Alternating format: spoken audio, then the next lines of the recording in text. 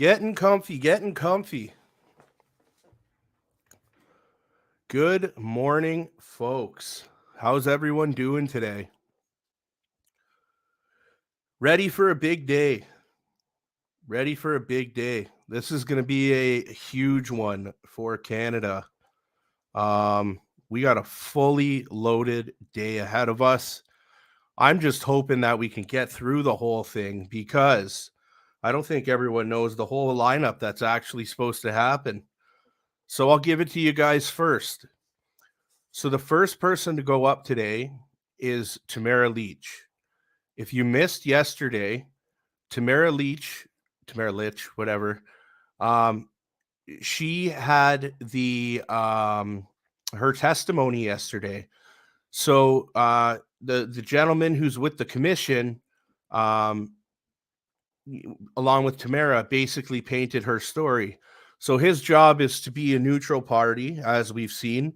And what he does is he asks Tamara questions based on what her written testimony is, and it puts the story out there of what's gone on for Tamara. I just want to say good morning to Diane, who says good morning. Good morning, Kevin Salinger, my brother Bubba from Welland. Love you, brother. Thanks for being on here. Guys, I'm sorry I wasn't on Facebook the other day. I want to let you all know, all my viewers on Facebook, that were in on these streams and watching them all on Facebook. We had a bit of an issue. We are literally so censored in this country, guys, that what happened is when I was streaming this to Facebook, they actually gave my Facebook a strike, and I got a 3-day ban or 2-day ban, one or the other, from streaming on Facebook. I'm literally taking this off of the CPAC website, which is put out there for all Canadians. So it's really weird that caused a strike. Good morning, Trisha. I'm glad to see you're back with us. Good morning, Karen. Thanks for being here. If I can get you guys to share this all out on Facebook, share this, share it out on YouTube, guys. If you're watching on Rumble, share this out there on Rumble. We want to make sure we got all of Canada watching this with us today, guys. So today I'm going to go through it quick. We got Tamara Lich coming up, who, like I said, has already given her testimony. So when she comes up today, she's going to be ready for cross-examination. So the cross-examination will start where she'll have OPP's counsel, Slowly's counsel, residents of Ottawa, Freedom Corp, JCCF. Everyone's going to have an opportunity to cross-examine Tamara.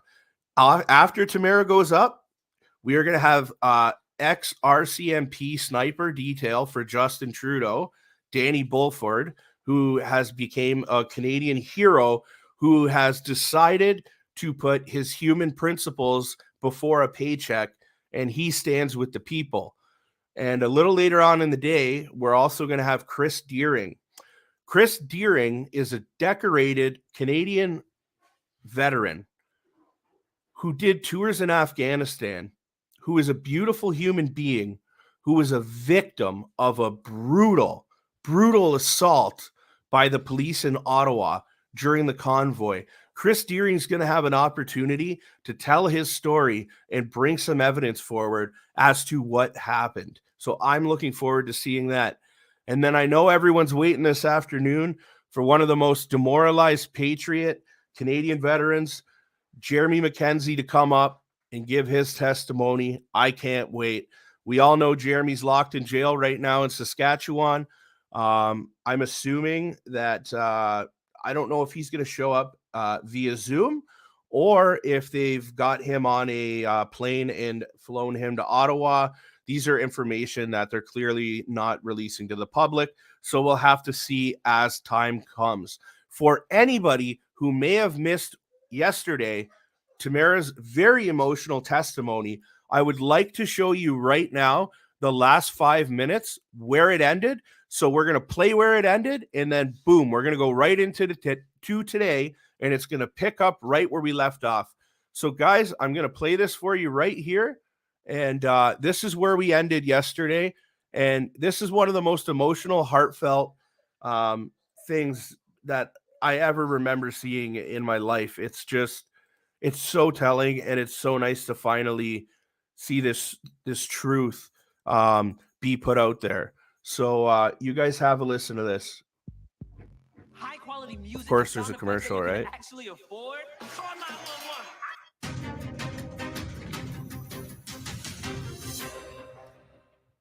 Well, joining us now What's going is on Stephanie here? This isn't what we Kuzi. want. She is the Conservative MP for the riding of Calgary-Midnapore. She's also a member. Of course, hey guys, give me a second.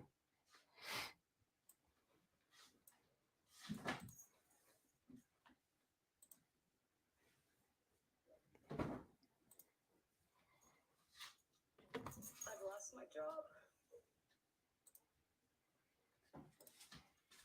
I've lost my freedom of speech. I've lost my freedom to communicate with my friends, which was quite traumatizing because we just experienced something huge. And we didn't get any time to even sit down as a group and just talk about it and talk about our experience. We didn't have that opportunity. That was taken away from me. I've lost my job. I've lost my freedom of speech. I've lost my freedom to communicate with my friends, which was quite traumatizing because we just experienced something huge. And we didn't get any time to even sit down as a group and just talk about it and talk about our experience. We didn't have that opportunity. That was taken away from me. I have to be very careful about every move that I make. As you know, I was arrested on an alleged breach charge for attending a dinner in Toronto. I had the police show up at the place that I'm staying last weekend because somebody saw me outside smoking a cigarette.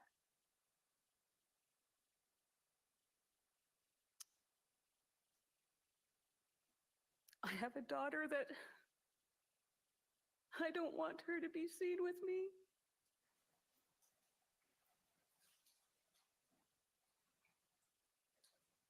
Because I'm worried. I'm so sorry. Take your time.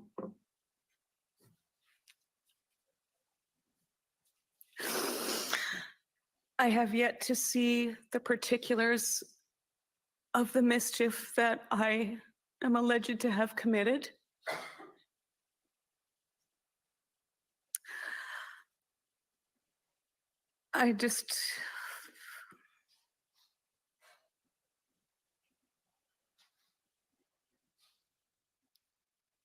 It's definitely affected my life. It's something that I've never been arrested before. The legal process, I find extremely frustrating. My trial's not till next year. I have to live under these conditions for a year.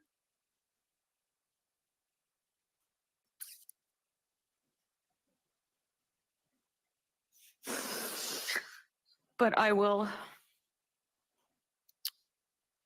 make it work. I'll manage. And I did everything I felt that I could do in my power through the lives that I was doing. And I believe it worked as I was advocating again for peaceful protest, respect the police, please respect other people. That was a big part of the reason I did that live the last night. I saw a lot of those flags. And while I support anyone's freedom of speech, it's not something that resonated with me. I saw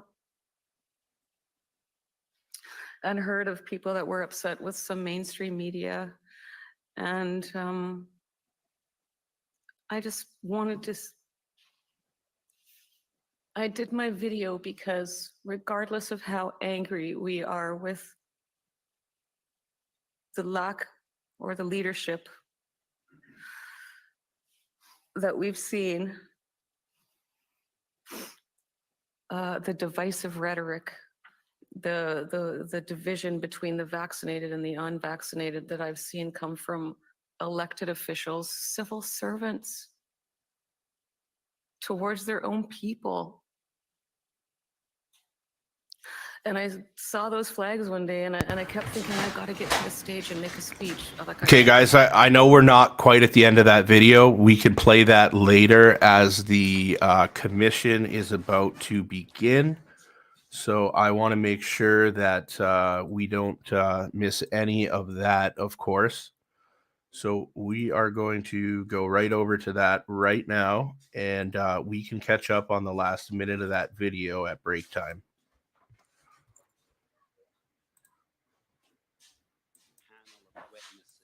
Who are going to be appearing later today. So I'm happy. I just wanted to alert you of it. I've advised my friends. Make sure you guys share this out, please, please. I want to make sure all of Canada is watching this. If you're on Facebook right now, click the share button. Call your friends, call your family, call everybody.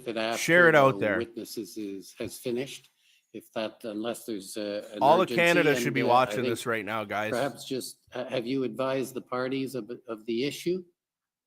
I advised Commission Council yesterday, and I heard back, and we've had some discussions. So certainly Commission Council is aware of our position. I have not had, and I heard back from Commission Council this morning, and so I have not yet advised my colleagues of the issue. Okay, it might be worthwhile, and I don't know if you can do it by email or you want to do it orally, but just give a heads up to the parties so that when we get to it, everybody will be have thought it through. Sure. If that's okay. Sure, thank you very much. Okay, and we can deal with that a bit later, but I'd suggest we complete this and move on to the that issue once we complete Ms. Lich. Okay, so unless there's anything further, we can start the cross-examinations, and I believe the first is the Government of Canada. I can, but go ahead. My friend, Mr. Champlain, that is something you would It is not a problem with me, so go ahead, Mr. Champ.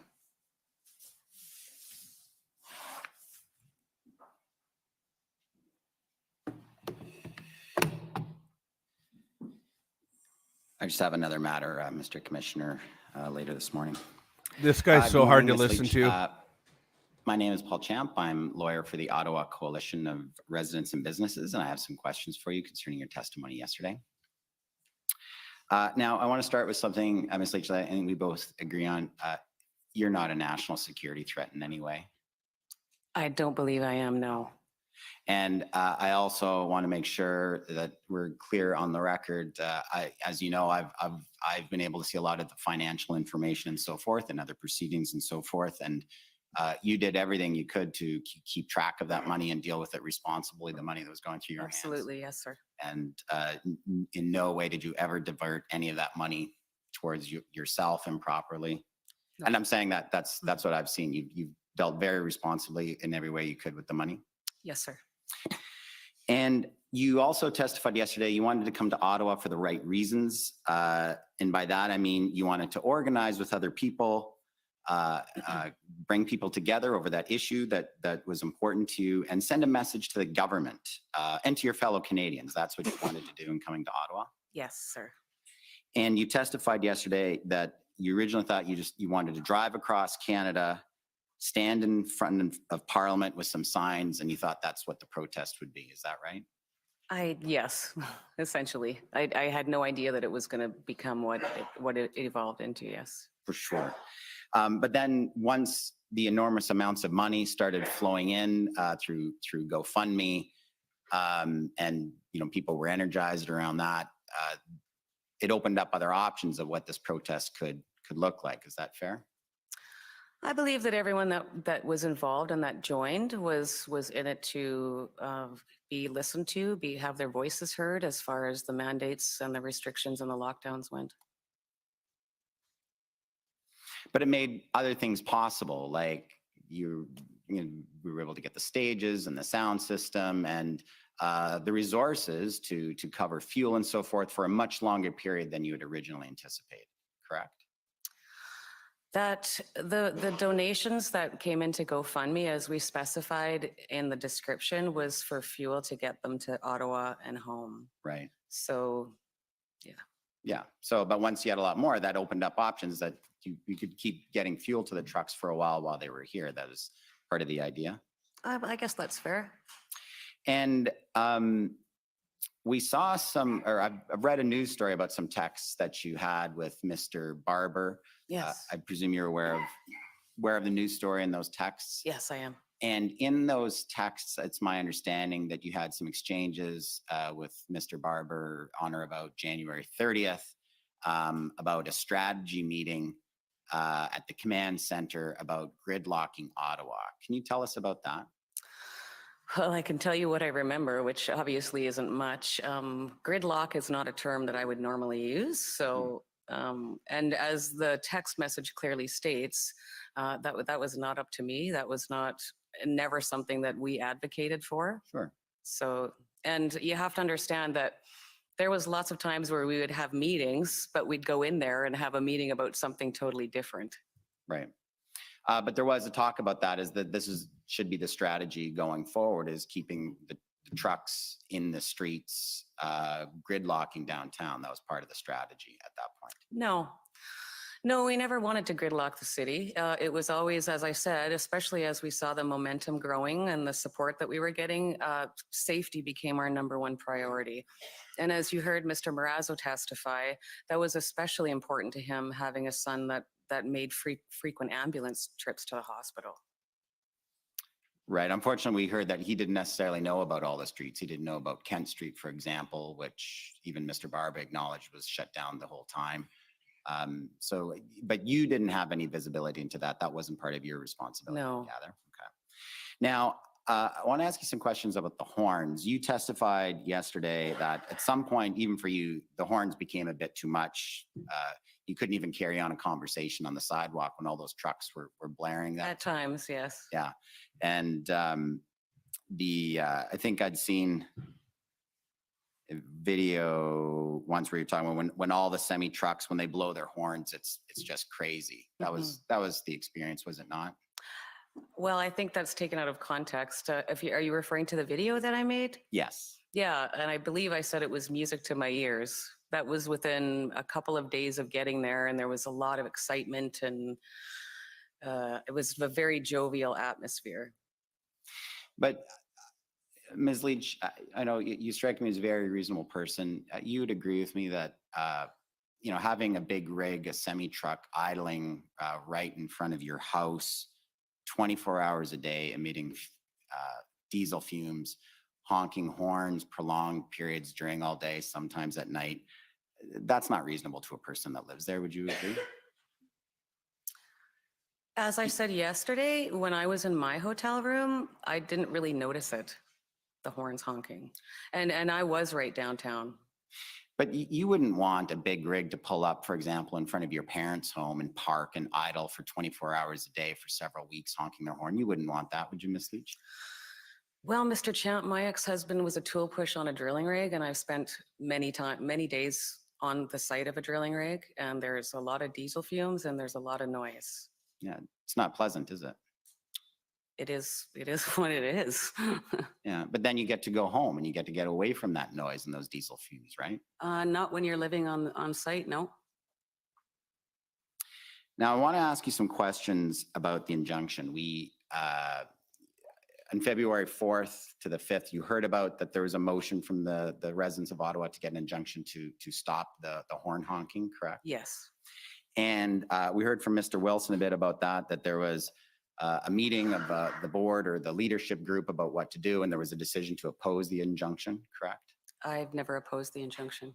Well, you swore an affidavit to oppose the injunction, Ms. Leach. Let's be clear on that, right? Well, once it was imposed, of course, we weren't going to go against the injunction. Well, no, there was a court hearing on Monday, February the 7th, where Mr. Wilson represented you and Mr. Barber and Mr. Dichter, who were named individuals on it, to oppose the injunction. You weren't aware that that's what the position you were taking? I don't recall that, but if you say so, then. And you swore an affidavit in support of that position, or, which I should say, swore an affidavit that the injunction should not be granted. If you say so, I've sworn a lot of affidavits, so if you say so. Is it fair to say there was a lot going on? There was a lot going It on. was hard to follow all the different things that were happening. Yes. And you may not have known exactly what the team was doing on some of those issues. I guess that's fair to say. Okay. Now, Mr. Wilson told us yesterday that on the board, there were some who, there was a bit of division on the board. Some felt that, yeah, the horns are a bit too much. You know, maybe we shouldn't oppose this injunction. And some were like, no, we should oppose it. Do you recall that meeting? I was probably there, but as I said, I was in and out of a lot of meetings, so I don't recall that specifically. Okay. And you testified yesterday that once the injunction was issued, you worked very hard or worked really hard to see that it was adhered to. Do you recall your testimony on that? Yeah, the truck captains did for sure. Yes. But you yourself, you didn't do anything directly to ensure that the order was adhered to, did you? I don't believe I did, no. No, you didn't post any videos or make any statements on your social media account attempting to discourage the truckers from blowing their horns? My Facebook page was deleted about the first week we were here. But you didn't put up anything on it before it was deleted? No, I did not, no. And you never posted a copy of the court's injunction order or the terms of it in any way on any of your social media, correct? I don't believe so, no. And were you aware that that was a term of the court order that you were supposed to do that?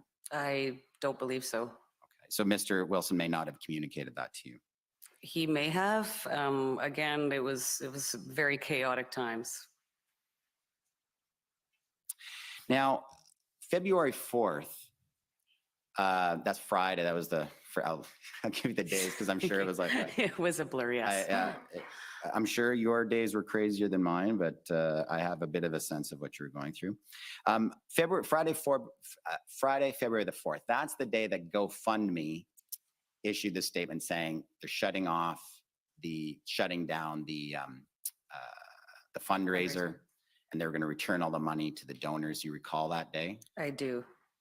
And when GoFundMe shut you down, you lost what was potentially access to $10 million, correct? Correct. And GoFundMe put out a statement that day saying, quote, this previously peaceful demonstration has become an occupation. Do you recall that? I do. And by that point, you had also, I gather, been following some of the news stories, some of the reporting talking about the negative impact that the protest was having on residents, caused by the blocking streets and the honking. Were you following that? I didn't have a lot of time to read the news, to tell you the truth. And on that Friday, February 4th, after GoFundMe took away that $10 million, you learned later that day that you were being sued for $10 million. Is that right? It was probably around that same time, yes. So that was a bit of a rotten day, losing $10 million, being sued for $10 million. You could say that, I guess, yes. Now, did you consider or talk about with anyone else maybe working on an exit strategy at that point? We had been in talks about that shortly after the legal team arrived, actually. And after that one day when GoFundMe shuts you down, did you, would that have been a time for you to start thinking about shutting down the protest or coming up with saying, hey guys, we sent our message and going home? Was that ever part of the discussion? Not to my knowledge. As I said yesterday, we were waiting to be acknowledged by somebody in the federal government who was willing to come and listen to what we had to say. Right. But you told us yesterday also another factor is that the lawyers from the Justice Center for Constitutional Freedoms, they had showed up and they were giving you good advice. They were supporting you by that point. Is that right? Yes, sir. They'd been there a day or two by that time. Yes, sir. And is it fair to say that without them, you might have considered packing it in? I don't know. That's really hard to say. So on the Friday, February the 4th, GoFundMe shuts you down. You're sued for $10 million. Then on the Sunday, February the 6th, the city of Ottawa declared a state of emergency. Do you recall that? Yes. And then the next day, on Monday the 7th, the court issued the Horn injunction. So did you start thinking then, or was there any discussions then about maybe the protests should start packing it in? There might have been. I know, again, to reiterate, we were very focused on being heard and having our concerns listened to. And then on February the 11th, Premier Ford in Ontario, they declared a state of emergency about what was happening in Ottawa. You recall that? Not specifically the date, but I do recall that happening, yes. Weren't you getting the message? You testified yesterday, Ms. Leach, that, well, no one told you to leave. The police weren't telling you to leave. All of these things, the Premier, the Mayor, the courts, GoFundMe, that wasn't a message.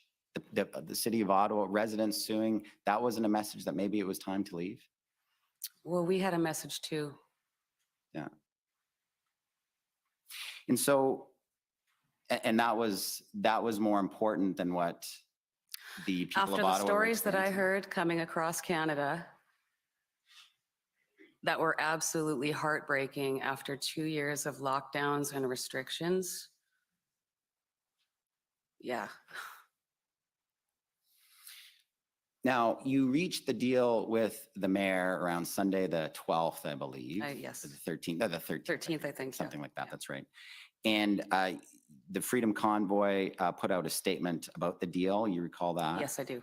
And in the statement, you said things like you never wanted to impact the residents of downtown Ottawa. That's correct. And you wanted to agree to the deal to relieve the pressure on the people in downtown Ottawa. Absolutely, sir. Right.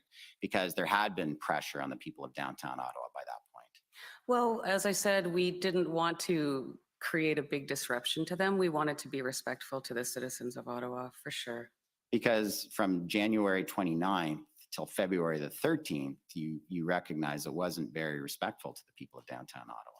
Well, what I will say is that I was approached by hundreds of Ottawa citizens who had come out to support.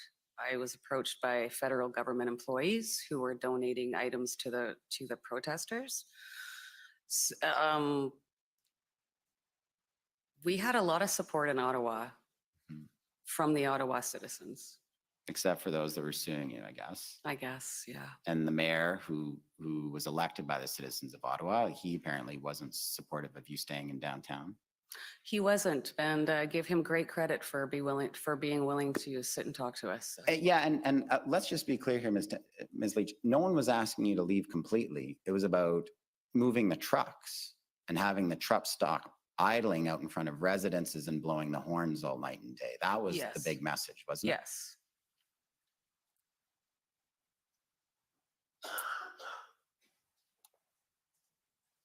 Now, you testified yesterday that once the Emergencies Act was issued, and it looks like there was going to... Une fois que la loi des mesures d'urgence a été déclarée et que la police allait donc se mobiliser, vous avez témoigné que vous avez encouragé les gens à quitter, les manifestants à quitter. C'est vrai, oui. Mais vous n'avez pas utilisé les plateformes sociales, non.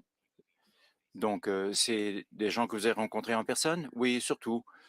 Surtout des gens qui faisaient partie de mon équipe également. Et better, you had so much influence on people who were here in Ottawa protesting that you should put it out on social media that, hey, you guys, maybe it's time for us to leave? Obviously, I didn't. Well, and obviously another thing that you did, Ms. Leach, is from my understanding your testimony yesterday, you suspected you were about to be arrested and you went out to the street to ask the police officers or have someone ask the police officers if they were looking for you, right? Yes, that's true. And you went out with someone who could record the arrest when it occurred, right? Everybody has a cell phone these days. For sure. And when you were arrested, I didn't hear Commission Counsel ask you this, but as you were being arrested, you were yelling, "Hold the line," correct? Yes. Well, one of the road captains that I was with said it, and I repeated it back to him. Yes. Right. And by that statement, I take it you weren't encouraging the other protesters to leave Ottawa, were you? You were encouraging them to stay, to hold the line, correct? Well, you know, that's a matter of perspective. My perspective on hold the line means stay true to your values in the face of diversity. Right. But you'd agree with me, Ms. Leach, that some people who were protesting, who were following you at that time, when they saw that message, they would have interpreted it to hold the line, to stay. Hold the line, don't leave Ottawa. Some might have interpreted it that way. Would you agree? I can't speak for what other people think. You don't think that's well, when you speak and you've got that kind of a platform, you recognize that people are listening to you, you have a great deal of influence on those people? Well, again, it comes down to how you define the term, I suppose. So just assist me with this, Ms. Leach. I'm trying to reconcile when you're telling us that you were encouraging people to leave, but you didn't put anything out on social media. But then he's having a you're hard with time. He's getting only real one or two people at frustrated the time because you is she ever arrested, good at it? She's someone been that prepped you knew very who well. recorded that video, don't you? I do, yes. Yeah, you know that person personally. I do, yeah. Yeah, and so they recorded it. You were aware, you saw them recording, right? Yes, I did. And then you yell out, hold the line, because you wanted the people to stay in downtown Ottawa. Is that right? Again, I was repeating what one of the road captains had said to me. Okay. Ms. Leach, just one last point. For reasons that remain utterly unclear to me, Commission Counsel asked you yesterday about the impact of your arrest and your charges against you. And I just want to make clear, you weren't charged with an offense under the Emergencies Act, were you? It's my understanding you've been charged under the Criminal Code. I believe so, yes, all under the criminal code. Right, you were charged in the Criminal Code for mischief and charged for interference with lawful use and enjoyment, both under the Criminal Code. Is that right? Mischief, counseling mischief, intimidation, counseling intimidation, and a few more. Right, but no offense under the Emergencies Act. No. And the indictment talks about activities from February the 7th up till February, I think, 19th, or the date that you were arrested. Is that right? Perhaps. Or the start of the date is before the invocation of the Emergencies Act, right? I'm not sure. Thank you, Ms. Leach. Thank you, Mr. Champ.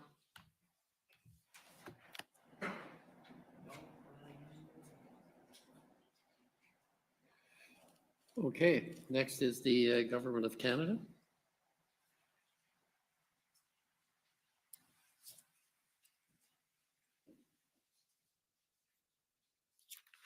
Thank you, Commissioner. Good morning, Ms. Leach. Good morning. I'm Andrea Gonsalves. I'm one of the lawyers for the Government of Canada. And you've told us in your evidence that you were not one of the founders of the Freedom Convoy, but you became involved because you wanted to help. Yes, ma'am. And primarily your role was fundraising, and you were quite successful with that, right? Yes. You told us you're not a trucker, you don't have a truck. I do not. And in the time you spent in Ottawa, there were obviously protesters, truckers who were sleeping in their trucks. I believe so, yes. But you didn't, you were staying in the hotels, right? I was, yes. I didn't have a truck here to sleep in. Right. And during that time, you've told us it was incredibly busy and surely exhausting for you. Very much so. Lots going on. You said you were in and out of different meetings, briefings, on various calls. You were dealing with the crowdfunding platforms, switching campaigns, for instance. Yes, ma'am. You were dealing with the funds being frozen, setting up bank accounts. That all took a lot of your time. It did take some time, yes. Setting up the finance committee and the various administrative aspects that went along with that also took portions of your time. Yes. And you were, through all of this, you've told us constantly meeting new people. There were new people arriving all the time that wanted to meet with you. Yes, there was, yes. Yeah, lawyers, advisors, accountants. Canadians. Mr. Wilson, the other JCCF people, Mr. Eros, were just some of the names you gave us, right? Yes. And you said this was a lot of pressure for you. You felt pulled in different directions. Yeah, there was times when it was definitely very chaotic and very crazy. And you participated in many of the press conferences. You were getting put in front of cameras. Yes, ma'am. people were putting you forward as the leader. Mr. Wilson, you'll recall describing you as the spark that lit the fire. I do recall that, yes. And you also said you felt at times people didn't see you, they just saw the money. Yeah, there was times when I felt that way. And all of these dealings were consuming a vast amount of your time during the days and weeks you spent in Ottawa. Yes, yes, there was. You, I gather in all of this, couldn't leave your hotel very often. In the beginning, in the early days, no. But as the days wore on, I was able to get out and to the crowds more, Yeah, and more occasionally- and get out and talk to the truckers and stuff like that also. Occasionally you spoke up on Parliament Hill. I did, yes. And you understand that the protest occupied quite a large physical geographic area of Ottawa. Yes. Yeah, Wellington right out to SJAM. Yes. We've heard Parliament south as far as Somerset. I'll take your word for it. I don't know the Don't know the streets here streets that very well well. yet. Sure enough, and the evidence is in the record. You've heard there was trucks parked in the streets by the market in the Rideau and Sussex area. Yes, yes. For a period of time in the early days anyway, they were out in Confederation Park. There was an encampment there. Yes, I believe so. And the one out in Coventry Road, the parking lot Yes, by the ma'am. stadium. As well as those that were a bit further out of town, 1500 Bronson Road. Were you aware of that one? I'm not sure of the addresses, but there was some out of town, yes. You said yesterday something about 88. That would be exit 88 off of the 417? I think it's by Embrum. Embrun. Embrun, sorry. Yeah. Yeah, I believe that's the one, yes. Out in Armprior. You heard about Van Cleek Hill? Yes. Yeah. And you, with all the demands on your time, were not spending the vast majority of your time in any of those places, right? You just couldn't. I visited them, but yeah, not as much as I wanted to. Yeah. And I think I've seen you here throughout the hearing. You've been here almost daily. Yes, ma'am. And we've heard some evidence about some of the things that were going on in the protest crowds. I take it this was evidence you were hearing, information you were learning for the first time, like the threats to the mayor of Ottawa? I didn't know he was receiving threats. You didn't know that Chief Slowly had received death threats? No. You didn't know that Deputy Prime Minister Freeland had received I learned of that the other day, a couple yes. days ago, and the Prime Minister was receiving threats? I didn't know that. I was also receiving death threats. Were you also learning for the first time as you sat through this hearing about numerous weapons-related arrests in connection with these protests? Or did you know that at the I time? did hear something about Coots, but again, I didn't follow those stories that closely. I was too busy here. And weapons-related arrests in Ottawa? As far as I know, there was no weapons related. Okay, well, there's been some evidence about that, and if that's the case, that would be the first time you learned about that too. Yes, I don't recall hearing about weapons, no. We've heard evidence about protesters surrounding police and bylaw officers who were trying to do their jobs. Is that something you knew was going on at the time? No. No. And this document was introduced into evidence yesterday by my friend, Mr. Diana, but no one spoke to it, so perhaps we'll pull it up. It's OPP 401819.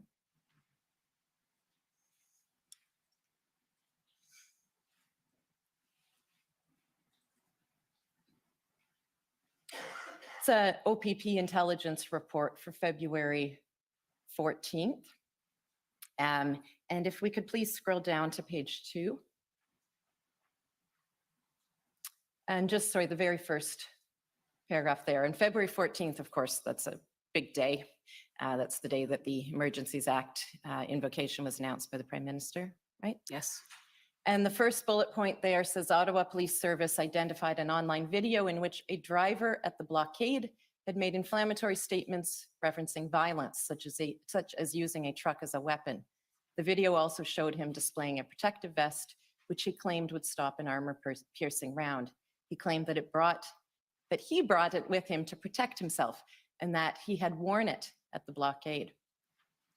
OPP field officers have spoken with this male, and his truck has been positioned in front of Chateau Laurier since the beginning of the protest. And I take it that's new information for you as well? That is new information for me, yes.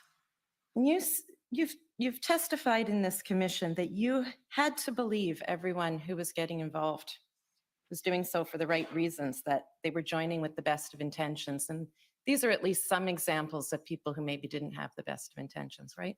Correct, which is why I continually was online advocating for peace, to remain peaceful, to abide by the law, and to respect our law enforcement.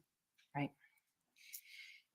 And in the various press conferences and press releases that you were involved in and that were being put out in the name of the Freedom Convoy, the message was repeatedly being communicated that the convoy was here to stay in Ottawa until the mandates were lifted, right? Yes, As long as that took was the messaging. yes. Yeah. And you testified both yesterday and in response to questions from Mr. Champ this morning about the deal that, the exchange of letters that you engaged in with Mayor Watson. And as I understand the broad strokes, he sent a letter to your team with the assistance of Mr. Wilson. Did I just hear that You right? sent a Was letter the weapon bear back. The mace? letter was sent Are back you in kidding your me? name, right? Yes, ma'am. And let's pull up that letter. It's HRF 6045.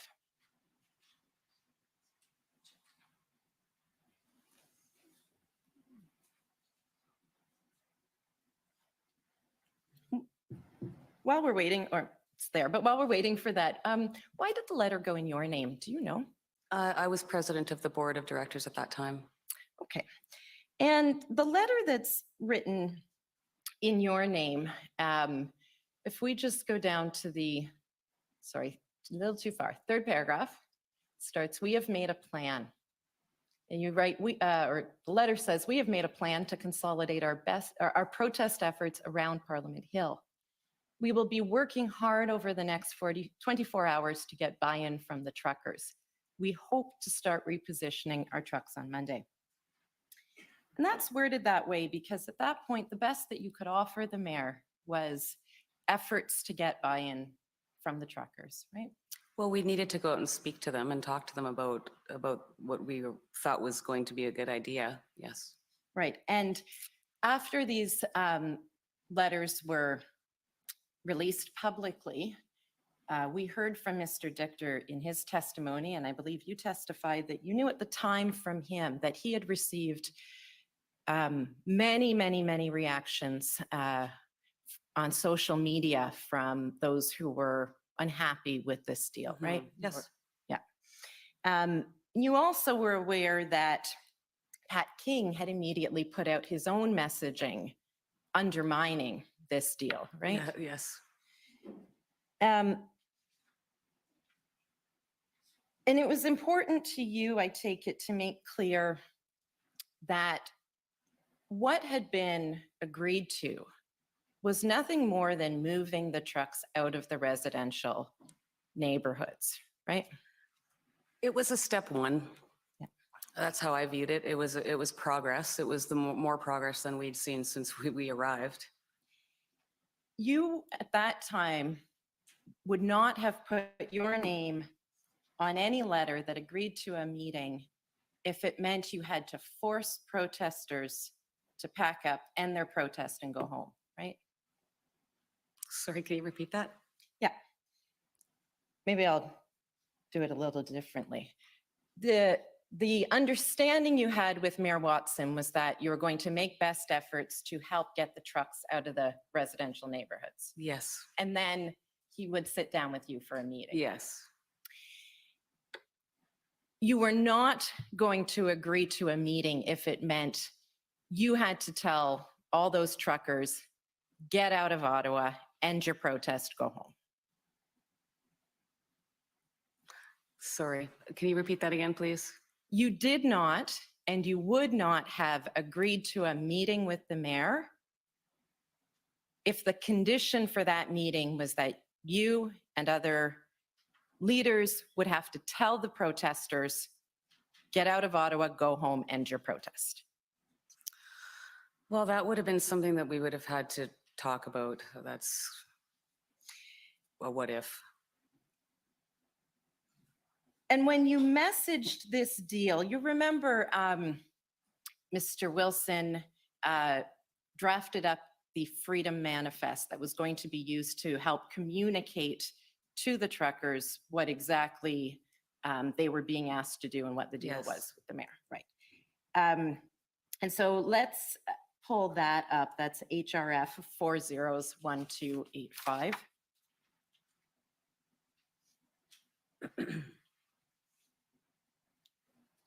This is a document you had reviewed and you agreed with at the Yes. time, right? And in the fourth paragraph, what you're communicating here is we have to stay in Ottawa for the long haul to reach our destination. Just like we do every day with our routing logistics, we have to plan for the road ahead.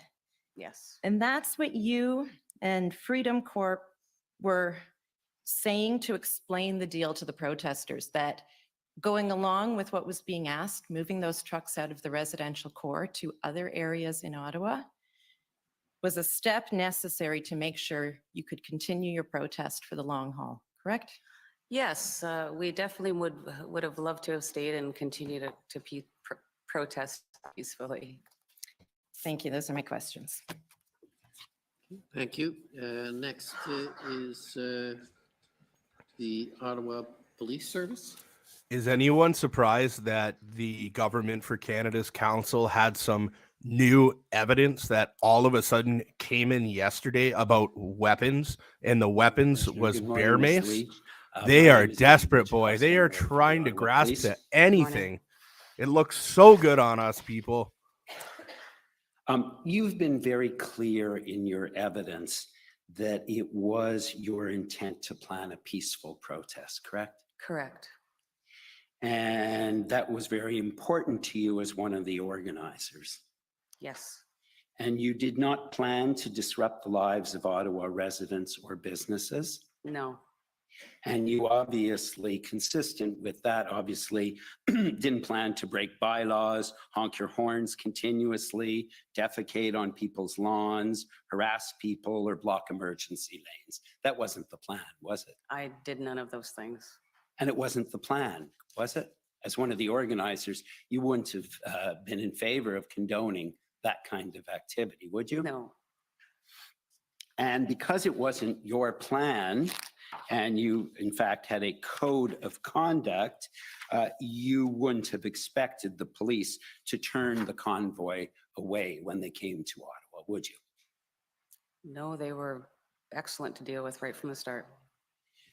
And if that had happened and none of the trucks were allowed in, we've heard from OPP witnesses that that likely at that point would not have deterred the convoy because some had driven from very far away. Is that fair?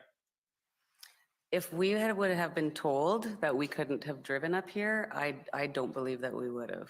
We would have found alternative places, I guess. I'm saying that if when you got here on the 28th and the 29th, the city was barricaded and you couldn't go anywhere, the OPP witness indicated that that wouldn't have turned the truckers away because they'd come pretty far for this.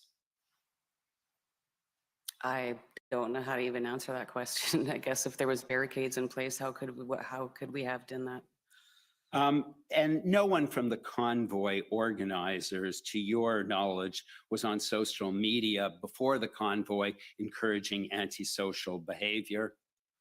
Not to my knowledge. Right. And you've seen the Lawton book about the Freedom Convoy? I have, yes. And in his book, he says that the convoy organizers did not intend to be on residential streets. Yes. And you would agree with that? I would agree with that. But in fact, that is what happened. There was some residential streets that had lots of trucks on them, yes, sir. There were staging areas but they were too far away from Parliament and people wanted to be closer, correct? A lot of them did want to be closer, but there was also trucks that were out there too in those locations, yes. And you've been very clear in the affidavit you filed in court that there were truckers who came from all over. Yes, sir. And you indicated specifically in that affidavit, which is, we don't need to call it up, but for the record, it's JCF 0012 in paragraph 2 and 3, that you did not control the truckers. Those are your words. Yes, no, we didn't. They're all human beings. I don't control anyone, sir. I open up a dialogue with them and listen. You're to agreeing what with they me. say. I didn't control anyone. I'm sorry? I did not control anyone. You didn't control the truckers. No. And Superintendent Drummond attended a meeting he's heard with some of your representatives on the 13th of February. That was after the date of your letter with the mayor. Those were on the 12th, correct? The meeting, oh yes, sorry, the initial meeting was, I believe, Friday. Yeah, and so yes, correct. Okay, and so the agreement with the mayor was reached on the 12th of February. I believe so. The 12th. And then we saw that there was a meeting on the 13th that I believe Mr. Wilson may have attended with the mayor's Yes, I believe so. office.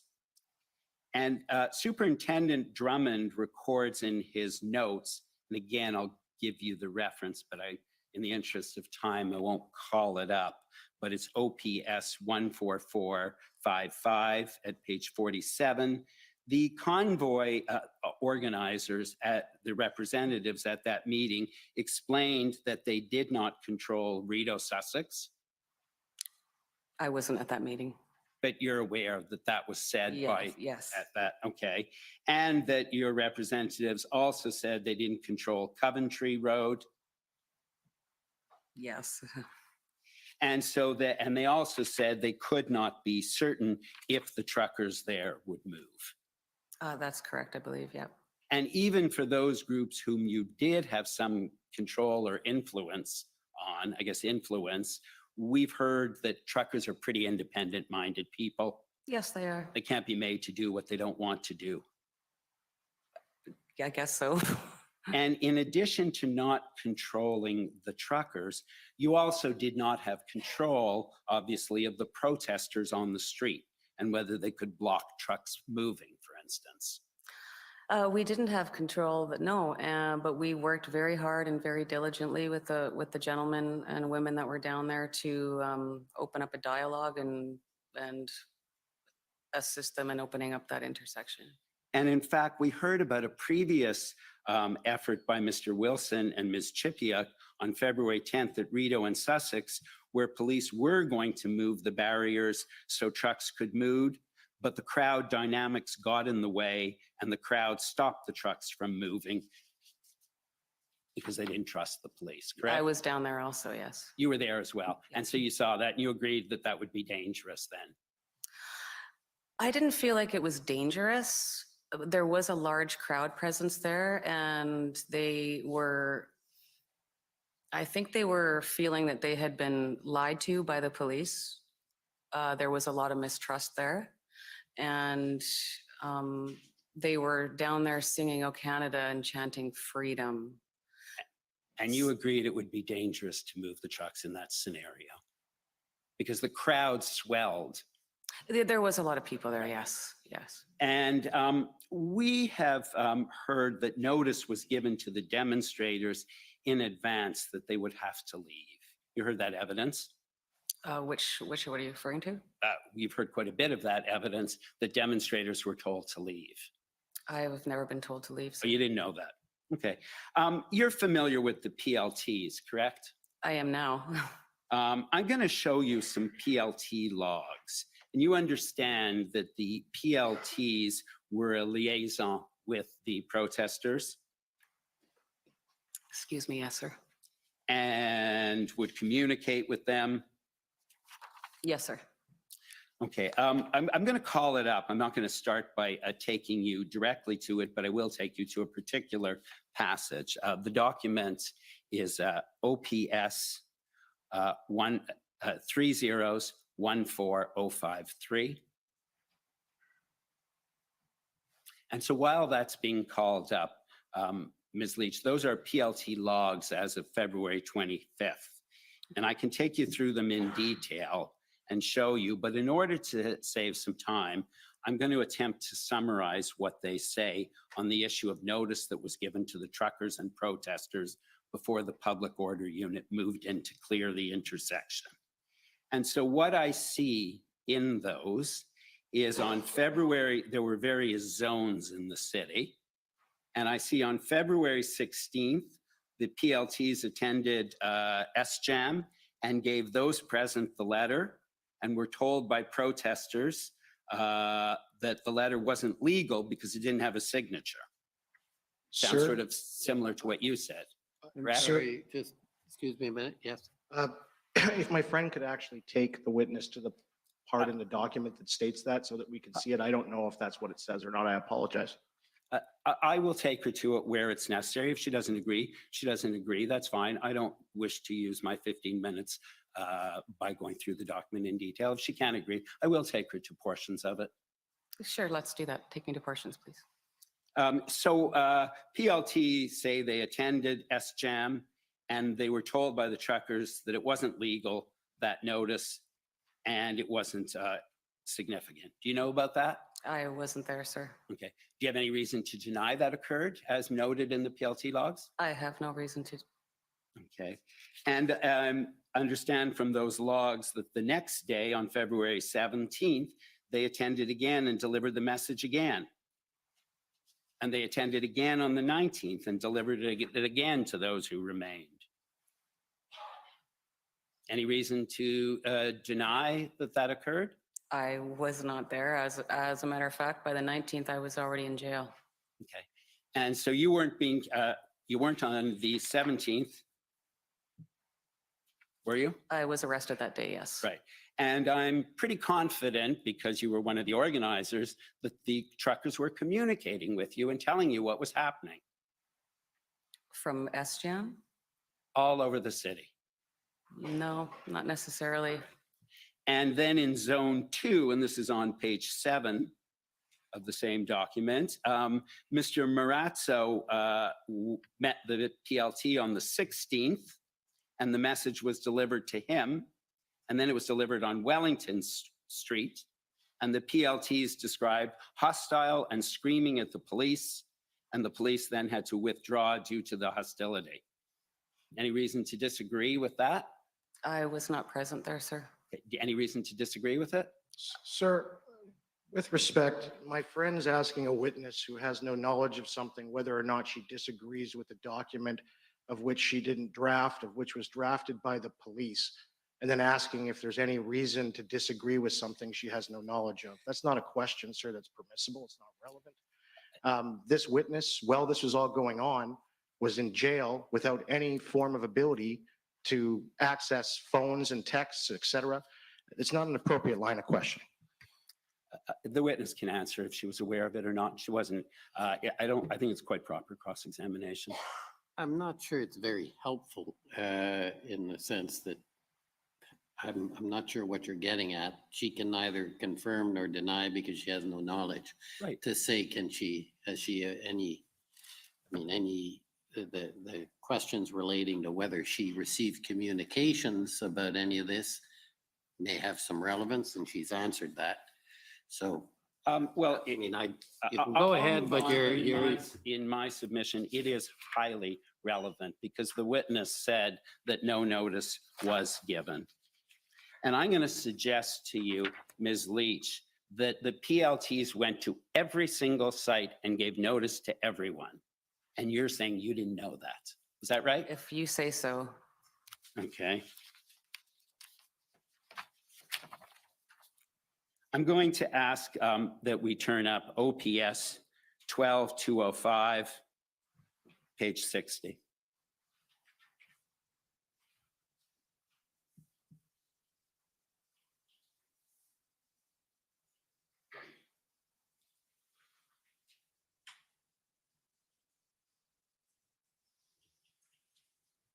Yeah, just at the top where it says Swiss Hotel.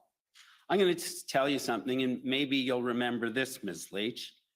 PLT Peace Jim and OPS PLT Meg attended Swiss Hotel and met with Leach and Bulford and O'Connor. Message was delivered and explained. All parties were upset, and Leach was crying in regards to how unfair she felt this action was. PLT advised them to depart and message this out to others. All parties were upset when it was explained that people who are helping logistics can also be charged and held accountable. All understood messaging. They do feel that this message will harden participants' resolve as they feel that it is a tactic of dictatorial government. Suggestion was made to have children leave the red zone. Seems pretty clear to me that you were given the message, right? I was never told I needed to leave. So the PLTs, that's fabricated. I remember when they came in and we had the discussion, and I, as it says, became very upset. I believe I said something to the effect of, I cannot believe that you're about to do this to your own people. We were there protesting peacefully, and the rest of that interaction, I was upset and I was crying, and I Right. don't recall the You rest were of it. upset and you were crying because it was over and they told you to leave. I was upset and I was crying because of what they were proposing to do to Canadian citizens. And they told you to depart and they told you to message that to others. I don't Right. recall them telling me to message that to others or that I needed to leave. I'm sorry, you don't It was remember? suggested. It seems to me your memory is selective. When I take you to something that implicates you, you have no Sir, memory of it. that's inflammatory, and if my friend wants to take the stand and become a witness and give opinions about credibility, that's fine, but that's not a proper question, sir. I'll move on. You would agree, you've talked about the fact that you didn't know the truckers or control them, and you didn't police them. I did not know. You weren't surveilling them. No, You didn't know their past. You didn't have intelligence information about all of them. I am not an intelligence expert now. Right. And you would agree with me that there may be other individuals or organizations that would have more intelligence information about some of the protesters than you did. Such as, Would you agree with that? could you ask me your question again, sir? Yeah. I said you would agree with me that there may be other individuals or organizations that would have more intelligence information about some of the protesters than you did. Yes. And you would agree with me as well that you have no background or formal training in crowd dynamics and what can incite a crowd to take action, I don't know. or how to prevent a crowd from escalating or preventing violence. No, I don't. And so just two more areas, if I may just have 2 more minutes, Commissioner. HRF 401510. If I may have that document, Mr. Clerk, please.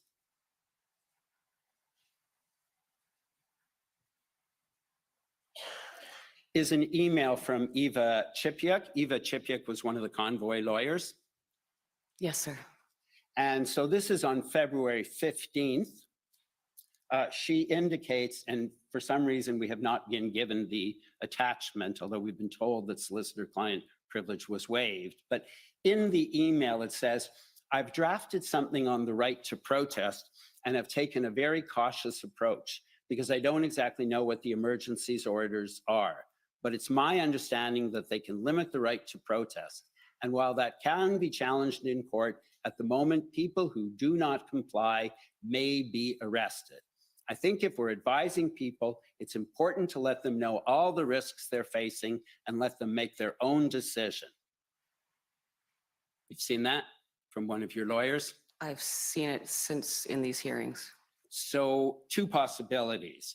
Either your lawyers didn't give that advice to you or they did give that advice to you. Sir, there's individuals CC'd or that emails too. She's not in it. And then the next day, or just in 2 days, she's not, you should first ask her if she got the email.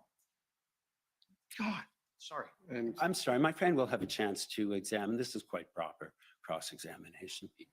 yeah, I think it would be helpful to know if she received the email before you question her on it. Okay, I will get to that, but there's a reason why I'm asking it in the way I have. Okay. So two possibilities. Either your lawyer didn't give you that advice or you did get that advice from someone. I did not receive this email and I don't recall. As I said, there was a lot of chaos. We had a lot of conversations. I can't recall. Okay, so you don't recall whether your lawyer gave you that email or not. I don't believe I've seen it before. Okay. And I understand that you've been charged with several criminal code offenses, correct? Mischief, obstructing justice, counseling others to commit mischief, intimidation, correct? That's correct. And I understand, you understand that the purpose of this inquiry is not to determine your guilt or innocence, correct? Of course not. And you've received disclosure of documents from the Crown, or partial disclosure, I believe you said? Yes, I have. And you understand, because the criminal process is ongoing, there's a case called WAG. And so as a result of that, you understand that I am not allowed to rely on documents that are part of the criminal brief, the Crown brief in this proceeding. You understand that, correct? If you say so. Again, this is a new world to me. And so you understand that if that's the case, I may not be able to challenge some of the statements you've said. Sir, my friend's arguing a don't. principle of law. I am not familiar with this system, so. Okay, if I may just ask one final question then.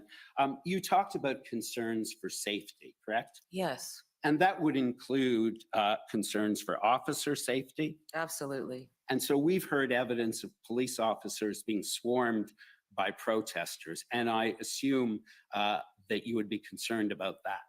I never witnessed that, but I would be concerned. Right. But you don't have sufficient control over the truckers or the protesters to prevent that if that's occurring, I correct? don't control anyone, sir. Thank you very much for Thank you. answering my questions. Thank you. Next is counsel for former Chief Slowly.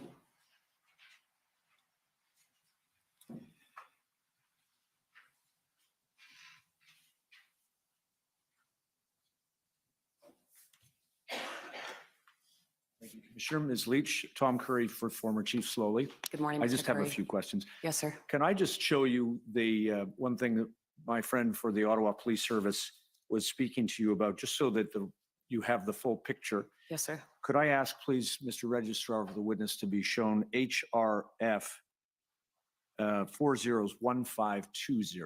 I think this is the attachment that was referred to. Just in case this helps your recollection, what is being projected now is a document with the title, "The Right to Protest." And have you seen it? I appreciate you're going to take a second to look at it, but just let us know, please, if you have seen that memorandum before. I don't recall seeing this attachment, no, sir. Okay. And I gather from the record that it is the attachment to which Ms.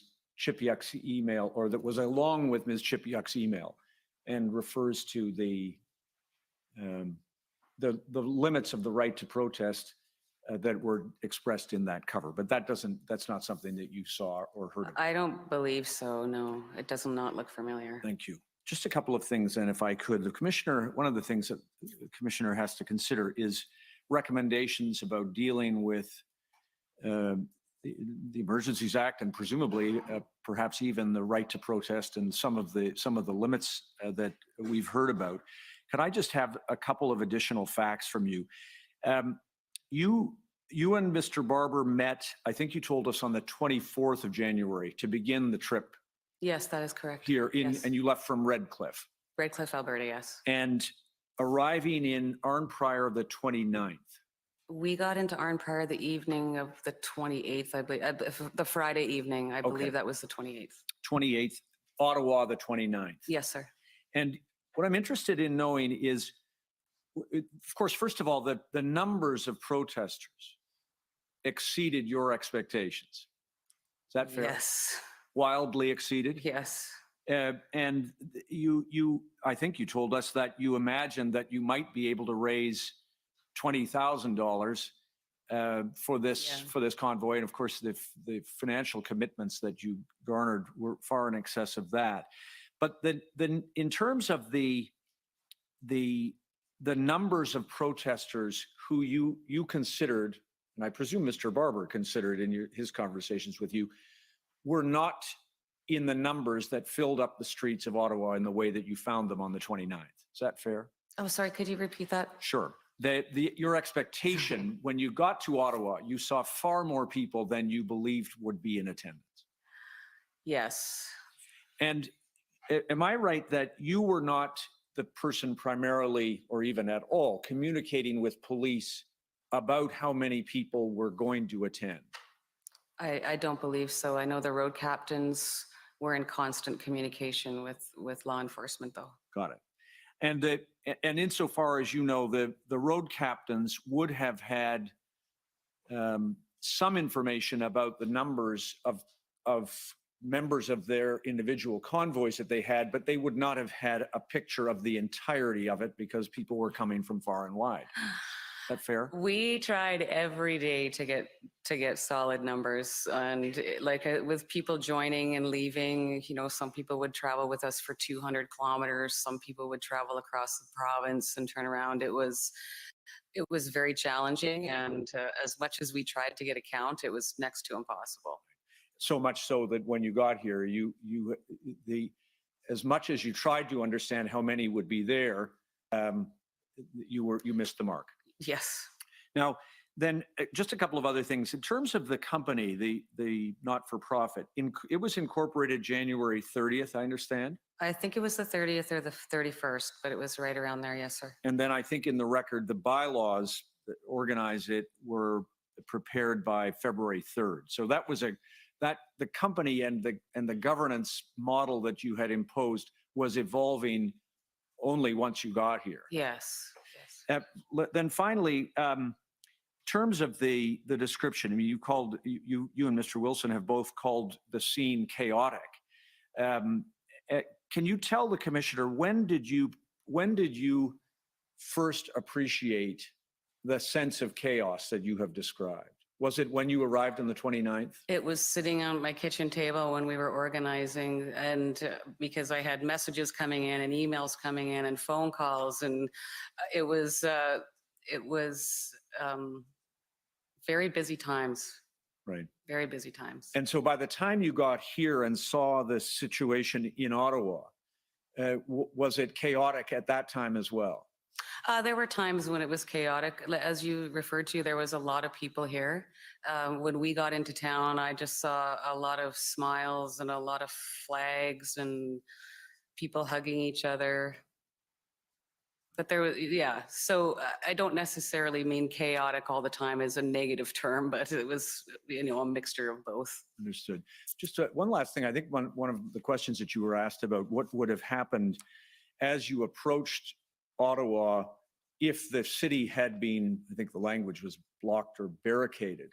Having regard to the numbers of people coming far and wide and your inability to control them, is the likelihood that those convoy protesters would have just made their protest where the blockades were? Again, that's kind of a what if question that I can't really speak to. I don't know.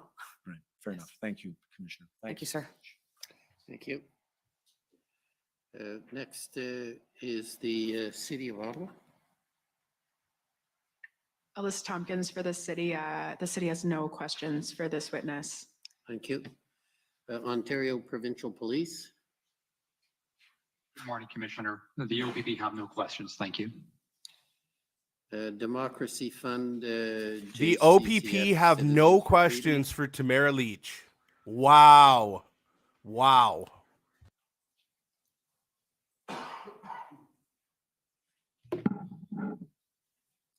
Morning, Mr. Commissioner, Ms. Lich. Good My name's morning. Antoine Dailly, Council to Citizens for Freedom, representing peaceful protesters in Windsor. Ms. Lich, in yesterday's testimony, you indicated that at the beginning you were tasked with some of the fundraising and that you thought that a fundraising goal of $200,000 was way too much and that you expected maybe $20,000 in donations. Is that correct? Yes. And that you certainly did not expect the level of financial support that the convoy did receive over that period of time. Is that I correct? think we were all quite shocked about that, yes. Perfect. Do you agree that many Canadians who were unable or otherwise unwilling to go out and protest in the streets instead donated to the convoy as a tangible demonstration of their opposition to the government mandates? I do, and I remember saying, I think it was maybe to Mr. Wilson, that it wasn't even about the money, it was about the statement behind the money. Right. And so is it also your understanding that contributors to a GoFundMe campaign may leave a message of support when they donate? Yes, And did you review some of those statements of support? very briefly. I did scroll through some, yes. But so then, based on your experience, would it be fair then to characterize the act of donating to the convoy's fundraising efforts as a form of political expression? I would. And encouragement and support. I think as it grew, people wanted to be a part of it in any way that they could show support. And that was one way that people that couldn't attend or be on an overpass or drive to the side of the highway were able to support. Understood. And is it true that the GoFundMe campaign for the convoy was active for less than a month? Yes, yes, it was. And were you ever made aware that the convoy's fundraising campaign in that limited amount of time enjoyed more donations from more Canadians than the Liberal Party of Canada did in either 2020 or 2021? I believe somebody had mentioned that. So we're Yes. talking about large amounts of money Yes. here, right? Yes. And are you aware of any other grassroots fundraising campaign which has raised comparable amounts of money since March of 2022? Not to my knowledge, but I haven't also looked any up. Fair enough. Yes. And lastly, we heard about some of the conditions and restrictions that you are now subject to while you wait for your trial next year. In addition to those conditions, how many days have you spent in jail since you started fundraising for the convoy? 49 days in total. Those are my questions. Thank you. Thank you. Okay, now for the convoy organizers. Sir, I'm wondering if we can take the morning break a little early. I have to talk to 3 separate lawyers behind me about certain areas of examination. If we could take the morning break, I'd be very much appreciative. Only if you make the commitment to have a focused questioning so that it's useful use of the break. Absolutely, sir. Okay, well, we'll take the break early then. Take 15 minutes, please. The commission is in recess for 15 minutes. La commission est levée pour 15 minutes.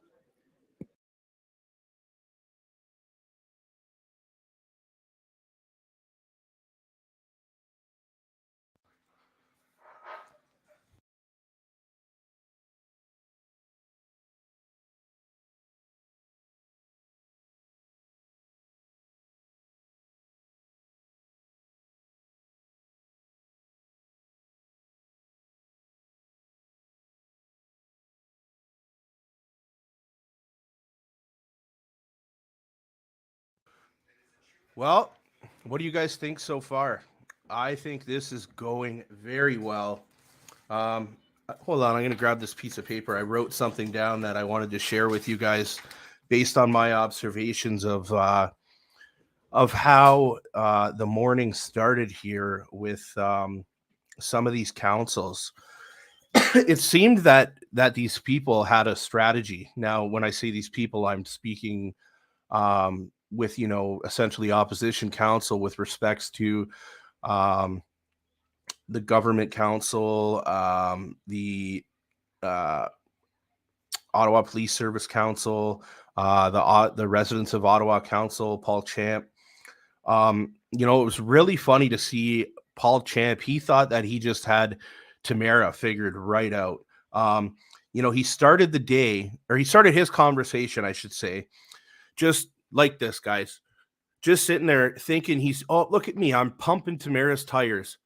He thinks that she's got this big ego, which we're all clearly seeing in real time. Like, she actually doesn't, and everything's been glamorized, and no one's been able to talk about things, so nobody knows what's gone on. But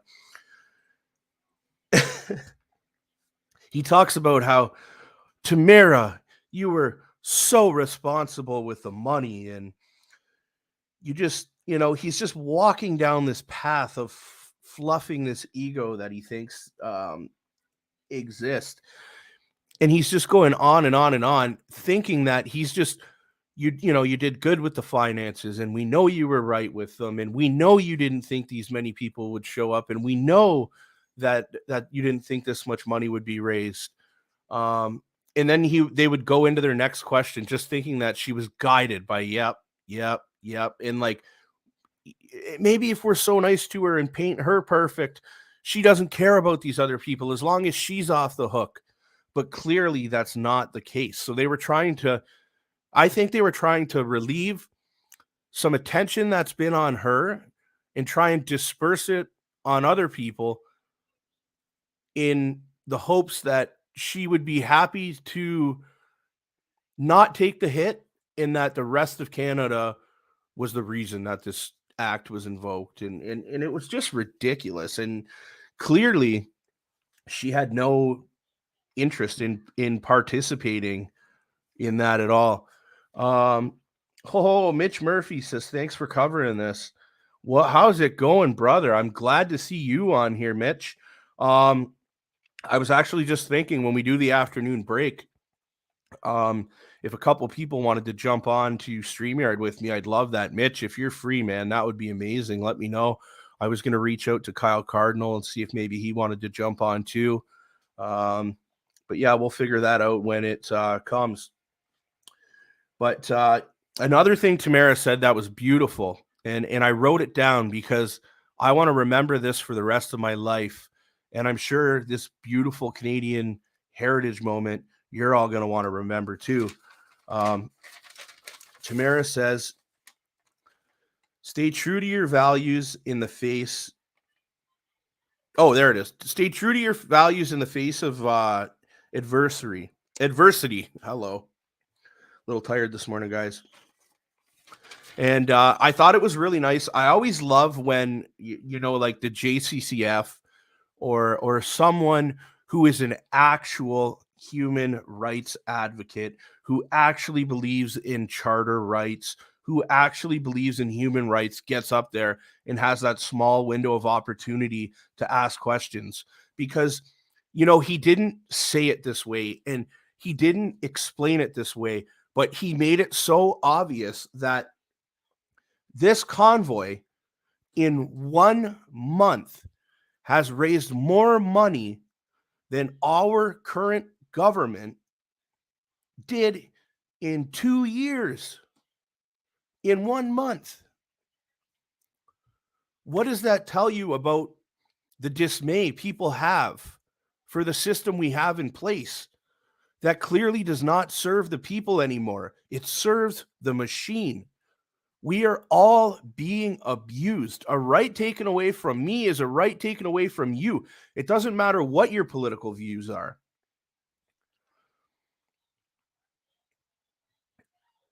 When is Rage testifying? So Jeremy's, I don't know, but he's testifying today. I can tell you that much. I don't know what time. There's a few people that are going up today. If you missed it earlier, Chris Deering's today. Some of you might not know who Chris Deering is because he's not he doesn't just throw his face out there and whatever.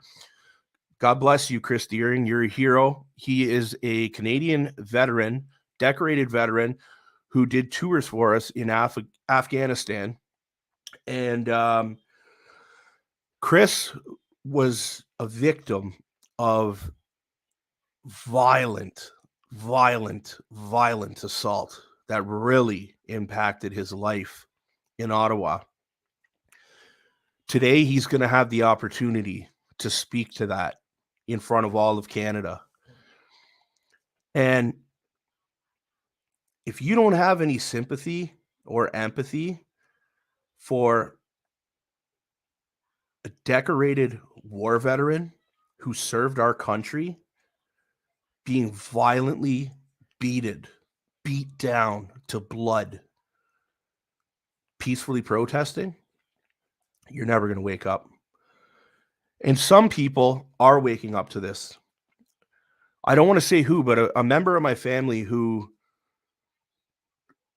really usually is like a best friend of mine, and we haven't been close at all during all this turmoil and division and things that have been brought on by this very system itself, called me last night and basically said that watching this, they realized that some people are in fact not the way they seem.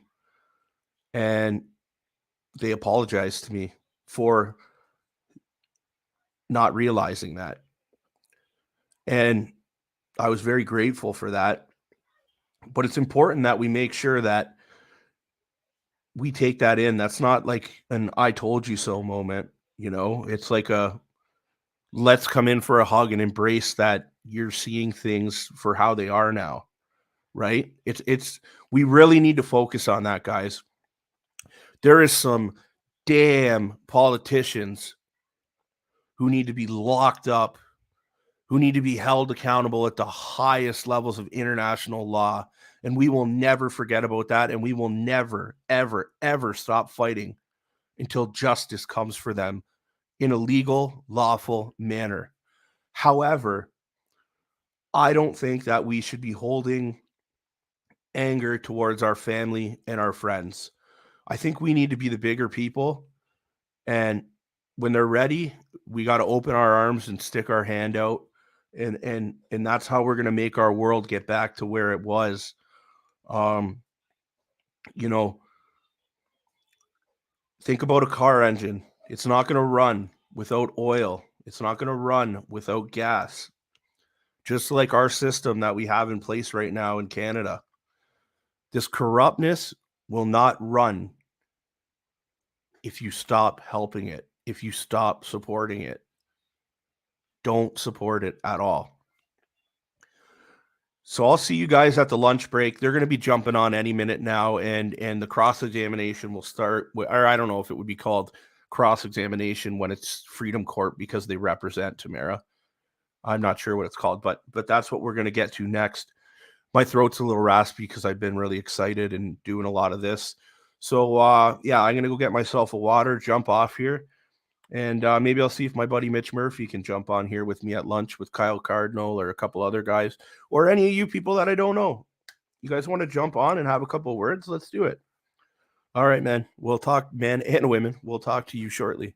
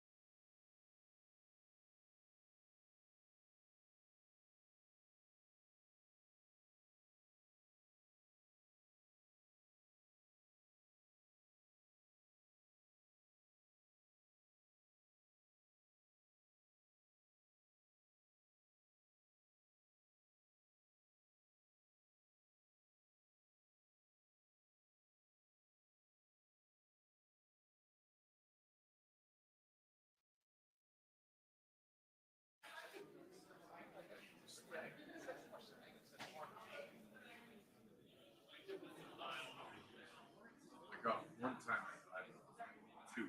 Yeah, see, I got two, and it was good. Yeah. It's the ones that I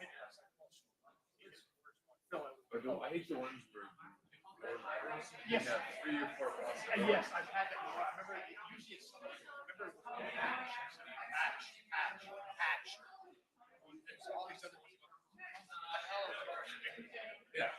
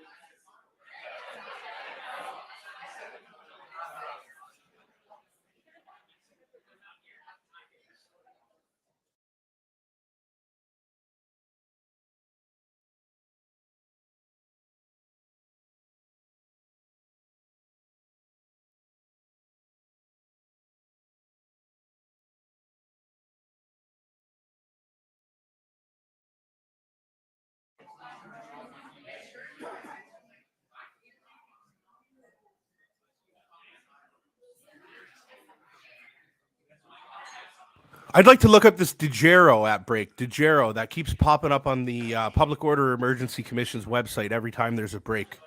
Who are these guys? WEF or clearly something like that? That's some big player in sending some kind of financing to these CPAC streams and government streams. And DeGerno, who are they? Does anyone know? If you know, drop it in the chat, but we'll look it up if not.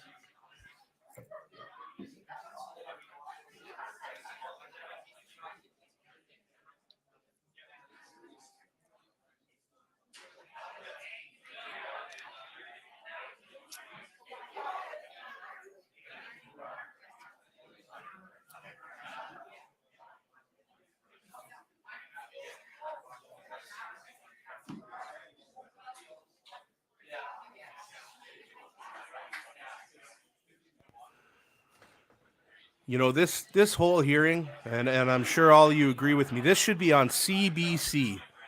If we had a real democracy in this country, which we don't, unless, you know, things start to turn around, this would be aired on there.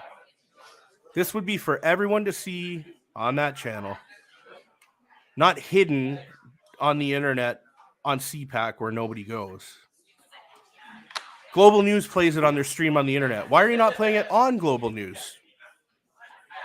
CTV News. Why do you stream it on the internet? Why do you not have it on your main channel? Because you don't want anyone to see it. You are the fake news. You are fake media. And the only way you can get around not being fake media is by putting it on a stream. What else in our country could possibly be more important than this? Nothing.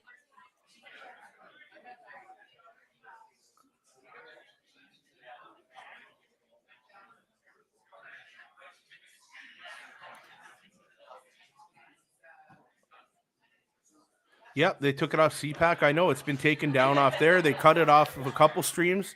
And for those of my viewers that are here on Facebook, they shut us down the other day. As you guys know, I had to stop putting it out here for 2 days. They shut the account down, and I'm like, I had a violation of community standards, and I'm like, what's this for? So I open it up and review it, and it's from sharing this.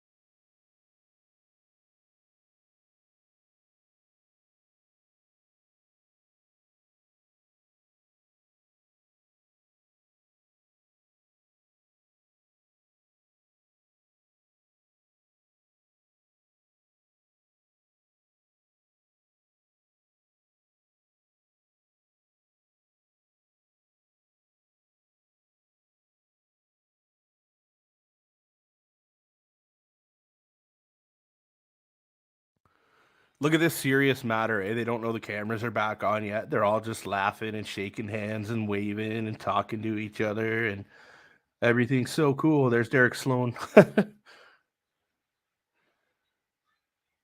Hey, man, you know what? At least, you know, let's give a little bit of a shout out to Sloan. I'm not saying you don't go crazy on me, folks. I'm not endorsing politicians. I don't do that.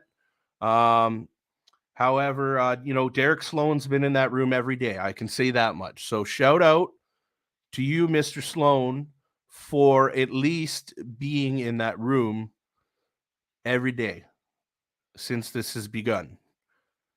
And it's quite shameful that there aren't many more politicians in that room. It shows you the state of our country.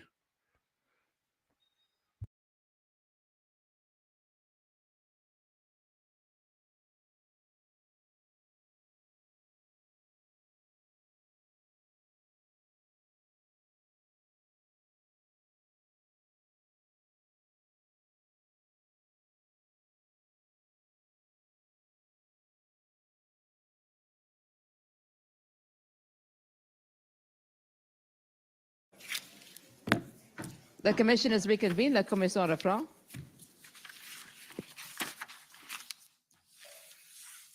Okay. The convoy organizers. Good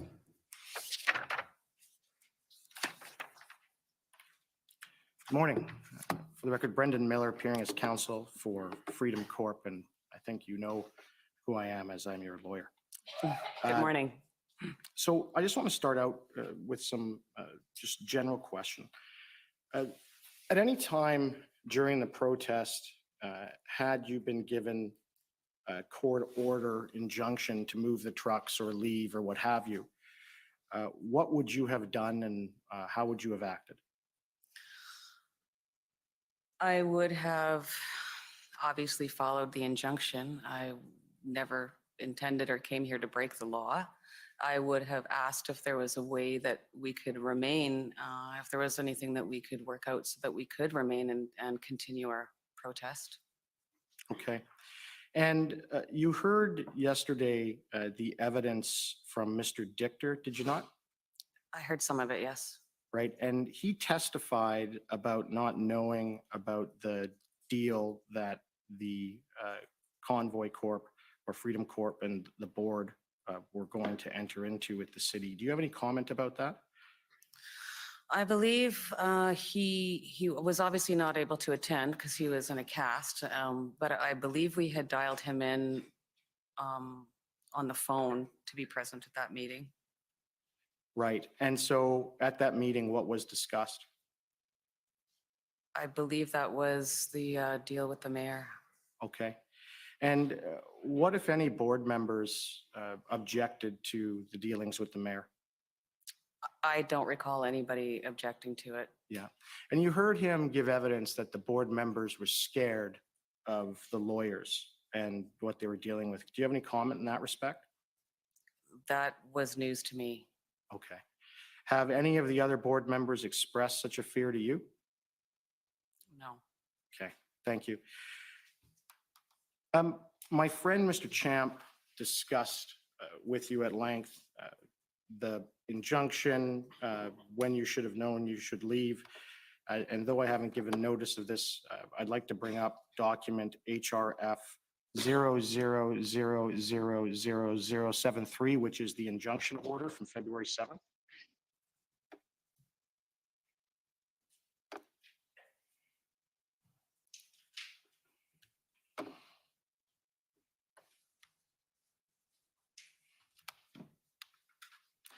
And if we could just scroll down to the terms.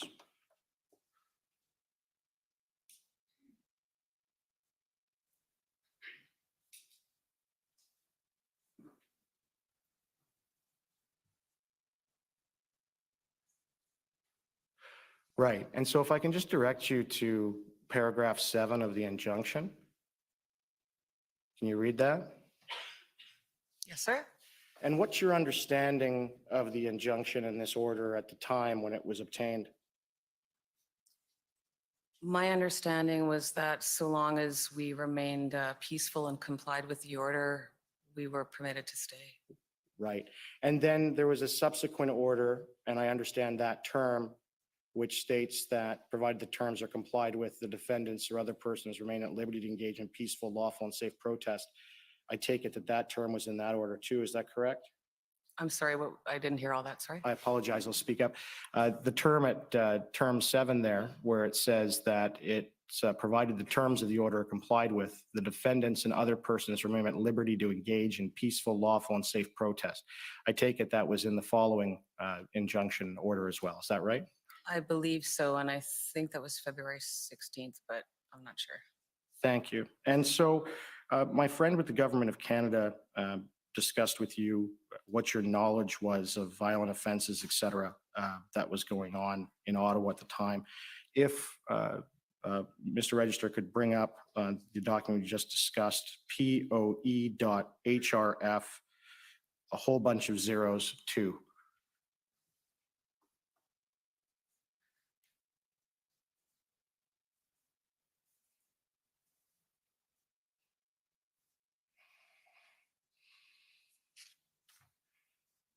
If we could just rotate that.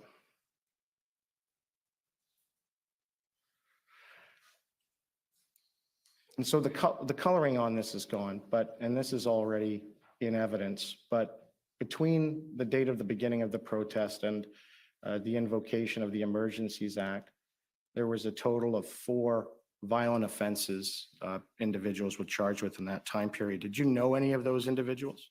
I did not. Okay. Did you hear about individuals being charged with violent offenses? Since the convoy. Okay. And my friend had asked you questions about some of the statements that have been given in this proceeding, as well as in the media, about all these awful things that happen to people. And you've been here for this entire time. Have you heard from any witness that they, in fact, were the victim of an assault or witnessed an assault or anything violent? The only thing that I've seen and heard was not violence on the behalf of protesters. It was the video footage that I saw when the crackdown came. Could you agree that if there were victims of actual violence, given that they know who's charged, it would have been relatively easy for those witnesses to be procured to testify before this commission? David I Michałowski withdraw. for the Withdraw. Ottawa Police. I withdraw. Now, I just want to talk with you about the letter and some of the reactions that you got from some of the protesters. Of course, we know that Mr. Dichter didn't appear to like the letter, and Mr. King didn't appear to like the letter. What was your general responses that you were getting at the time with respect to the letter and the deal that was going to be done through the city? Well, I can't speak to other places. I know that we printed off that letter and I went out to 88 and spoke with the gentleman that owned the property out there and some of the truckers that were there. Their response was very positive. I think that everyone felt that, as I stated earlier, this was a step one. Okay. And again, what was the sort of responses, though, that you were getting on the street from some of the truckers after that deal was announced? I don't remember. Can you remember if was there some negative responses? Was there some positive responses that you personally witnessed? I didn't witness any negative responses, no. Okay.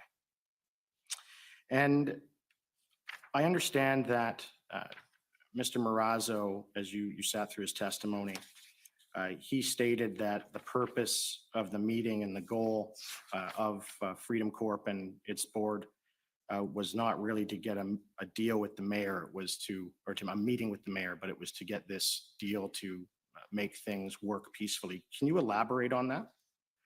Can you repeat that, please? So the actual goal with respect to Freedom Corp, as well as the protesters that you were representing, their actual goal was not to achieve a meeting with the mayor, but it was to deal with this in a peaceful manner.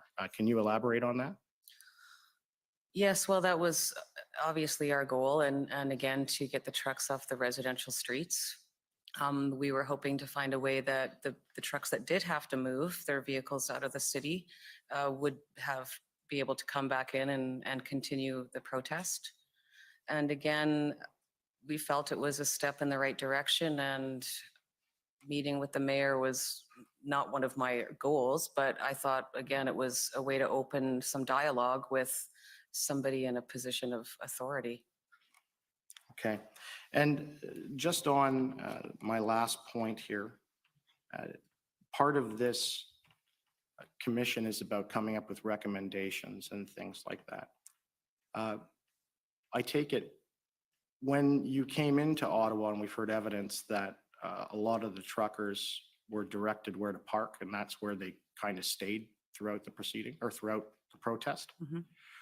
And so there is this issue in what I refer to and what's referred to in some of the jurisprudence is a speaker's corner. Have you ever heard of that? I don't think so. Okay, it's a place, a location in a government area, particularly out front of Parliament or where have you, where protesters are permitted to go, and it's a designated area for protest. Okay. I take it when you were trying to get the protest moving, most of the protesters were wanting to get onto Wellington because it's in front of Parliament and they were protesting the federal government. Fair? Correct. All right. And what is your understanding of the current state of Wellington today? I believe it's blocked off. Right. And if that area that's blocked off became a speaker's corner where individuals at any time could go and protest the federal government, what are your thoughts on that? I think that would be a good idea. I think Canadians have a right to exercise their democratic rights, and they have a right to have their voices heard. Right. And my friends from the government of Canada put to you a whole bunch of evidence that you weren't familiar with until you got here with respect to threats. Can you elaborate on any of the threats you've received, ones that you know members of the protesters received, as well as the legal counsel and even any of the legal counsel in this room since this proceeding started? I know, well, I heard when I was at the ARC that the ARC was receiving death threats against me, which is one of the reasons why I left that location. I have messages on my phone from an Instagram account from a young man that wanted to not just shoot me, but also shoot the rest of the protesters or the convoy organizers. I know that my criminal lawyer has received some very nasty emails. I believe Mr. Wilson has received death threats and threatening emails. Right. And so it's fair to say then that there has been a lot of threats on both sides. That's fair. Okay. But do you know anybody who's made death threats to any of these individuals? Of course not. And when you walk in here every day for the past few days, there's a protester outside, and I'm sure you've heard everything she's been saying, and she's a counter protester and is against your cause. What are the sort of things that protester has said to you while you've been coming in and out of this hearing? Well, it's been very hard to hear because there's a lot of construction. I just hear her shouting my name a lot. I heard her say something, I think just now, about she can't wait till I go back to jail. But other than that, I haven't really. Did she mention anything about terrorism? I believe that's right on her sign. And what's it say? It says, "Go home, terrorists." Okay. Thank you. Okay, any re-examination? No, Mr. Commissioner. Okay, I just have one question. You were taken to a chart and told there were charges for violent offenses. Yes. Do you know who was charged? Do you know the With four violent people? offenses? Yeah, the four people. I know I don't. Not that I can recall anyways. So you don't know if it's someone you know or someone you don't know? I do not, sir. Okay. Well, thank you for your testimony, Thank you, sir. and you're now free to go. Thank you. Thank you very much. Okay, so that we move on to the next, which is the, I believe, the panel of two witnesses and there's an issue to be discussed about as I understand it, the relevance of that. Correct. So maybe. So this is about police brutality. Agreeable? Sure, thank you very Okay. much. So I'll remain seated here, Commissioner. That's fine. Just identify yourself because it's the same. The reporters have to know who's speaking. Sure, it's David Mijkowski, counsel for the Ottawa Police Service. We have a very real concern with respect to the witness panel of Chris Deering and Maggie Dingmer. I believe there is now a different name, and I apologize. It's Hope Braun, I believe. Those two individuals, and our concern is essentially one of procedural fairness. Those two individuals were not on the list of witnesses provided by the commission. And so last Friday. You mean they weren't on the original list? Correct. And what we found out was on last Friday, October 28th at 12:37 p.m., we received an email from the commission saying that these two individuals would be called as witnesses and attaching two statements from these individuals. No information had been previously provided about these individuals or about the issues that they were going to testify about, which are the how their arrest was handled, nor were there any documents provided by the parties, including the Ottawa Police Service, about the manner of arrest. It appears that both of these individuals, from their statements, are going to give evidence about the circumstances of their arrest by unknown officers.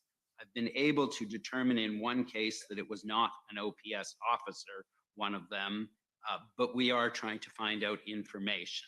These are arrests that took place on February 18th after the invocation of the Emergencies Act. These individuals were not arrested pursuant to the Emergencies Act. They were arrested based on common law powers and the criminal code. And my concerns really are twofold. Firstly, the information we say is not relevant to your mandate under the Act. And the second question is one of procedural fairness. There were over 275 arrests made by the police in that period of February 18th to the 20th. None of the police witnesses were asked specifically about those arrests. No documents were requested. The last police witness who testified in this proceeding was on Wednesday, October 26th. Had those witness statements been provided prior to the completion of the police witnesses, then at the very least, we could have asked our witnesses to provide evidence with respect to the arrest plan, with respect to the circumstances of the arrest of those two individuals and the other 275 people who were arrested. This is a dirty move. Commission counsel. I understand that the statements were provided to them and they provided them to us immediately after. But it was 2 days after the last witness testified. Those statements were in the those were witnesses who are here represented by counsel. They had an obligation to produce documents. They chose deliberately or otherwise to not present that evidence and not allow me then to respond to it. And it's obvious that some of that information they had beforehand. And in fact, to add to the procedural unfairness, last night we received an email from counsel for the convoy organizers attaching 7 more videos that also would have existed that were not disclosed.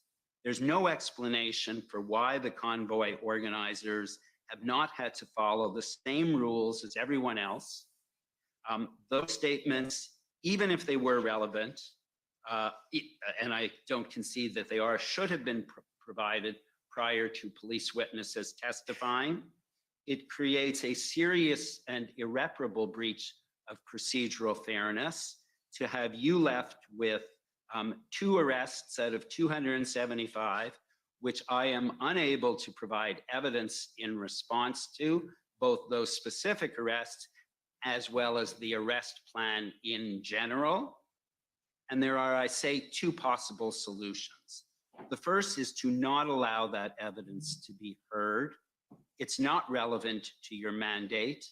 And even if it was, it would be very difficult to draw any conclusion from the evidence of 2 individuals out of 275 arrests when you've heard no evidence about any of the arrests of anyone else or the arrest plans or any explanation of those 2 particular arrests.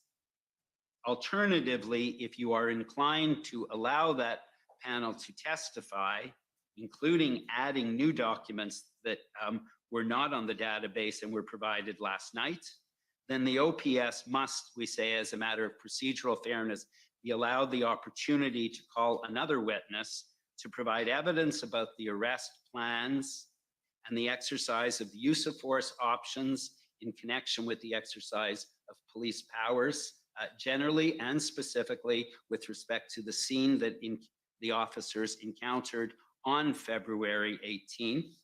You have not heard about what is involved when a public order unit has to exercise tactical options. The commission didn't lead this evidence, nor did we.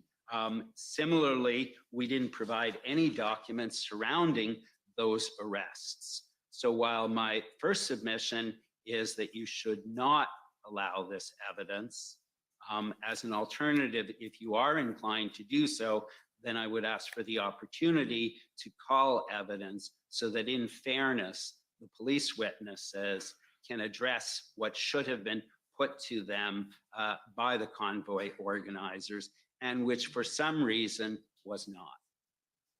Those are my only submissions. Thank you very much. Okay, thank you.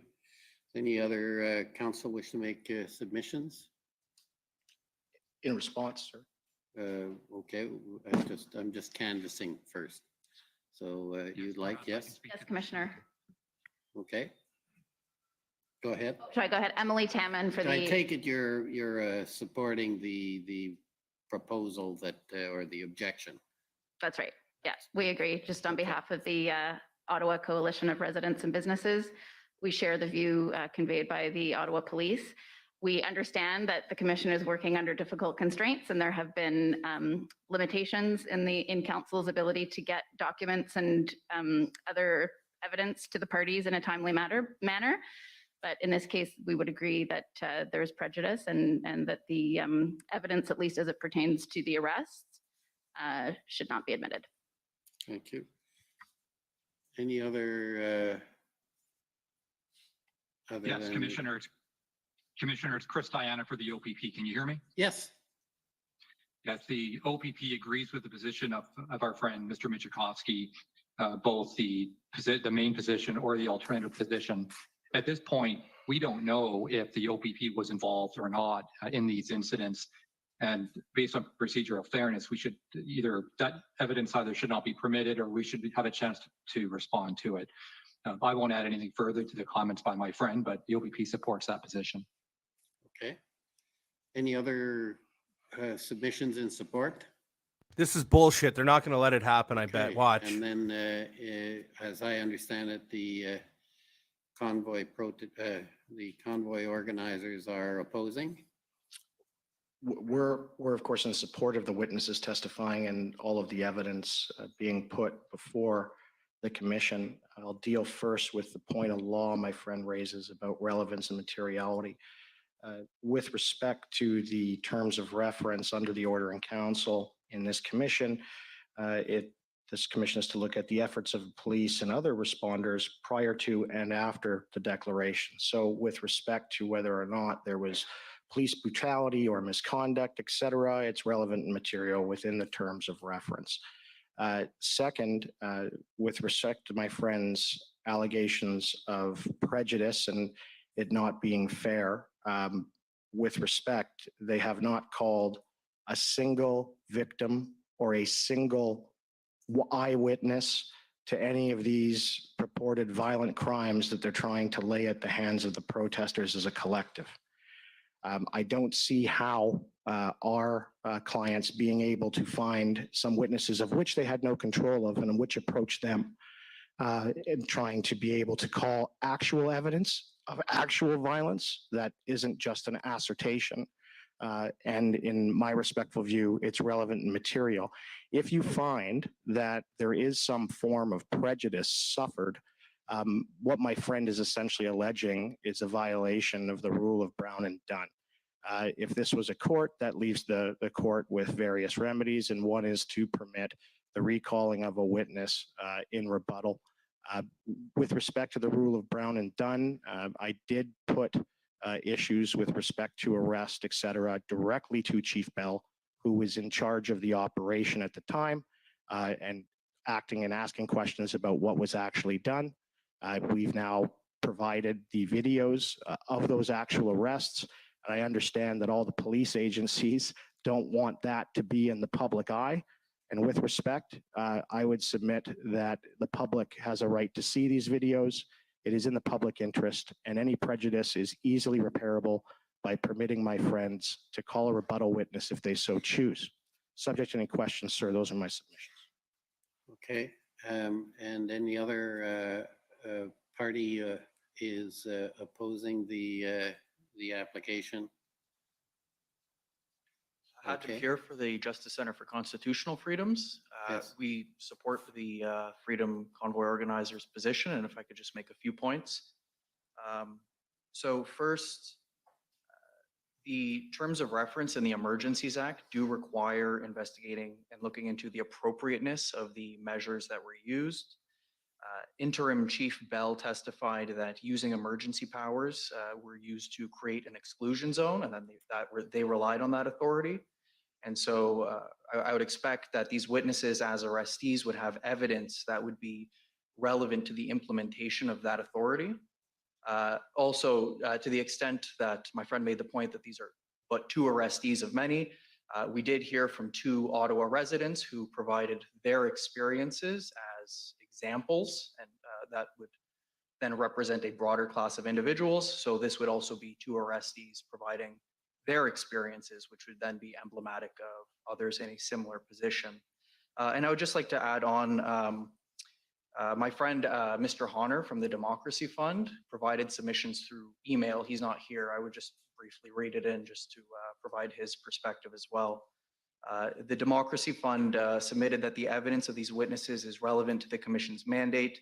Specifically, the Commissioner has been directed to examine issues to the extent relevant relating to the efforts of police and other responders prior to and after the declaration.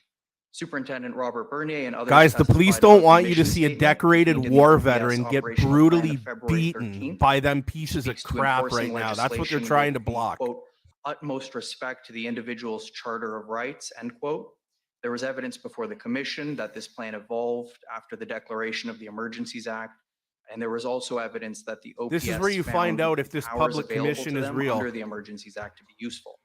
The Commission should hear evidence from these witnesses, as it will speak to how police enforcement was carried out during the state of emergency from a protester perspective. If there are objections as to relevance as the evidence unfolds, those objections can be dealt with orally.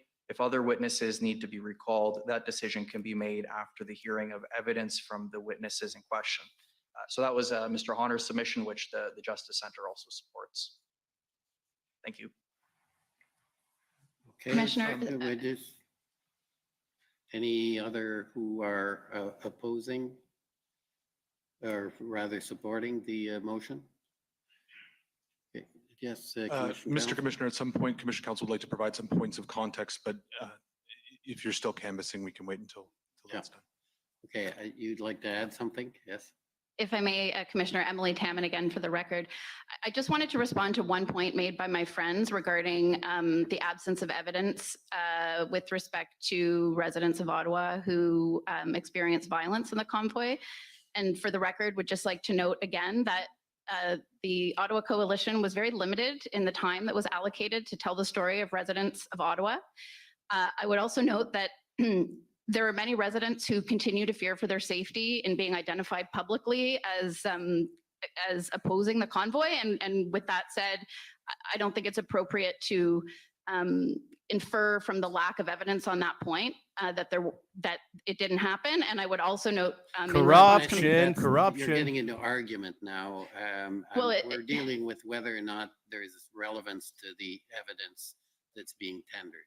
That's right, but one of the bases upon which it's being asserted that it is relevant is that there's been no evidence in relation to violence experienced by residents. And that's something that my friend put to Ms. Leach this morning, and also Mr. Miller noted it in his submission to you just now. Okay, yes, Mr. Michikowski. David Michikowski from the Ottawa Police. The one point I want to respond to that has not, with respect, been addressed by my friends, and which is highly problematic, I suggest, is the convoy lawyer has indicated that he put an issue with respect to an arrest to Chief Bell. And that is correct. However, he provided no information, no details, no indication of who it was, when it was. It came out of the air. And what makes that more problematic is that obviously that information was in his possession and there was no documentation provided beforehand. This was sprung after the police witnesses had already testified when we then got these statements. Had the rules been followed, that witness would have seen those statements, would have seen documents. We would have had the opportunity to put in documents and call evidence or ask to call evidence in response. Final point I note is that one of my friends indicated that several of the convoy witness or several of the coalition's witnesses testified, and that is true. The difference is the rules were followed and everybody knew before they testified what they were going to say. So the convoy organizers had procedural fairness, as did everybody else. In this case, there is a serious denial of procedural fairness, and that's what we say must be addressed. Thank you. Okay. And Commission Counsel, you wanted to provide some context, and among other things, I don't know what the witnesses are going to say. So to what degree is this one of the witnesses that we saw the video about, or is this something different? So maybe go ahead. Sorry, I didn't mean to cut off my friend. This is not the witness. That one was also unfair, but we were at least able to get instructions and able to deal with it in cross-examination. Okay, so that was a red herring then. Okay, Yeah, I have no objection. I was worried that this was the same person. No, I have no objection, by the way, for you reviewing those statements so that you can understand the nature of the evidence. Okay. Commission Counsel. Thank you, Mr. Commissioner. John Mather, Commission Counsel. Just 2 points of context. Again, we haven't heard the evidence yet, but Commission Counsel expect that while there may be some evidence given about the arrests, that's not the focus of the evidence. Don't expect it to be the focus of the evidence. The 2 individuals who are being called, Commission Counsel understands, participated in the protests both before and after the invocation of the Emergencies Act. They are not individuals, again, as we anticipate, who identify themselves as organizers. To date, the Commission has called individuals who have identified themselves as organizers, and this is a different perspective and one that we anticipate exploring. And then the second point, Mr. Commissioner, is that there has been evidence given by police witnesses about the measured responses in terms of ending the protests in the red zone in Ottawa. Some of these matters have been before the Commission and prior to today without objection. Okay. Thank you. Any further submissions by anyone? I'm being very generous about submission time. Just one more, sir, and I just want to emphasize, But don't repeat though. I'm not going to repeat. I always worry when someone says, I'm going to emphasize.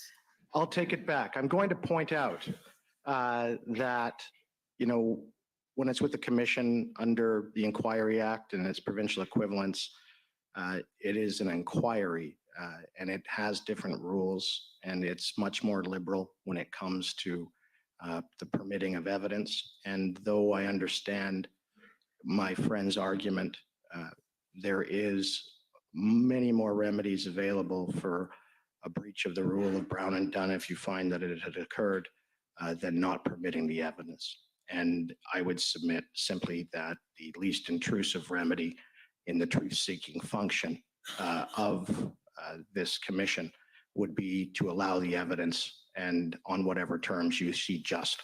Thank you.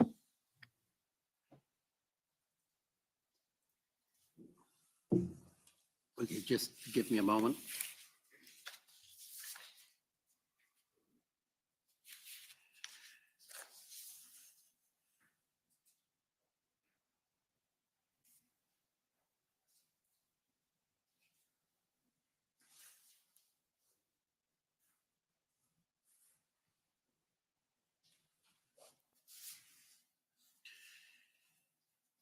Okay, I'm going to allow the panelists to go ahead. On Mr. Michkowski's first point about whether the information is relevant, I think there is certainly evidence that it may be, I haven't heard it, but it may be relevant as to the use of the Emergency Act, and in particular the notices that have apparently there's lots of evidence were circulated as recently as this morning. So the use of the notices, the setting up of exclusion zones is squarely within the mandate. And therefore, I think the information may well be relevant.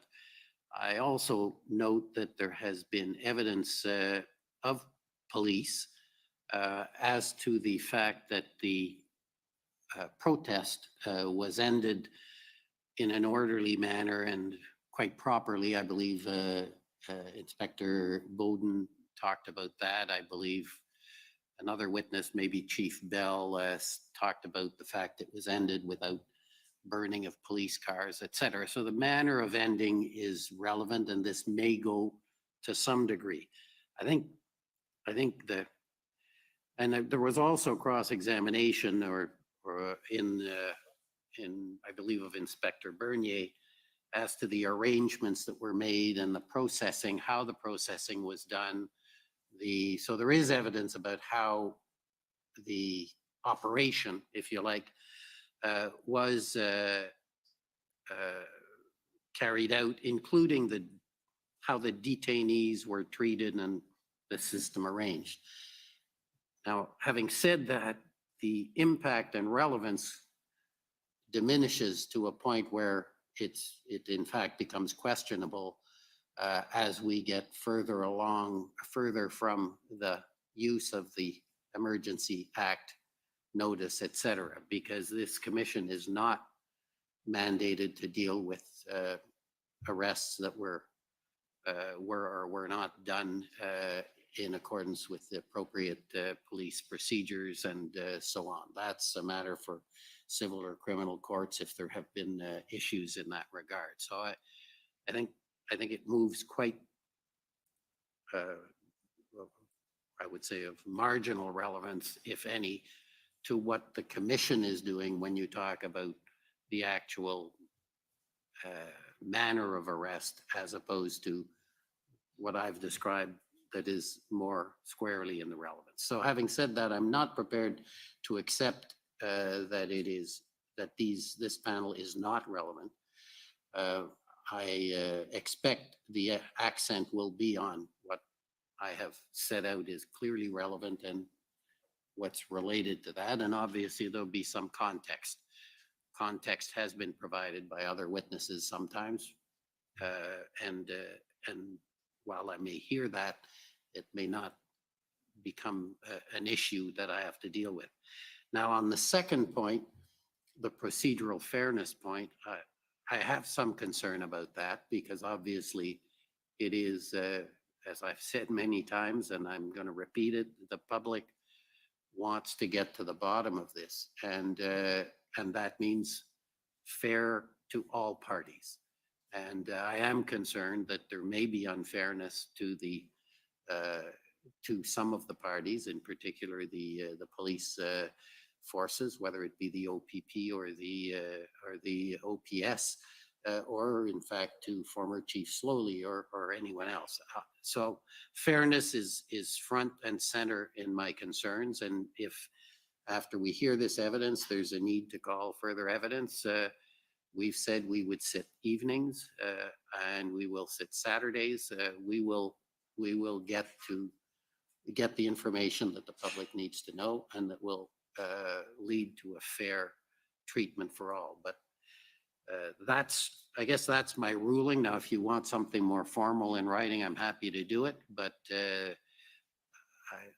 since the panel is here waiting and we all want to make sure we fully use our Friday, I thought I'd give my ruling. Now, if any party wants it in writing and expanded upon, I'm happy to do that. But I think that sets out really my thinking in a general way.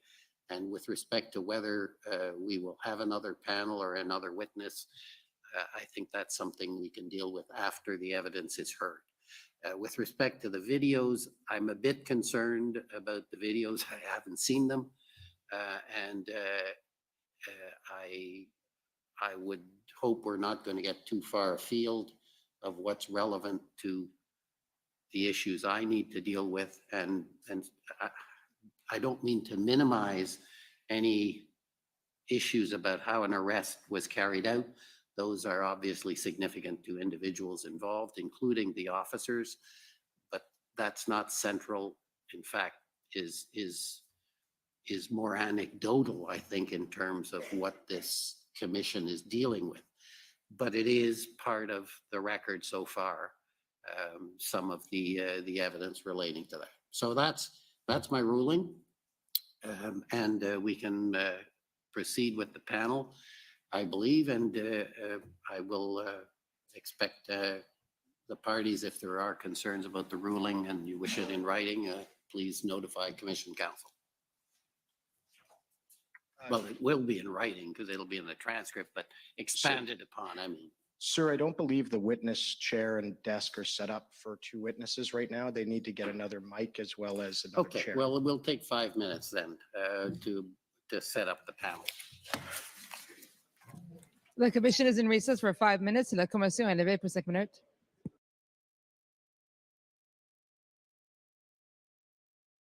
Oh, baby. I have been waiting a long time for this to be put out in Canada. This is everything that Canadians need to hear right now. Everyone needs to see this right now. So I'm telling you guys, if you have a family member who doesn't see what's wrong with this world, a friend, anything, this is going to be the clip that you want to screen record, cut, take away from here, or take it off CPAC, or go take it off the public commission, wherever you want. And that should be your individual job today, guys. Please, if there's one thing that you all can do, please make sure that it's share this video, share this testimony. The gentleman who is coming up, Chris Deering, is one of the most respected Canadian veterans. And wait until you see what happened. Some of you, I'm sure, have already seen it. But every single person, every single news outlet, every single fake media person, everyone who wants to just close their eyes and pretend this isn't happening needs to see this right now. So I'm happy that this is just going to go absolutely viral in Canada. It's a terrible thing, but we need to see it. Everyone needs to know it happened, and we need to make sure we don't ever let this happen again.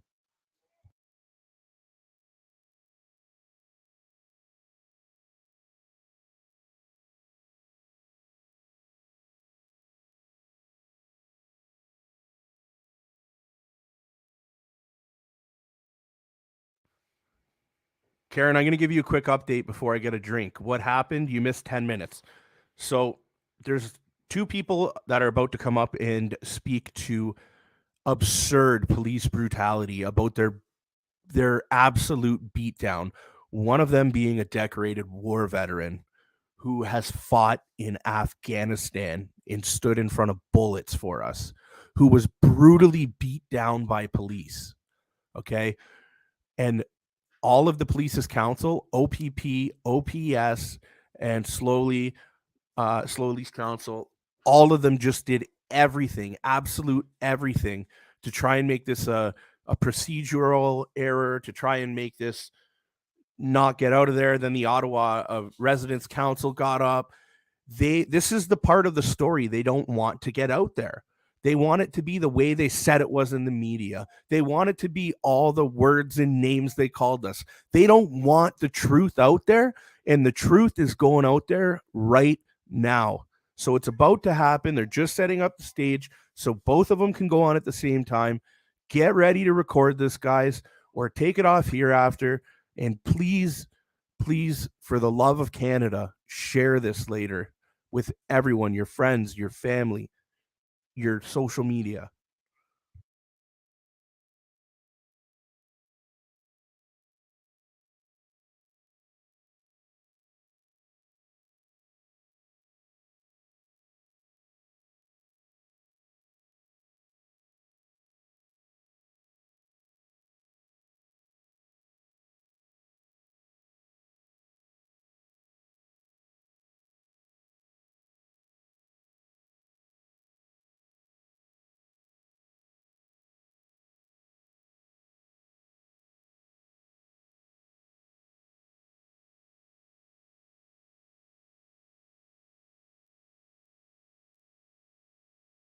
L'autre?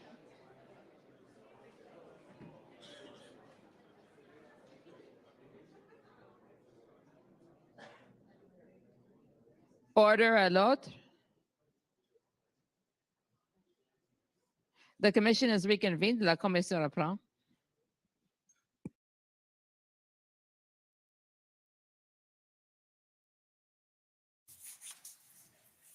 Okay, go ahead.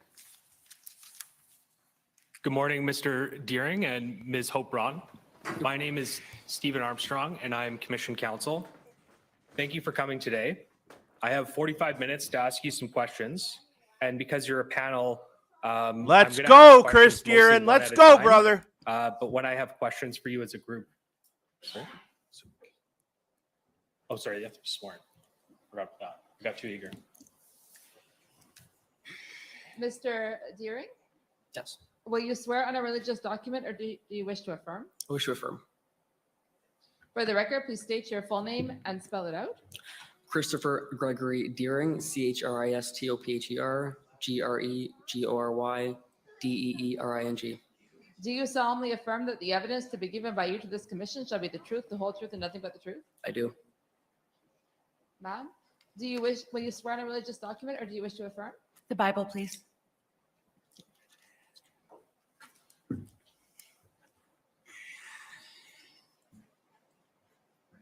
Do I stand?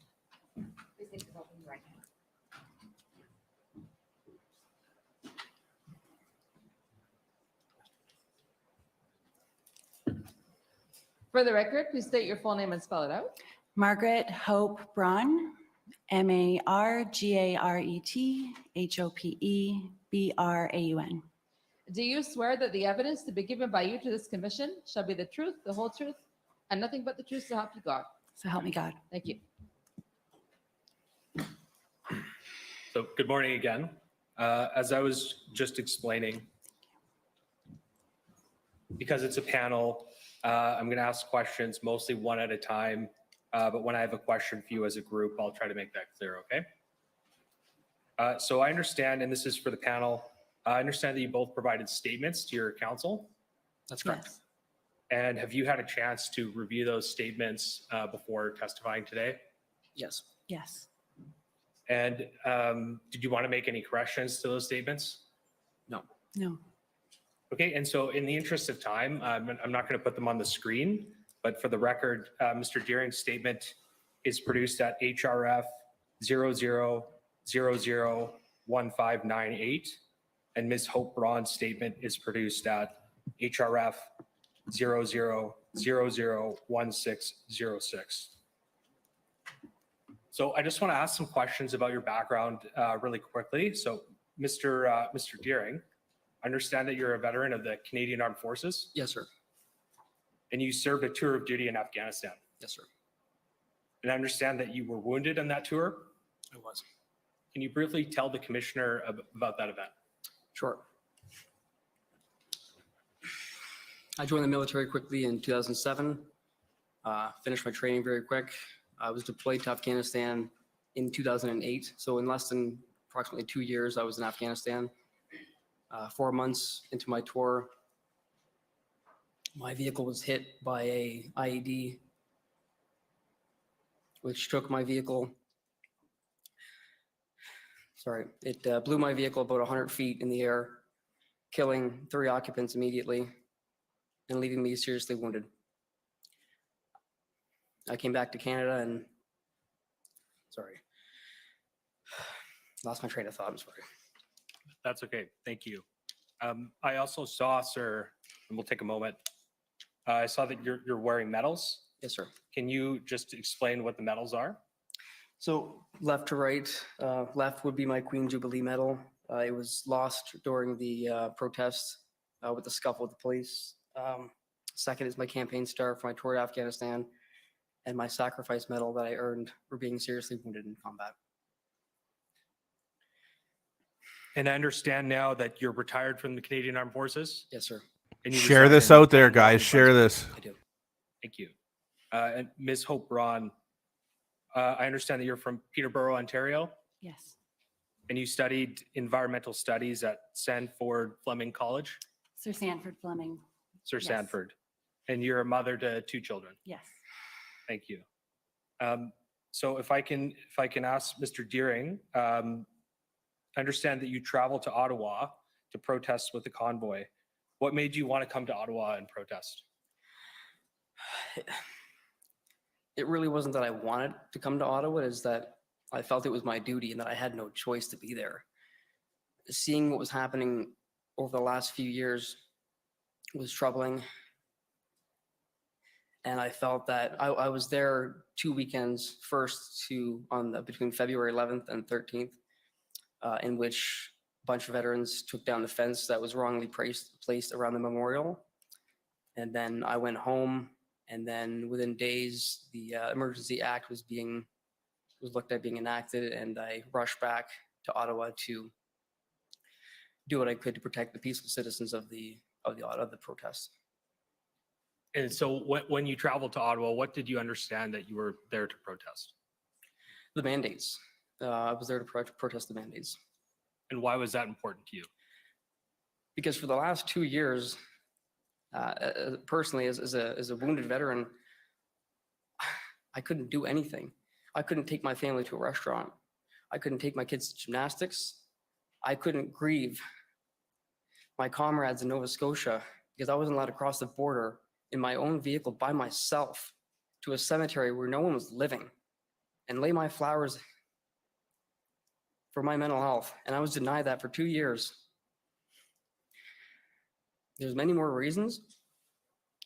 And again, my train of thought is lost. I'm sorry. That's okay. I'll ask some questions now to Ms. Hope Braun. I also understand that you traveled to Ottawa to protest. What made you want to come to Ottawa to protest? Yeah, it had been going on 2 years of mandates, and they just seemed to get more and more restrictive. I had tried every avenue available within our system to communicate the difficulty that I was seeing around me and experiencing to our government at various levels, and nothing was effective, and the tone was not changing coming from the federal government. And I was just losing hope and really looking for options on how I could find a more peace and safety for my family, and felt really isolated. And then seeing the convoy begin.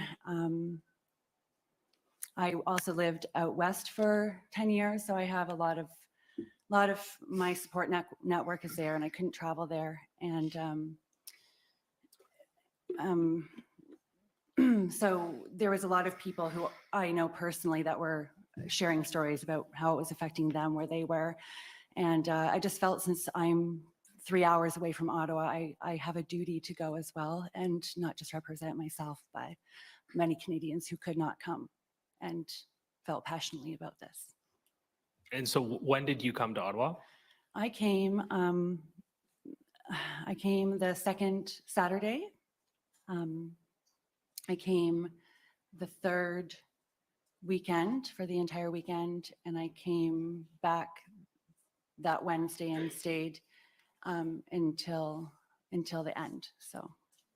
And can you tell the commissioner what your experience was with those protests? Oh, well, when we first arrived, I came with a girlfriend for the Saturday, and there was just a lot of energy. I was seeing people from all different backgrounds and cultures, different outfits and cultural outfits that I had never even seen before in Canada. There was lots of hugs, and there was walking up. There was just grown men crying and giving hugs and everywhere, and it was emotional, and we cried. We had spent a long time feeling like we were really alone, and not being able to go out, and really not being able to even talk or share our experience in our family gatherings, because we were not welcome to speak openly about what we were experiencing. And so it felt like this was our family. And I saw so many good things. I could just go on for an hour on that. I saw lots of flags. I saw, yeah, I think that's good for now. And if I could ask Mr. Deering, building on that, what was your experience with the protest, and how did it compare? How was it similar to or different from Miss Hope Bronze? My experience was that when we get to Ottawa, so on the way to Ottawa, so actually when the convoy was making their way to Ottawa, we attended a few. There were a lot of people would stand on the bridges to show support, and so where we lived close to a military base, and there must have been 4,000 to 5,000 people on this bridge waving flags, and it was amazing. And it was just, the amount of support was incredible. We made our way February 11th, the first weekend, just to we wanted to see for ourselves what was going on, because when we watched the news, there was one narrative, and we wanted to see for ourselves, because on Facebook and social media, you'd see a whole completely different other story. So we wanted to go there for ourselves. So our first instance was myself and my wife. We went up to see what was going on. I participated in the fence removal. Again, I went home. The following, it was the February 17th. I left my residence at 5 a.m. To go to the protest. But during the protest, there was hugs, there was homeless people being showered with food. I had read that crime was down. It was the most amazing experience I've had in my life. And I don't regret going or being there one bit. And I'm sorry, if you could refresh my memory on the question again.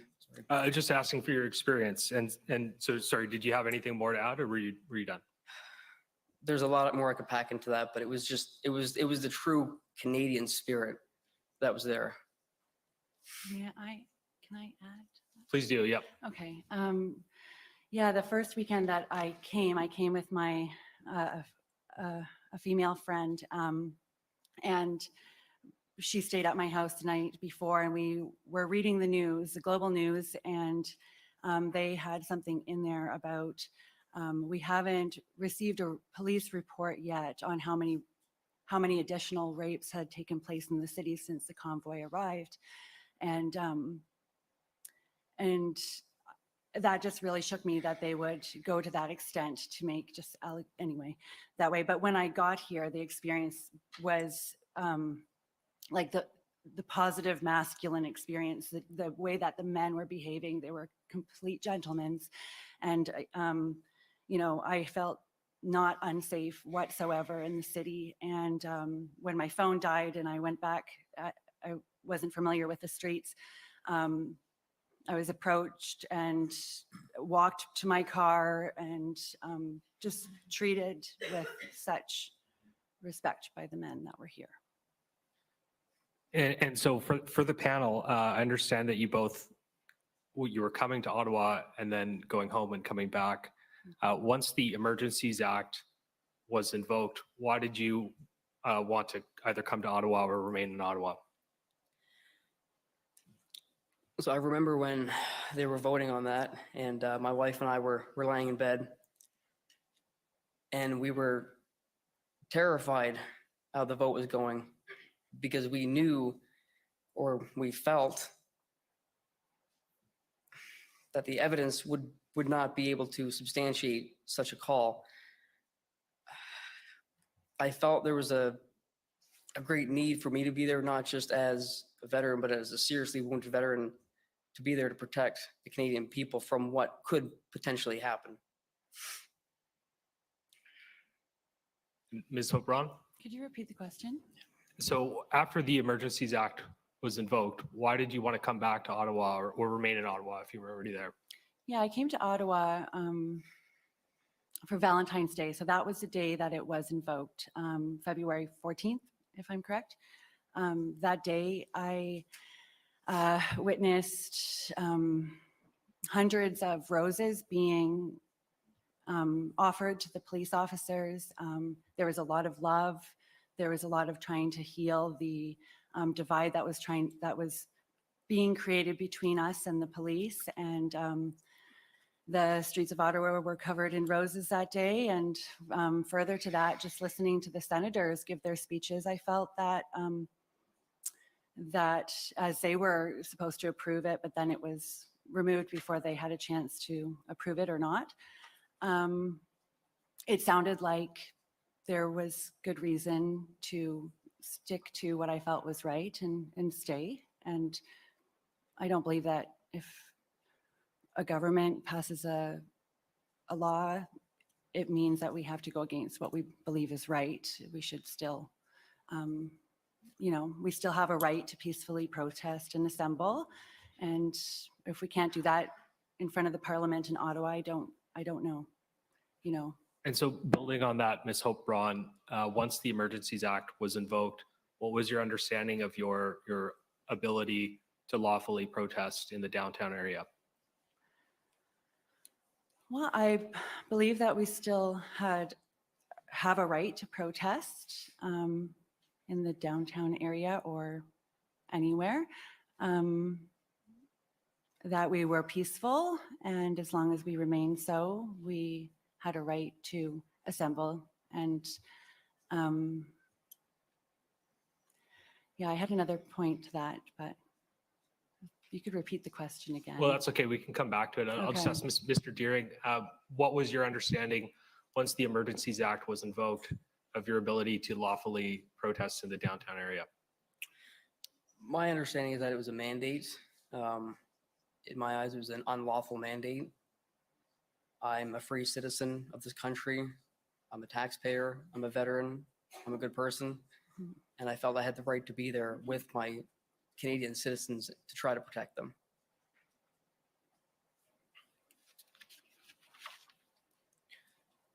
And so, Mr. Deering, I understand that on February 18th, 2022, you were in Ottawa protesting as well, correct? Yes, sir. And where were you staying in Ottawa that day, at that time? So I drove up February 17th. I left my house at 5 a.m. because it takes me approximately the drive is 10 hours with my back and my foot, my conditions. I have to stop every few hours. So I arrived in Ottawa sometime that evening. I parked my car, I remember, on Bank Street. I walked up to the memorial to just congregate with the veterans. I went back to my car, and knowing me, I got lost for an hour and a half. I walked around the city. I eventually found my car, which is where I slept. We had came up the previous weekend, which was about $1,000 for the hotel and food, and I didn't really have the means to pay for more hotel and lodging. So I slept in my car the previous night. Do you recall where on Bank Street you parked? No, I don't. Was it in the downtown area? I believe so. And so when you drove in, did you pass any police checkpoints or anything like that? I forget. Okay, and Ms. Hope Braun, I understand that you were in Ottawa protesting on February 19th. Is that correct? That's correct. Where were you staying at the time, or how did you find yourself in Ottawa? I was at a hotel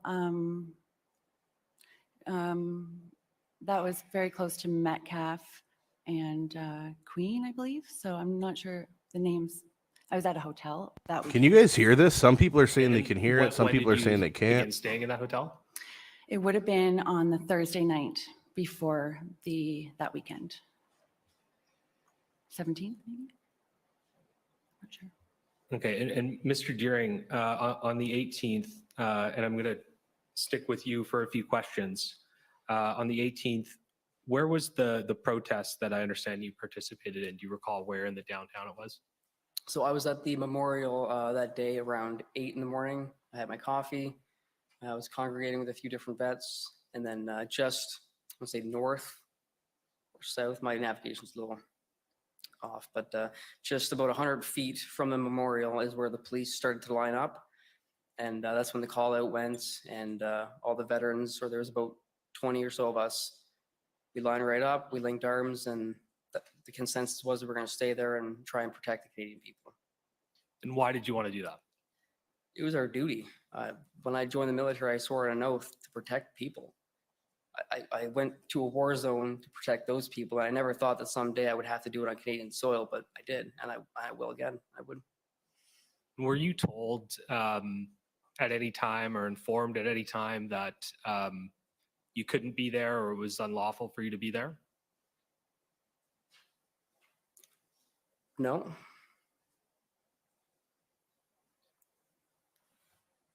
And I understand that you were arrested on the 18th. Is that correct? I was. Can you tell us briefly how you came to be arrested? Sure. So I remember about 12:45 is when we lined up, we linked arms. 12:25, sorry. And we had a chance before the police decided to make their push. We had about 15 minutes to kind of converse, and I had the chance to speak with 4 or 5 officers. I let them know who I was, why we were there, what we were doing, the fact that we were peaceful. I showed them the photo of my crater of my bomb just to give them some reference so that if they did arrest me, and I mentioned to every policeman I talked to, I said, if you arrest me, keep in mind I have a really bad back, please. Sorry, if you can repeat the question again, sorry. Just asking about how you came to be arrested. Okay, right. So I had a chance to converse with the police. Multiple police, after I spoke with them, they would move down the lines. They didn't want to really have anything to do with me. Finally, there was one member that came up. He didn't know my situation as much. I did have a chance to refresh to give him my reference points, my photo and my story quickly. But about 45 minutes into the pushing, I kind of underestimated the amount of physical toll it would take on my body. After 14 years of not being able to do what I could do when I was 20, my muscles and my body was just, I had given up. I was finished. And the video would show that I succumbed and I gave myself to the police. And as the police took me down, again, he knew he kneed me in my side, kicked me in my back.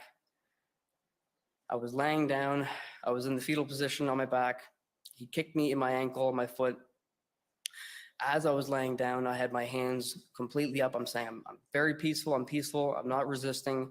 I was then punched 4 or 5 times in my head. I had a knee on my back to keep myself down. I was on the ground for 1.5 to 2 minutes. My hands were zip tied. The officers slowly picked me up, and then we slowly proceeded to the processing line. We get to the processing line. The day was -20. I had no gloves on. At the beginning of the processing line, we were standing there, and I had asked, the duration of the processing line was 1.5 to 2 hours. So I was standing there in the cold for 2 hours. I asked the policeman who was on both sides of me, I said, do you mind, you know my conditions, is it okay if I sit or kneel because I'm in chronic pain? It was obvious, my face was flush, and I had cried multiple times, and I don't cry ever. It was the worst pain I had felt since I'd been blown up.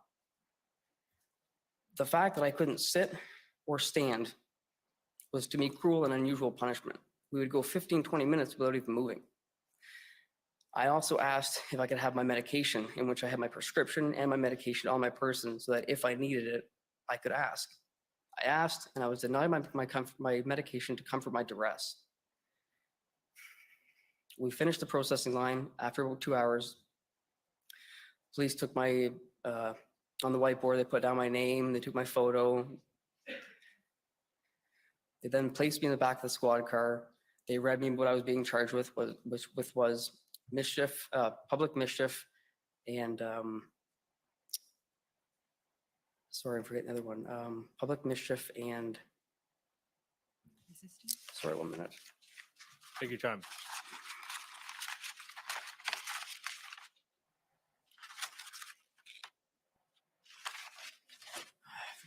Public mischief and It's okay, Mr. Jang. Your statement is in the record. So if I could actually move you back in time, what were you and your group doing just before you were arrested? What activity were you taking part in?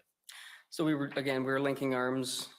We were standing. We were not moving. We were not progressing, moving forward. We were telling the cops what they were doing was unlawful order.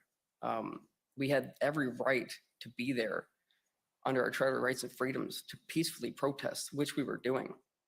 They had no right to do what they did.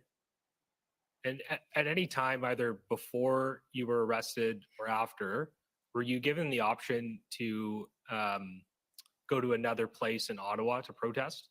No.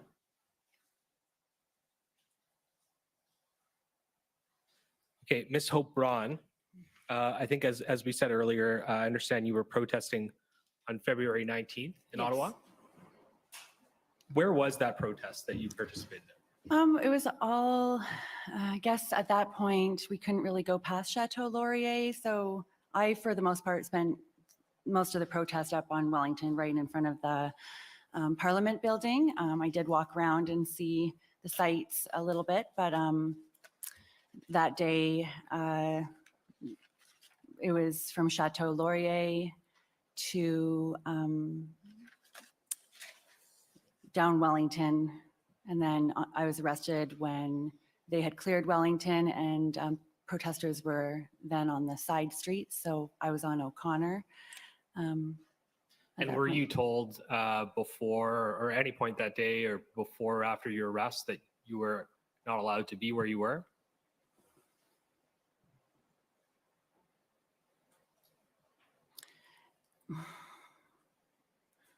Not in that effect. No, there was no.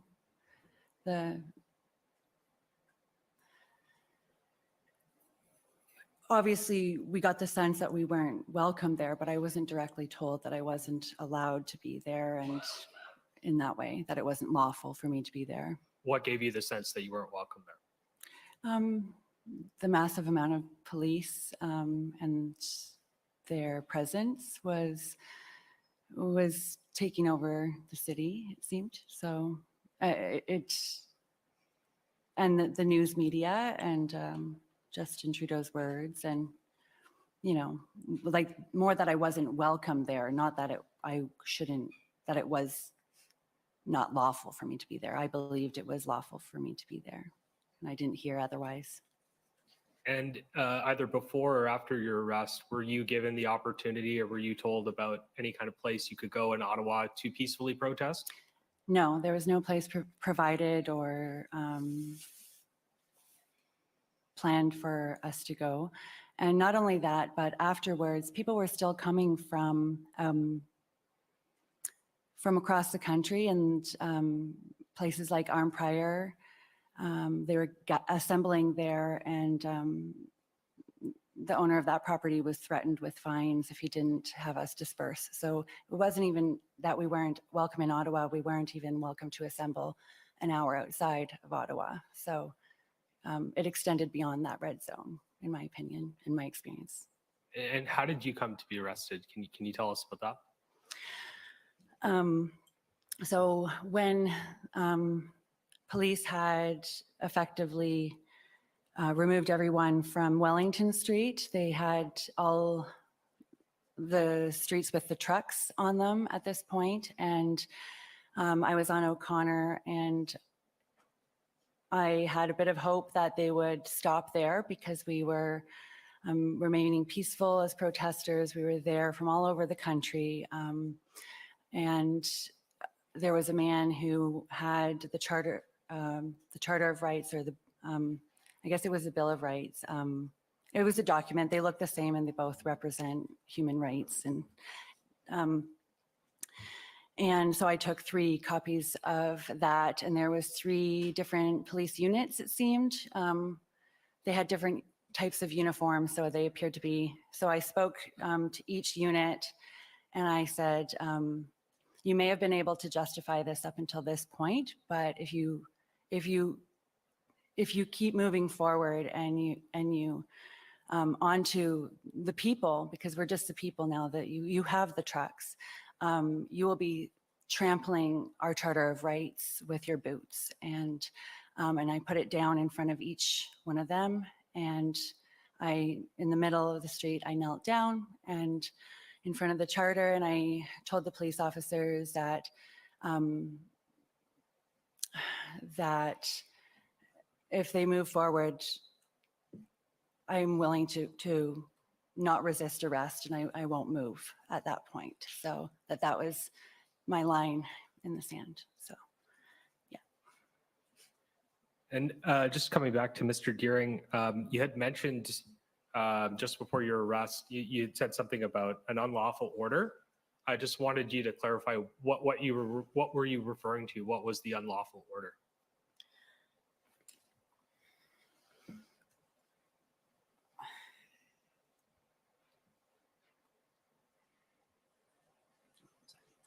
Take your time. Sorry? Can you repeat the question again? Sorry. You had mentioned an unlawful order, and I just wanted you to clarify what you were referring to.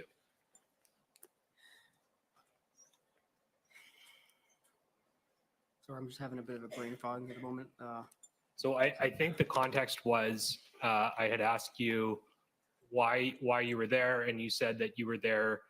I don't want to put words in your mouth, but I understood it to be in defiance of an unlawful order, or you weren't leaving because of an unlawful order. From what I understand, a mandate is just that it's a mandate. It's not a law. We didn't vote on it. The people didn't want it. It was pushed upon us, and I felt it was unlawful. And what is the mandate? The mandate was the Emergencies Act. Sorry. And for the panel, can you just tell us what was the impact of these events on you? Sorry, sorry, can you say it again? Was that for me? For the panel, what was the impact of these events? Of the impacts of you as a person for the past 2 years? Sorry, on the events in Ottawa. The events in Ottawa.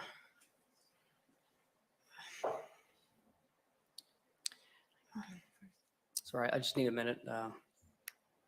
So for me, the impacts where I was already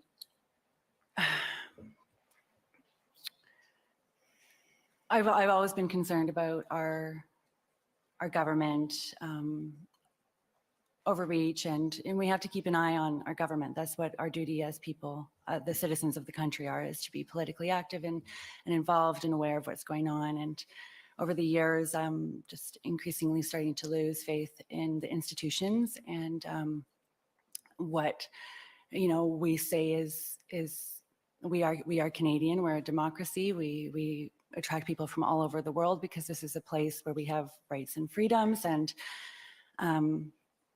to me, the impact was that it was evident to me in a very clear way and seen among the entire world that the Canadian government is not acting on the, this is my opinion, obviously, not acting according to what we mandated it to. It's not protecting us. It's not upholding its job. It's not doing its job.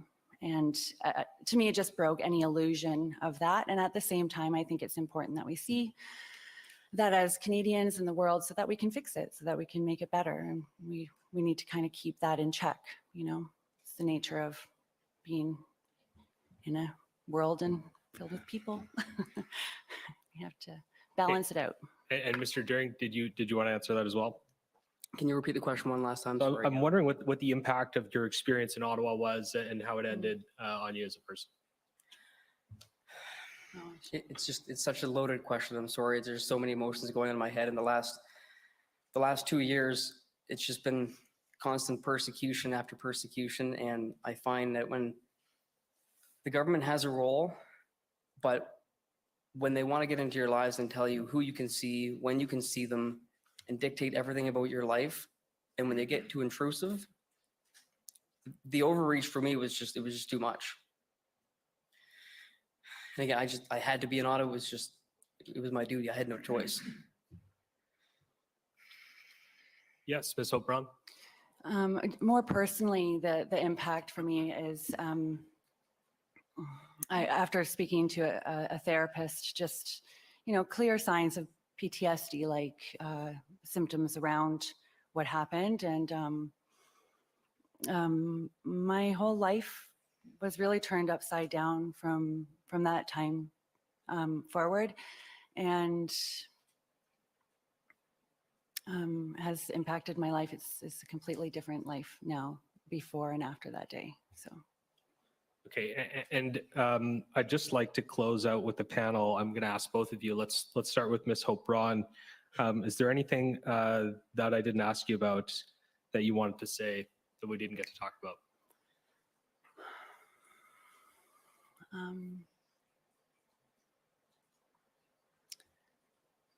I don't think so. I'm good. Thank you. Mr. Deering? If I could, I'd like to speak directly to you, sir. I think I'd like to ask you, and as a veteran, I'm asking you that if this never happens again, you have the power of a whole country behind your opinion.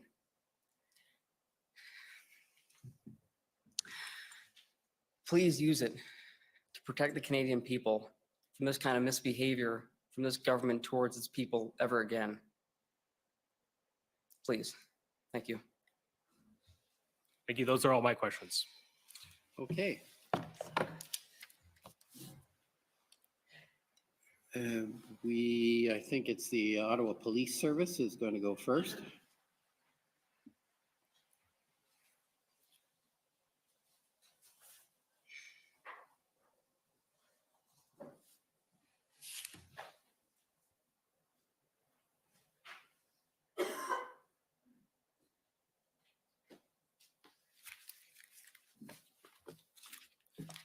David Michikowski, I'm counsel for the Ottawa Police. Good afternoon, Mr. Deering. Good afternoon, Ms. Hope-Braun. Where's a poppy doesn't say thank you for your service? You were looking at a statement that you had in front of you, and that's the document that's called Canada Freedom Rights Movement Statement, Chris Deering. Okay, I don't remember that. Sorry. You have a document in front of These are just my notes. Sorry, they're so I can reference because of my traumatic brain injury. I need some things to reference. So. Sure. I just want to see what those notes are. Is it the same as your statement that you were referring to? Yes. Or is that it's in there? Yes. Right. And so what it is, it's a document. We can put it up on the screen, but I think you have it in front of you. It's called Canada Freedom Rights Movement Statement of Chris Deering. Is that right? I'm not sure of that document, sir. I'm gonna look, but I don't recall that.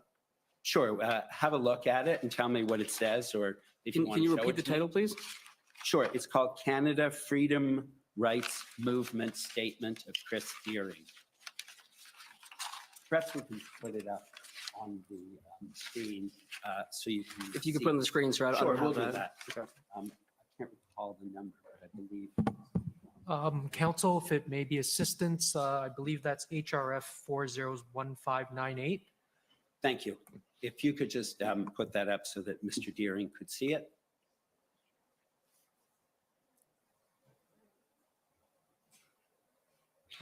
Is that what you had in front Yes, of you? I don't have that with me, sir, but I have seen it, yes. So sorry, did you have something else with you? Notes to reference, sir. These are notes that you made when? Just recently, so I can remember, sorry. Okay, perhaps those notes can be filed at some point as well. Those are not notes you made at the time of these incidents, right? No, sir. Okay, I didn't realize. I thought you had your statement in front of you when you were testifying, but you had some other notes. Yes, sir. Okay. Ms. Hope Brown, I believe your statement also says at the top of it, Canada Freedom Rights Movement Statement, correct? I don't recall the very top line, sorry. Perhaps we could call up Ms. I'm Brown's sure, statement. I'm sure it is, if that's what you're looking at. This is the hearing clerk, just for the benefit of the record. That's HRF 401606. That's correct. That's your statement as well, correct? Yes. And so those statements say at the top, Canada Freedom Rights Movement Statements. Who put that on them? I'm not sure. I'm not sure. If I can answer. No, I did. Don't worry, that's questioning cross-examination. Go ahead. You don't know. I would imagine it would be the lawyers that were taking our statements. Those would be the convoy organizer lawyer? I don't believe so, no. Okay. It wasn't any of the people at this table, was it? I was speaking to them on the phone, so I'm not sure. I couldn't see them. Who gave you the statement? Pardon? Who prepared this statement, typed it it up was- and gave it to you? It was, I was contacted through the Justice Center. Right. And so one of the Justice Center's lawyers prepared this statement and sent it to you, correct? It was basically word for word of, they asked me questions and I gave a response, and this is exactly what I said to them on the phone. So yes. And then they gave it to you and they typed on it, Canada Freedom Rights Movement Statement of Chris Deering and of Maggie Dingman, the original one said, correct? Okay. Yeah, Sure. I'll agree with that. Right. And that's the same heading that we see on the statements of Tom Marazzo, Canada Freedom Rights Movement, but you don't know what that means. I don't know. I'm not somebody who, I understand that words can be titles for things. To me, Canada Freedom Rights Movement are 4 words that represent what I believe I'm part of. So I don't know. Looks Okay. like a good heading to me. See, what I'm trying to figure out is most of the other witnesses here were interviewed by the commission, and then we have statements that are on the Public Order Emergency Commission letterhead. Okay. You were not interviewed by the commission's lawyers to prepare those statements, correct? I was interviewed by a lawyer who was here working with the commission. So I don't know. These, you don't remember. And how about you, Mr. Deering? Everything in this is correct. I wrote everything myself. Again, I do forget also who assisted with me. That's back to my traumatic brain injury. I'm sorry. And neither one of you have criminal charges against you, correct? No. No, And so you told your story to one of the convoy organizer lawyers, is that right? the Justice Center. The is who Justice Center, I took mine. apologize. And neither one of you, as I understand it, has filed a complaint with the Ottawa Police Service about your arrest. Not yet, no. Not yet. And neither one of you has contacted the Crown to say, hey, excessive force was used with me. I have not contacted them, no. Yeah, at this point, I've tried to contact the government so many times that I'm kind of gonna, you know, it's very frustrating. I spent a lot of time trying to contact government agencies and have assistance and have not gotten anywhere for many years at this point, so. And complaints against the police can be filed with an office, a government office called the Office of the Independent Police Review Directorate, OIPRD. Neither one of you filed a complaint with them, correct? No. No. Not yet.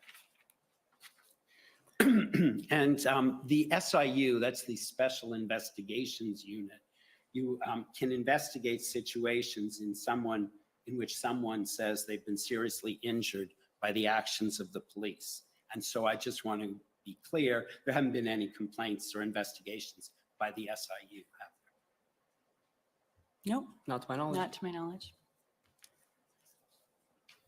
And I understand, Mr. Deering, that you have some notes and you're going to share those notes with me, correct? Sure. Sure. And I understand, Ms. Hope-Braun, you do not have any notes. Not here with me, nope. And you haven't filed any notes with your lawyers or the Justice Center lawyers? I provided them with a letter from my chiropractor who spoke to the state of my back afterwards. Also with a trauma specialist, a psychologist, filed a letter from that professional as well. And I believe that's all the notes that I've provided them. And I didn't see that trauma specialist note in the database, but perhaps I missed. I don't think it was submitted. It wasn't. So No. you did not give any documentation. Mr. Deering, I understand from your evidence, sorry, that you were in Ottawa on February 11th and then returned on the evening of the 17th and 18th? Yes, sir. And at that point, the Emergencies Act had been passed, correct? Sure. And there was an exclusion zone. You knew that, correct? I did. You did? Sure. And you knew what the newspapers were telling people not to go there unless you have an exemption. I didn't read the newspapers, sorry. I'm sorry? I didn't read the newspapers or listen to the news because they were lying constantly, sorry. And none of the sources on which you get information were telling you, don't go into that zone. Can you say it again, sorry? I'm sorry? Can you say it again, sorry? Yeah, none of the sources from which you get information were telling you, don't go in that zone. Sorry, I'm gonna have to ask you to repeat one more time, I'm sorry. That's okay. Ms. Hope-Braun, you presumably knew that you were told not to go into that area unless you had specific reasons to be there? That's not what I was gathering from it, no. You didn't turn on the radio, you didn't read any social media, you didn't go on Facebook? I knew that they wanted to clear the area. I was aware of that, yeah. And you knew that the Emergencies Act had been passed? Well, they were still debating it in the House the day that I was arrested. So I wasn't really. What day were you arrested? On the 19th. Yeah, the Emergencies Act had passed. Okay, it passed, but it was still being debated and it hadn't passed the Senate. So. And so both of you, you were in the area, you did not live in the area. You were not on your way to an appointment, correct? No. No, I had a hotel though booked, so I was. And you both, I believe, fell to your knees and refused to move while the police operation was being carried out, correct? No, it's incorrect. I was pulled down and beaten. Sorry. I'm sorry, I didn't hear you. I apologize. Sorry, I said I was pulled down. I was not on my knees. I was pulled down and beaten. Right. Sorry. You were on your knees and you refused to move. No, I was standing up. Sorry, I was pulled down.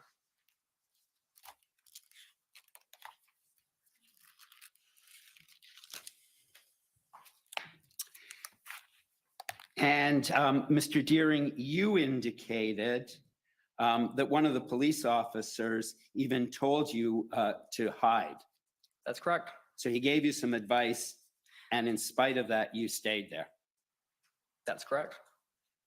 And in fact, you believed as a veteran, you should put yourself in the way of other protesters because veterans are better able to withstand what was about to come, you said. I wouldn't say better able. I just said we're more accustomed to it. Most civilians are not ready to be beaten. I was ready for it. It was me who was on the knees. I'm sorry. Good. And you were on the road, Mr. Deering, correct? At what time? Yes. I was on the road. What's the question? You were on the road when you were arrested. I was on the road? Yes. That was hard to say. It was a lot of snow, so I don't know where I was on the grass, on the road. I'm not sure. Right. And so were you, Ms. Hope Brown, weren't you? Everyone was on the road. Right. Yeah. And so you understand you're obstructing a roadway, correct? And the big, Please, if I could ask everyone to not act out, that would be appreciated. We're trying to keep this civilized. Go ahead, I'm sorry. everyone was obstructing a roadway that day. So everyone, all of the protesters who were arrested were obstructing a roadway, correct? And the police were also obstructing the roadway, if you think of it like that. And so. there were also announcements made in both official languages telling people to move. Yeah. Didn't hear that. I did. And you were there, Mr. Deering, you said 15 minutes before, and you saw the police were looking violent and aggressive, you said, and so you decided to stay on that roadway, correct? Absolutely. Because he's not a fucking pussy. You think that people in Canada, when they see police violent and aggressive, And should you're run both away? aware, Never. I take it, I'm just gonna They're finish coward off, tyrants for what that they There did. is an online fundraising campaign for both of you run by a group called Cafe. I'm not aware of that till just now. Okay, Derek Sloan, he's actually sitting in the audience. Okay. That's wonderful. That's You're great. aware of that? I am now. I am now, and I will be happy to. And in fact, I see on that fundraising that he is fundraising for Chris Barber, Maggie Dingman, Bridget Belton, Chris Deering, Danny Bulford, and Tamara Lich. You know all of those people, correct? I've only just met them here. You see Mr. Sloan today? I do, yeah. Right. And in order to benefit from that fundraising, I take it it's important that you tell the story that you just told, correct? I'm not sure. Sorry, can you benefit from, can you say that again? In order to benefit from that fundraising, it's important that you tell the story that you've just told, correct? I'm sorry, I'm not really very familiar with what you're speaking to right now. Everything's happening very fast, so I'm. Mr. Sloan is associated with the Ontario Party. I understand. Yeah. Right? Right. Okay. Thank you very much. I have no further questions. Thank you both. Thank you. Thank you. Okay, next are the convoy organizers.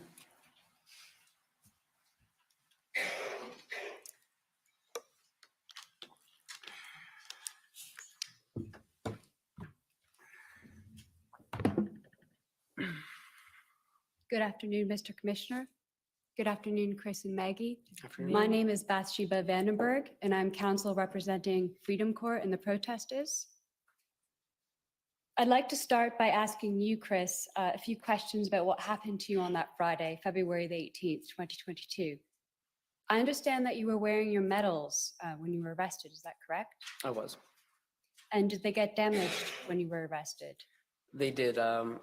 For the first 20 minutes, I had my medals in my jacket, and with the shoving with the police, at one point, one of my medals, my Queen Jubilee medal, broke off, and I lost it.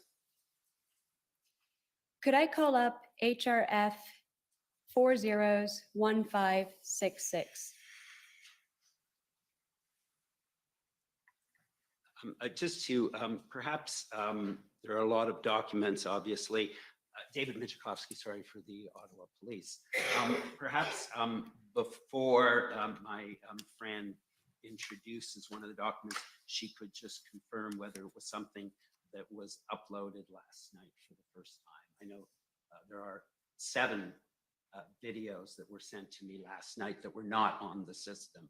So if we could just indicate for the record whether that is one of those documents, because I may have specific objection to that. Okay, given the late disclosure, apparently, could you make sure you tell us beforehand what it is we're going to? Just so we can, if there are problems, we can outline them in detail. Yes, Mr. Commissioner, I can confirm to my friend that I'm going to refer to a video that was presented in the document list by the Commission. And it is a video of the arrest of Chris Deary. Just so that we're clear, that would be what was produced in the last couple of days, correct? No, it was produced a while ago, my friend, and it was produced as part of the list by the Commission. Okay, we'll address that later. Thank you. Thank you. Mr. Clerk, the numbers again for this video are HRF. Okay, you got it. Thank you.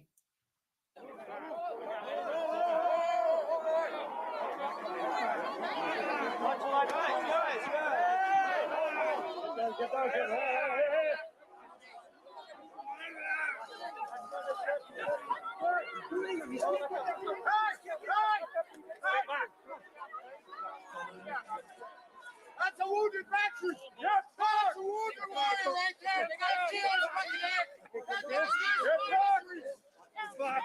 there. We can pause the video. Thank you.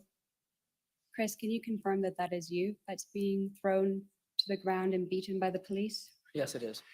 I'm not sure about that question. Let's be a little careful with how we do that, please. Can you confirm that's you, Chris? Excuse me? Can you confirm that is you in the video? It is me. Thank you. Now I'd like to ask you, Maggie, a few questions about what happened to you on Saturday, February the 19th, 2022. And I'd like to bring up a document. This is a video that I did disclose yesterday, and it's a video of it's a photo of when Maggie was kneeling in front of the police.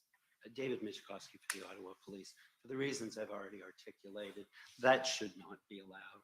These are things that should have been disclosed long This is ago. disgusting. We've This had is no the most explanation. disgusting thing I I've get it, ever seen. sometimes things I come can't up believe last they didn't minute, show that to the but public. We've had no explanation for why this was not disclosed. Okay, well, let's see what the photo, if it's just a photo of Ms. Hope Braun kneeling, is that all it is? That's all it is, and Mr. Commissioner. Okay, I'm not sure what the prejudice would be, but let's go ahead. And the number for that photo is HRF 00001612.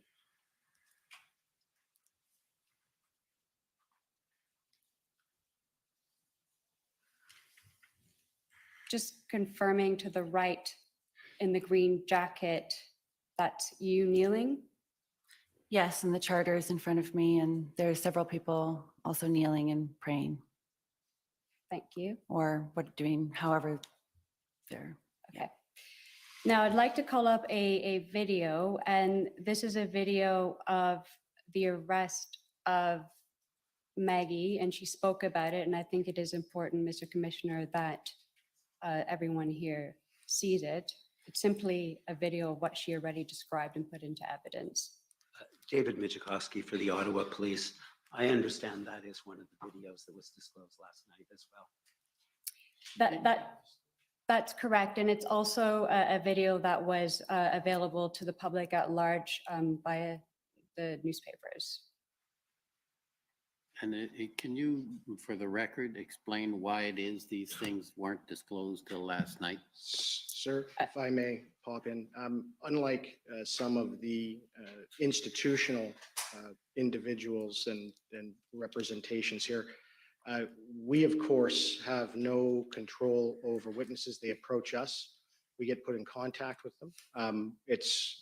We get the evidence when we get the evidence, and we put it before you as quickly as possible. These witnesses have no connection to us as a party. They were folks that were heard about and were asked to put in contact with. This is how that works, sir. It just unfortunately didn't happen until I believe we even got here in Ottawa, sir. I'm sorry, maybe I missed it. Are you saying you didn't get this video till yesterday? I understand that there was essentially, maybe Beth Vandenberg can explain the background, but at the end of the day, I think we provided it as soon as we could. We didn't have reference to it per se. I'll let Ms. Vandenberg speak to it.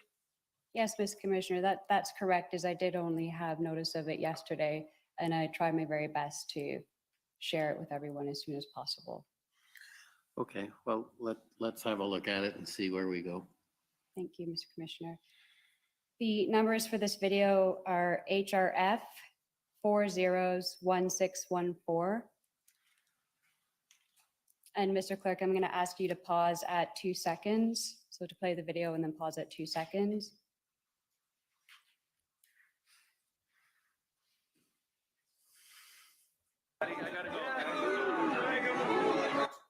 Thank you. Maggie, can you confirm that that is you in the green jacket and the blue toque? It's me. Thank you. Do you agree that the meaning, because I'm going to go into, we're going to actually just, let's continue playing the video.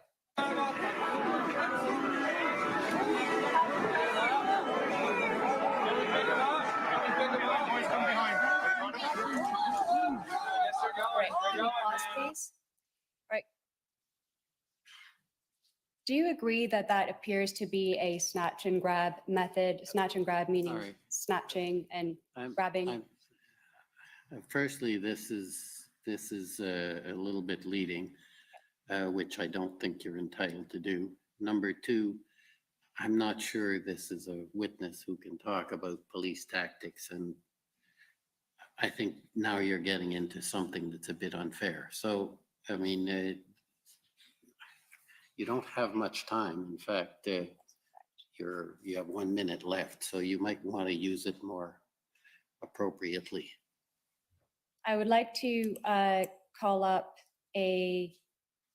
another video, unless I'm going to get ejected to it and lose another minute of my time.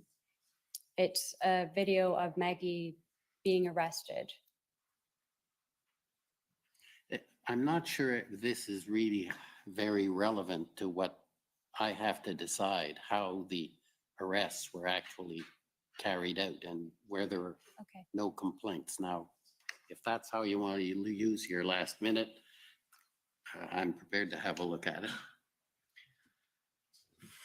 I did want to ask a question for the both of you, just to confirm that after you were arrested, that you were driven outside the Ottawa City Core and told by the police that you... That's pretty leading for a phase you're not supposed to be leading your witness. Were you driven outside of the... That's... Sorry. If you want to ask, the way to ask, I'm happy to assist. It's you ask, how was it what proceeded after you were arrested? Where were you taken? Chris, can you tell us what proceeded after you were arrested? I believe last time we spoke, so when the processing line was finished, after the 2 hours of staying in the freezing cold, not able to sit or kneel, ended on my medication again. I had my information taken. I was then placed in the back of the squad car. They read me what I was being charged with, which was public obstruction and mischief. So I said I understood. The police officer then left his vehicle for 5 minutes. He came back and he said, "Well, today's your lucky day. You're not being charged." I said, "That's great." I said, "Can I know why that changed?" He said, "No, you don't need to know that." So at that time, I felt it was my understanding that I'm free to go because I'm not being charged with anything. Then the next 5-10 minutes, they put me in a paddy wagon with no direction. They didn't say anything. They said, "Go in here." So again, I mean, I have no choice. I go to the paddy wagon. I'm there for 25 minutes. I don't know where I'm going. Don't know how long I'm there. Eventually, the paddy wagon does fill up over the next couple of hours. Then they drive us around for approximately half an hour to 45 minutes. It's very hard to tell because there's no windows, of course, in the paddy wagon. There's no concept of time. They then drove us to a public works building that was 10.2 kilometers away from Parliament Hill. When they let us out of the paddy wagons, they gave us our possessions back. They gave us no paperwork. The police officer came out and gave us a stern warning and said, "You don't come back to Ottawa or you'll be charged." They gave us all our possessions back. Again, sorry. Most of us, due to the cold, our cell phones had died. No one had any money. No one had any masks. We couldn't go into the building to make a phone call. So we were stranded. So we were forced to walk to a Wendy's that was, and I forget the approximate distance. So we had to walk from the public works building in the snow, in the freezing cold, to a Wendy's. I had called a friend that I had just met prior the night on the 17th. I met someone for 5 minutes, and he said, "If you need anything in Ottawa," and this is the type of people you met in Ottawa. I met him for 2 minutes, 5 minutes, and he said, "If you need anything, you call me and I'll pick you up right away," and whatever. And he did exactly that. I picked him up. I called him at Wendy's. I said, "Can you please pick us up? We have no money. We have no means. We don't know where we are. We're not from Ottawa."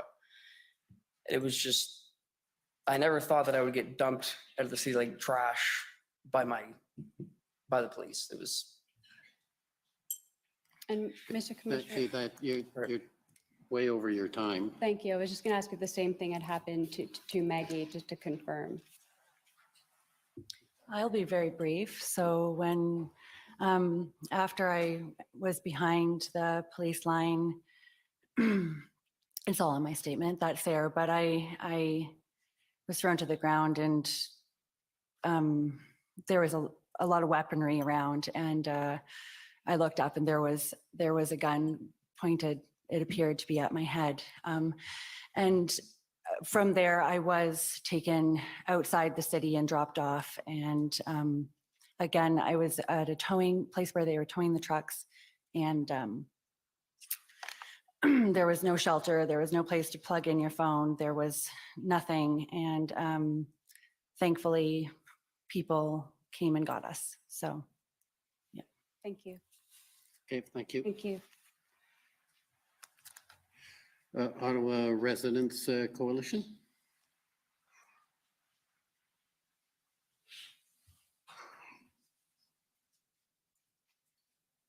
Good afternoon, Commissioner. Good afternoon. My name is Emily Tamman. I represent the Coalition of Ottawa Residents and Businesses.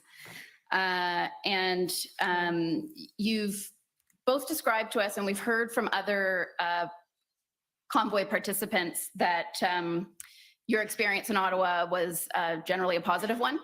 It was. And that you found it to be a peaceful and loving atmosphere when you attended the convoy?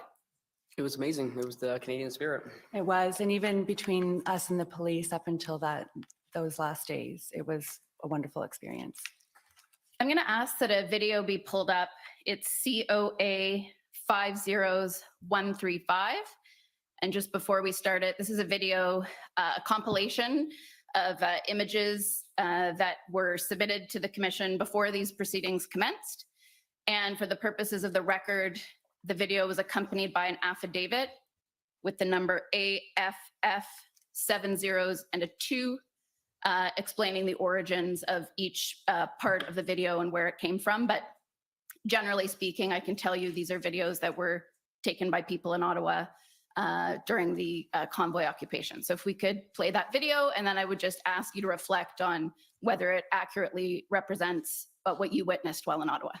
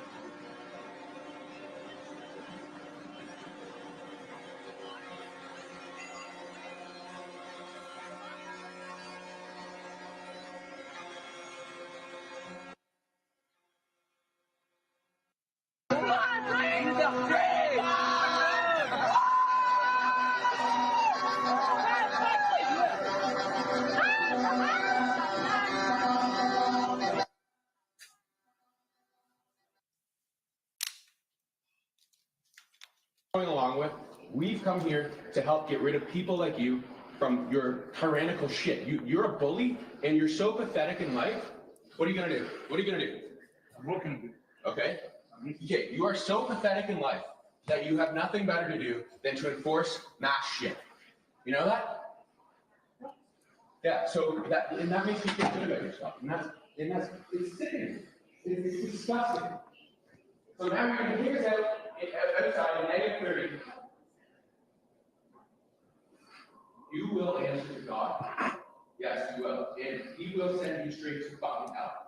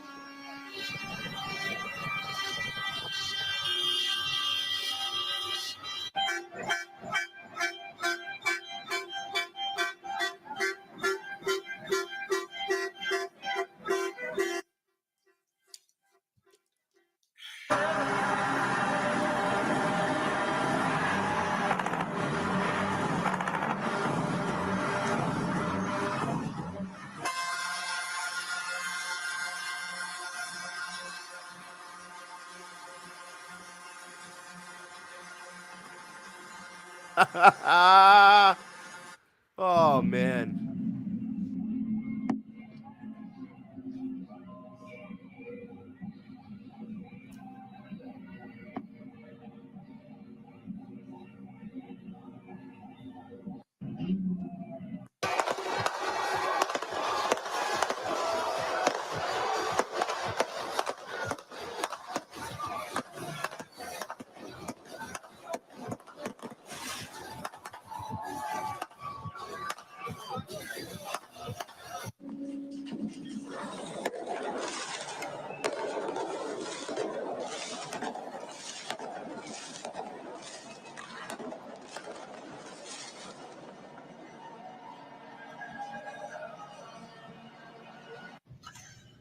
Good morning, 1-9. This is David Alberton. It is now 8:01, and we just officially let the cabinet ministers and all the people of Ottawa sleep in. Are we going to have that? Let's give them a wake-up call, boys. Give them.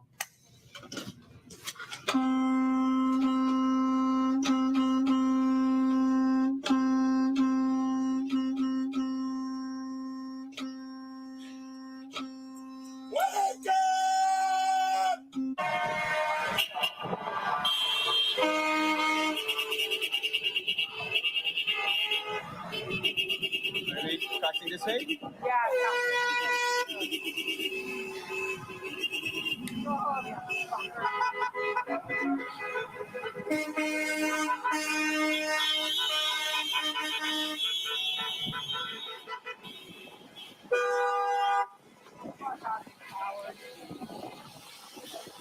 This poor guy doing his job.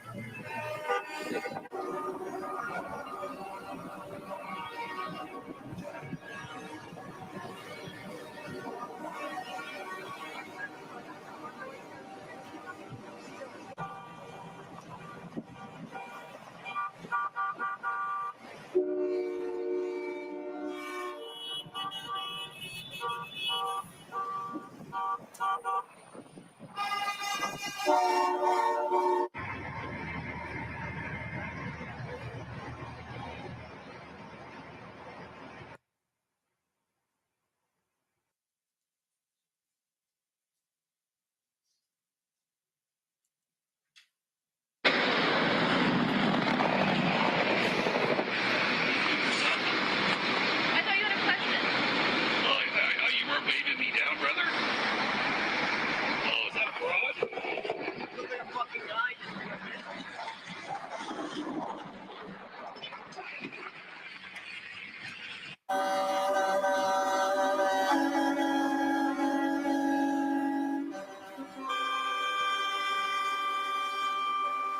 Way things are looking, the people of Canada might be ready to do this again this winter.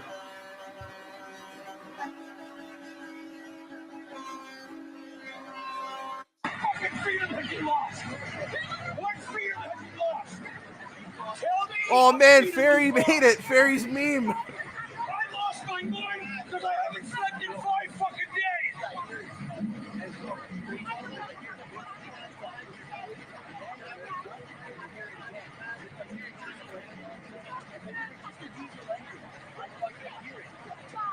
And it's not even hard. I love you. The diesel engine runs enough. We drive the fucking person crazy. It is. It is. Yeah. I wanted to go. Hey, Chris. I want to go. It has to fucking stop. Remember, these people haven't been able to sleep for 10 days. Okay? It's kind of funny. I'm not going to laugh. I'm not going to lie. It's pretty hilarious.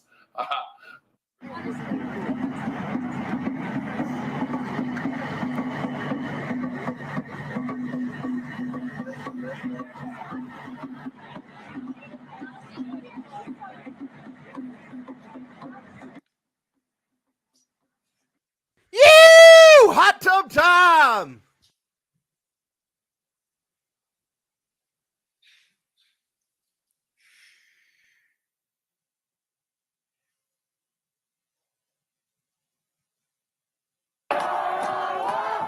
Sleepy Ottawa. Mighty, mighty Ottawa. Mighty, mighty Why don't we show the part where these pieces of shit were throwing eggs at people?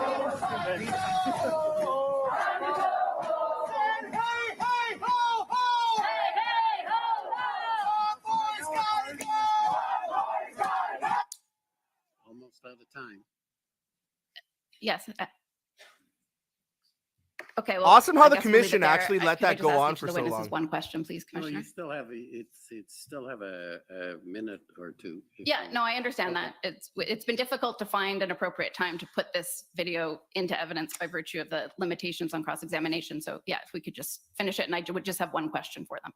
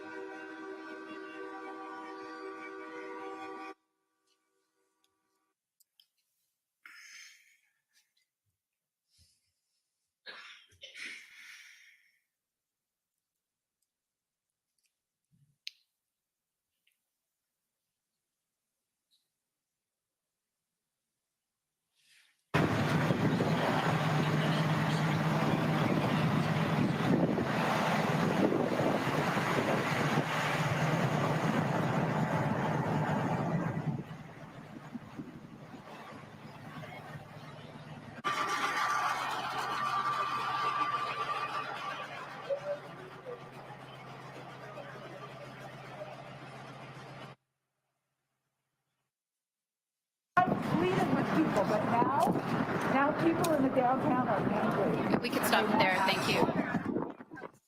And I would just ask you, Ms. Hope Braun, as a mother of 2 young children, if a spectacle like this was unfolding in your community, in your neighborhood, in your front lawn, would you feel safe and peaceful? Given the events of the last couple of years and the actions of our government, I felt very safe there. And I didn't ask you though if you felt safe there. If this was happening in your neighborhood in front of your house and you were not a part of this action, would you feel that it was safe and peaceful?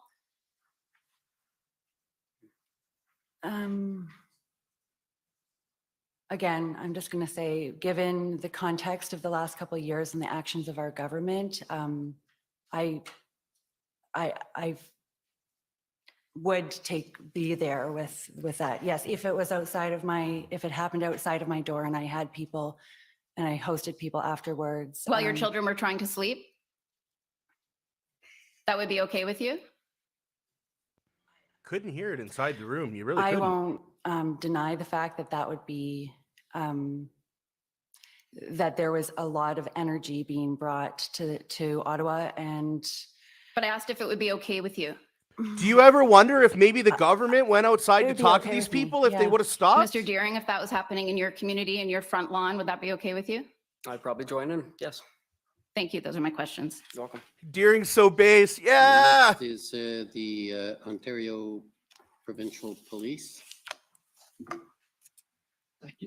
Thank you, Commissioner. My questions have already been asked and answered, so I have nothing further. Okay, next is counsel for former Chief Slowly. Thank you, Commissioner. We have no questions. Thank you. Okay, Democracy Fund, JCCF.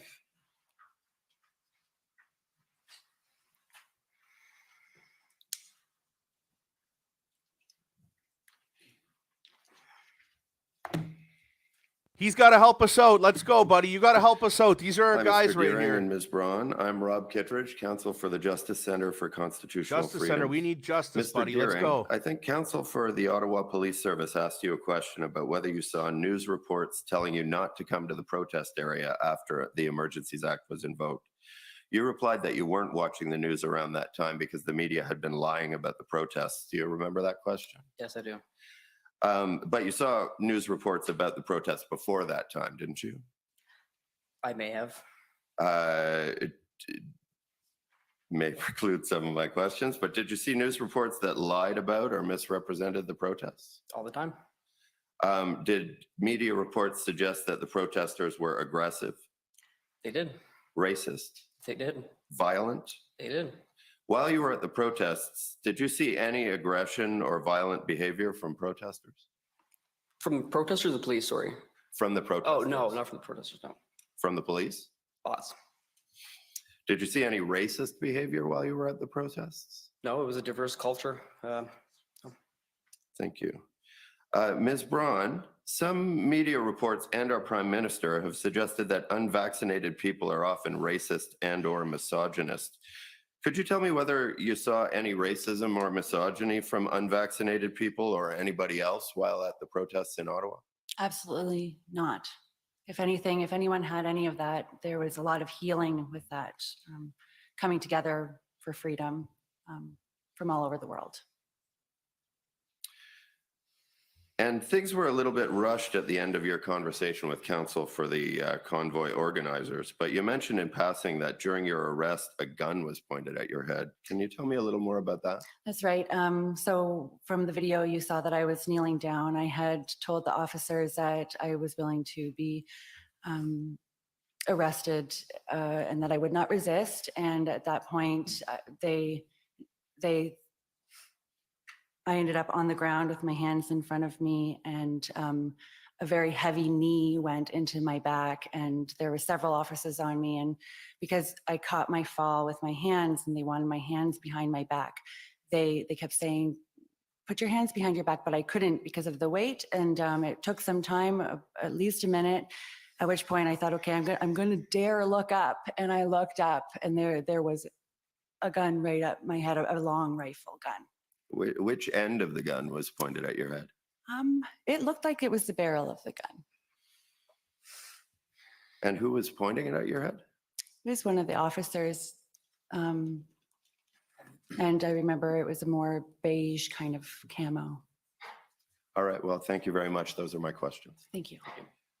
Okay, before I go to Commission Counsel, Ms. Bathsheba Vandenberg, normally the convoy would be last because you're the ones who, they're your witnesses, so, which is why you can't cross-examine, but normally you come last. So since I took you or you were taken out of order, I'll give you a little more time if you would like to wrap up.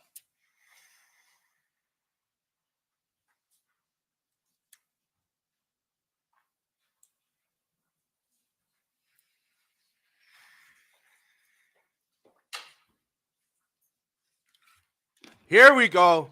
We're going to send in the grizzly bear. If it's okay, I'll just wrap up for Ms. Vandenberg. Let's go. We're going to get the grizzly bear in here.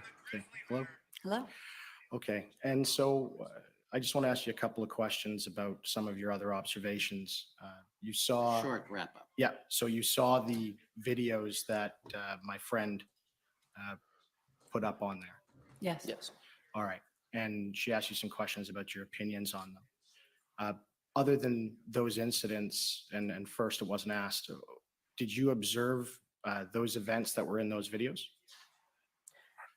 Some of them, but not the majority of them. I didn't. There's a lot of streets that I didn't see.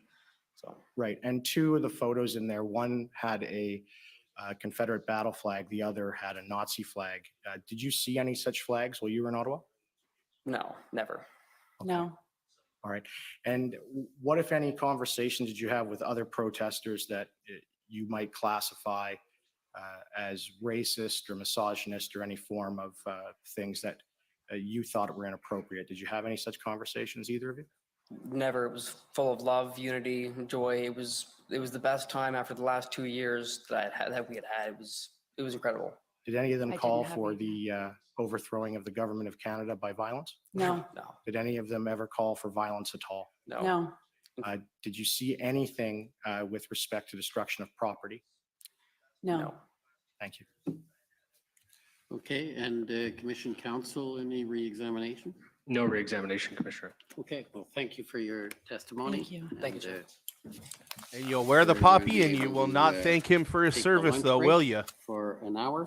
And, Not we'll one. come back, Not one of with you our next, looked at that veteran and thanked him for his service. Not one of you. Come back at 2:10. Man was in a vehicle hit with an La commission is in IED. recess for 1 Every hour. La single commission passenger levée pour 1 heure. fucking murdered for your freedom. You can't thank him though, right? Oh, sorry guys, I get a little hot with this.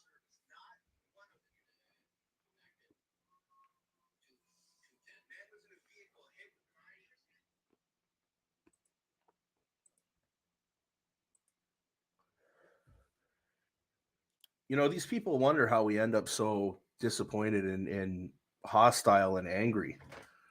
All we want is truth and transparency and things to be out there. And you know what? Actually, I'm going to apologize for the language there and getting a little upset. I don't want to be like that. That's not how I want to be. That's not how I want to represent us. That's not how I want to represent Canada. That's not how any of us should be. But like, what do we need to do? Like, think about what, like, this kind of stuff. Like, we see what's going on around the world. Look what's going on in Brazil right now. We see what's going on in all of these countries and what's happened there. Every single person in this country is trying to do everything to make sure that never happens in our country. Look what just happened there. They put on this big spectacle about, like, you know, they tried to block that video from Chris Deering being showed. And finally, after everything we went to, they decided they were going to do it.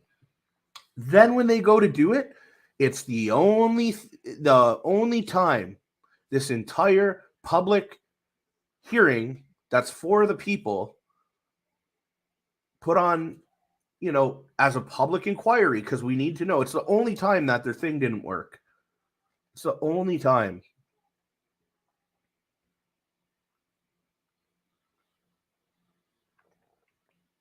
Okay, Barb, let's talk. Let's have a talk. Anyone else have a question? Put it up in here and we'll talk about it quick. How does one make a complaint against arresting officers if they didn't have badges, names, or you're given nothing to note it on and no paperwork from your arrest? We knew several taken to these processing areas and given nothing to have evidence on. So wrong. You're so right. And you know, these people are going through so much in their head. I wish Miller kind of thought to put that to them. But it's okay, man. These guys got so much they're doing right now. But you just had two people up there that both stated they have PTSD, post-traumatic stress disorder. We know that's a very real thing. And you can tell just by the way Chris handles himself that he's very shooken up about this event. And I don't know, it was actually more telling than the video itself because it didn't work. You got to watch Chris's face as Chris had to watch it again, but we didn't see it. And seeing what happened to his face and his emotions was deeply disturbing.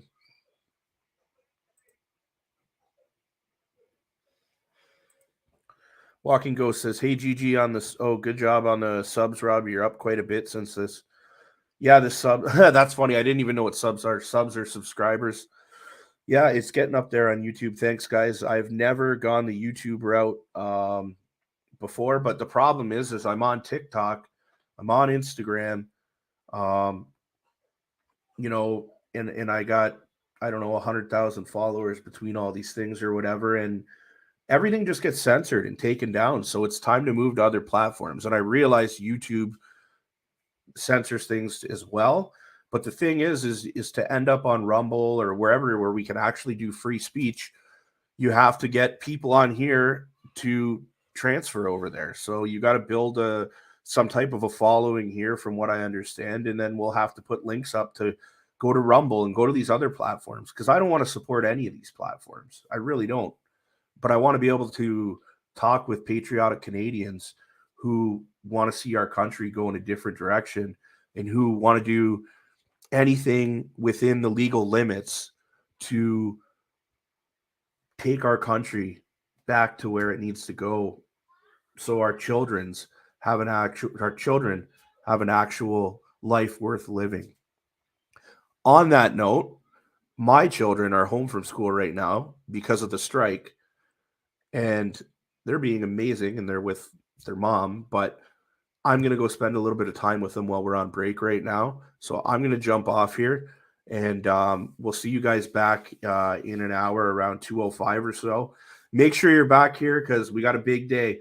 So far, Danny Bulford to come still, and I know everyone's just dying to see Jeremy Mackenzie. We love you, Jeremy. We love you too, Danny. And yeah, we'll see you shortly.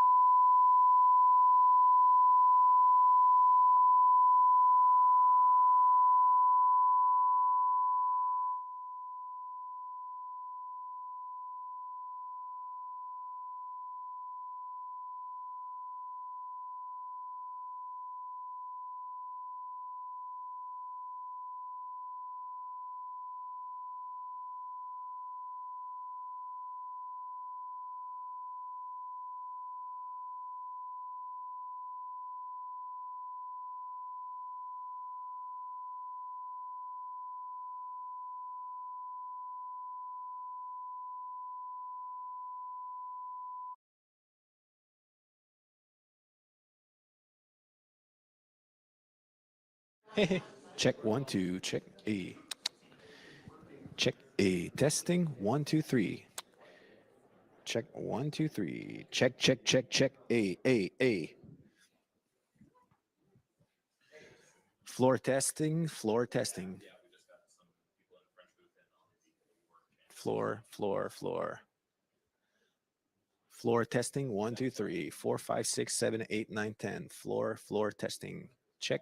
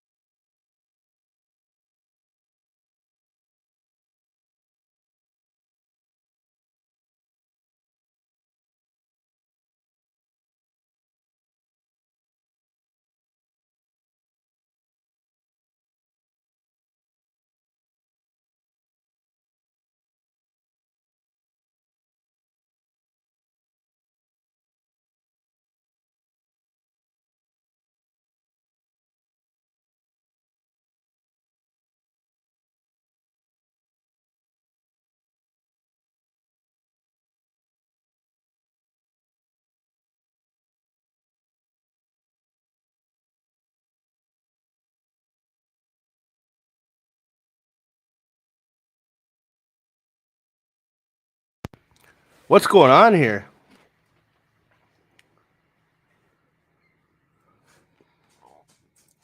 Chop chop, people. Let's go.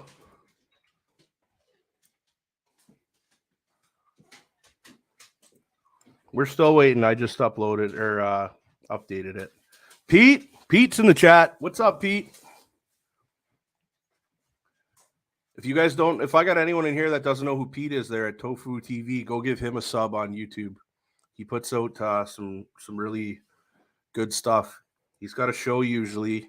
I know he's been taking a little bit of a break right now, but I'm sure he'll be back up and going shortly. Anybody got the word yet? I'm wondering if it's going to be Bulford or Jeremy coming up because, well, I feel like Danny's supposed to go first, but I also feel like, you know, if Jeremy's been taken to Ottawa, that they're not going to want to keep him there all weekend.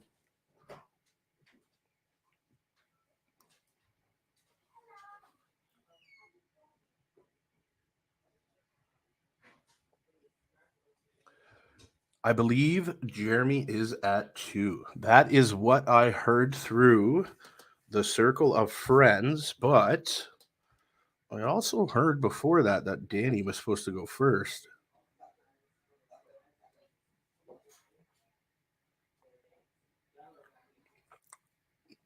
Although I hear we got a nice, freshly shaved Rage to look at.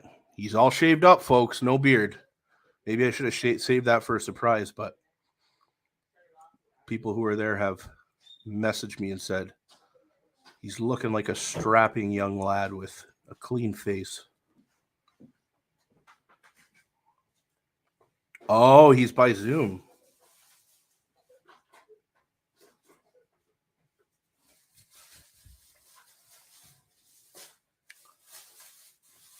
I don't know if he's on Zoom, unless someone's lying to me, Pete, because someone told me they seen him and he doesn't have a beard anymore.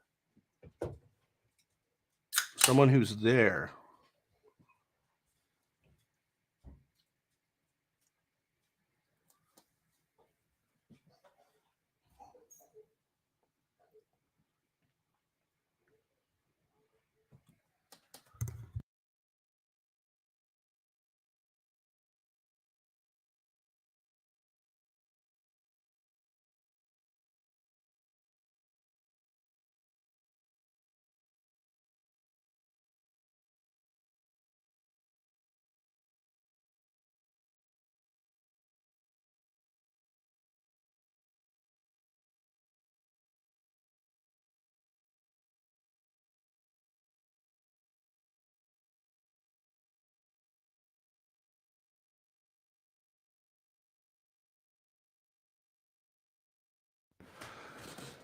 Come on, you think those guys like to waste money?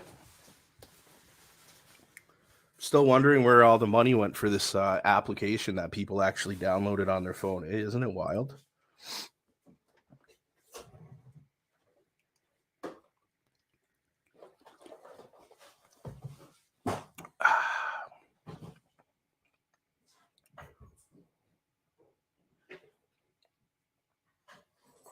This is getting really interesting. It's getting greasy. I feel like that was really stupid for them to put on that like doctored video that they did for Chris Deering and that lady who was sitting there. It was ridiculous. Like, what are you doing? Like, for what? Like, everyone was there. And then it's like video. Oh, look at these people are like having fun, honking horns and engaging in the streets. And like all these people have been locked for 2 years and they're finally out united. And then it's like, uh-oh, here's a flag, a naughty flag, a bad one. Yeah, we get it. We were there. Nobody had that. Yes, we understand. We understand that you can plant someone and take a picture. We get it. We know how dirty you play.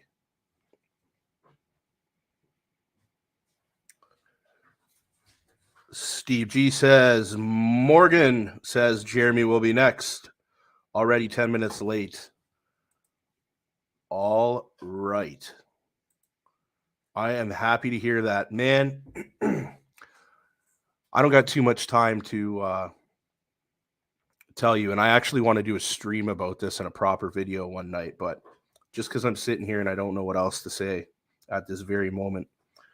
Jeremy Mackenzie, that guy is one of the most misunderstood people in this country. He really is. And I can see why he has this loyal fan base who is probably on here watching right now. The commission is All right, reconvened. I'll The shut up Minnesota and we'll Pro. get into it later. Can't wait for this guy to be able to finally speak. Good afternoon, Mr. Commissioner. John Mather, Commission Counsel. The next witness is Jeremy Mackenzie. Mr. Mackenzie will be testifying via video conference. So if we could just make sure that Mr. Mackenzie can hear us and that we can hear him. Can you hear us, Mr. Mackenzie? Yes, I can, sir. Okay, good. Well, we're ready for your testimony, so we're going to have you sworn, and I see you have counsel here. So let's, should we first swear the witness and, okay? Mr. Mackenzie, will you swear on a religious document or do you wish to affirm? I will affirm. For the record, please state your full name and spell it out. Jeremy Mitchell Mackenzie, JeremyMitchellMackenzie.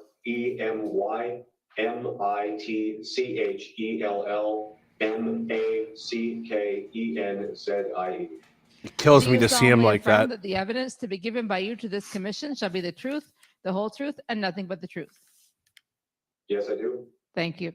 Okay. Mic on. Afternoon, Mr. Commissioner. My name is Sharif Oda. I'm counsel to Jeremy Mackenzie. Mr. Mackenzie was summoned to testify here this afternoon. His testimony is compelled. I would just like to make clear that he is invoking his protections under the Canada and Ontario Evidence Acts to protect his interests against self-incrimination. And of course, he benefits from the protection of Section 13 of the Canadian Charter of Rights and Freedoms. Okay, and I will deem that the witness has objected to answer each and every question on the ground that his answers may intend to incriminate him or tend to establish his liability to a civil proceeding at the instance of the Crown or any person, but for the acts you've invoked. Okay, is that adequate? Absolutely. Thank you, Mr. Commissioner. Okay, so Mr. Mackenzie, we're ready to go. Commission Counsel, go ahead. Thank you, Mr. Commissioner. Good afternoon, Mr. Mackenzie. Can you hear me? Yes, sir. My name is John Mather. I'm one of the Commission Counsel. You are appearing today via video conference from the Saskatoon Correctional Center. Is that correct? That's correct. And we understand that you are being held in relation to charges in a matter that is unrelated to the protests in Ottawa and Coutts. Is that correct? That's correct. The Commission understands that you are from Nova Scotia. Is that correct? Yes, sir. And where did you grow up? I grew up in Pictou County, Nova Scotia. And we understand that you were a member of the Canadian Armed Forces? That's correct. From 2003 until 2017. And what rank did you achieve in the Armed Forces? I retired as a Master Corporal. And you have produced a letter through your counsel to the Commission, and it's a letter that you sent to the Senate. Do you know what I'm referring to? I believe so, yes. So if we could pull up JMK 703.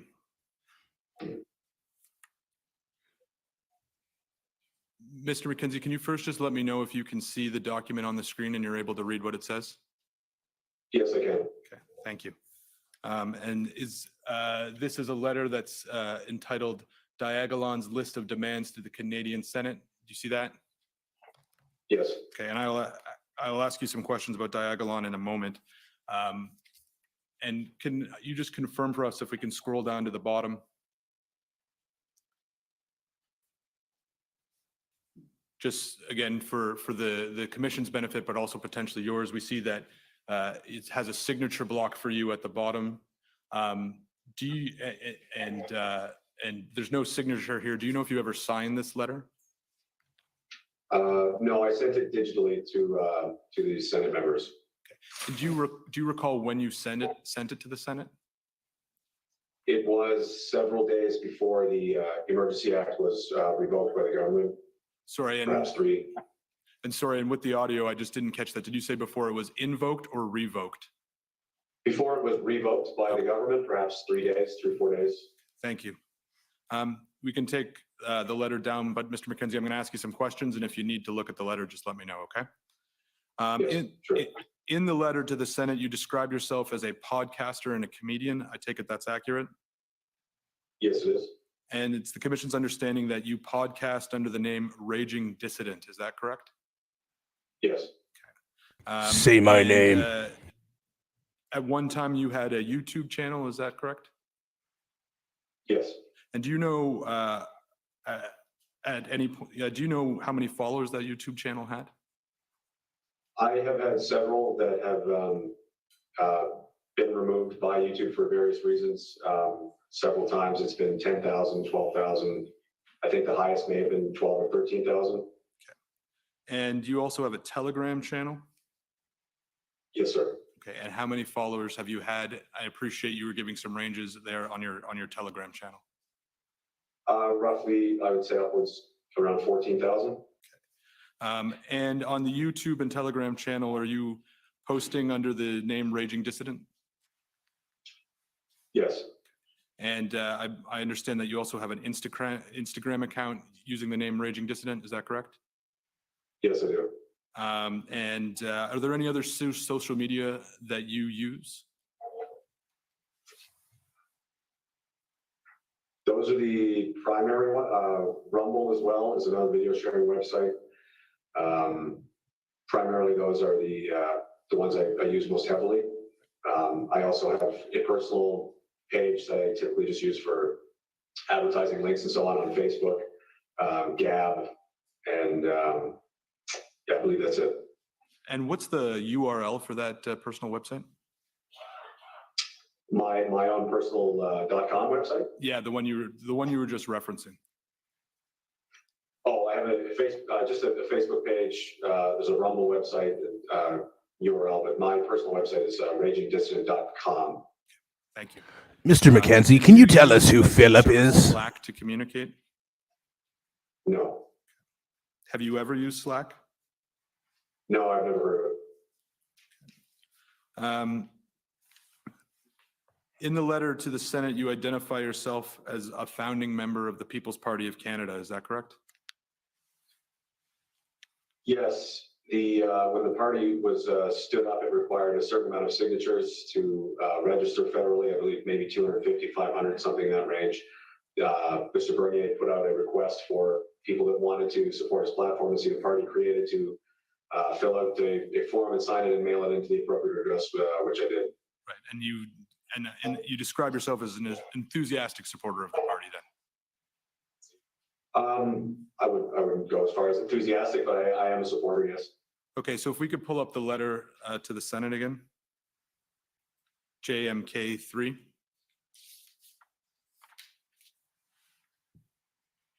And if we could zoom in, please, and just give me a moment. If you can continue scrolling down.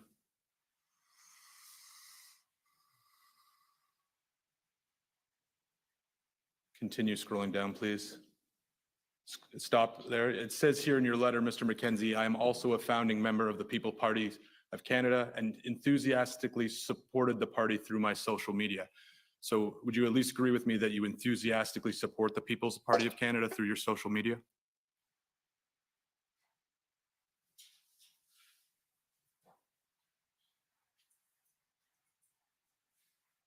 Oh, it appears we're having some technical difficulties, so if everyone could bear with us for a moment.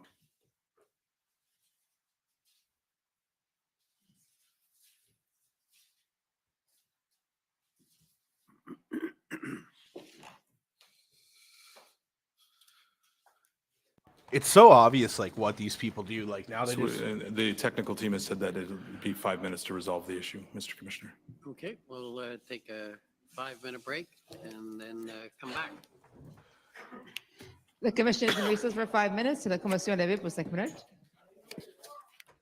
Yeah, like, come on, guys. Like, we know the play at hand here. It's absolutely ridiculous. Everything stinks of politics so much. It's, politics over humanity, straight up. Like, Jeremy comes on the internet and has this hilarious sense of humor. He has a stale comedic value that a lot of us find funny. And in those of us who don't find funny, we're not strapped down to a chair to be forced to watch it.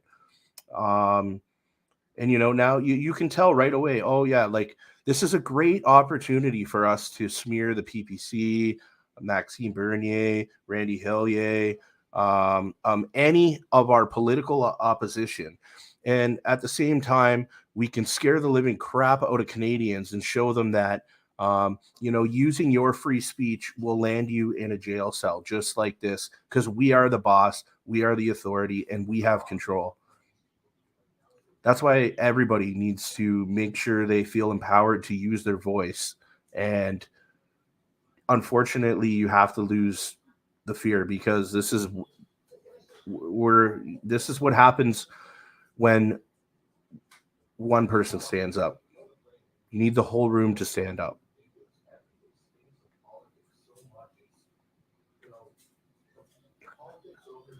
Tofu, you'll have to give me some tips, bro, on all this stuff.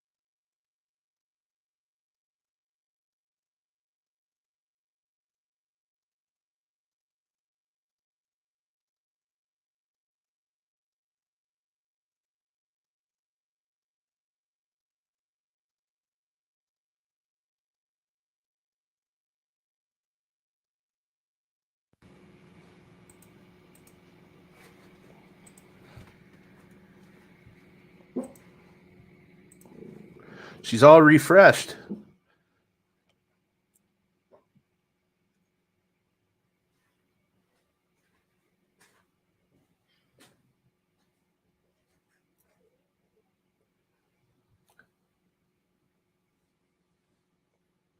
At least split screen.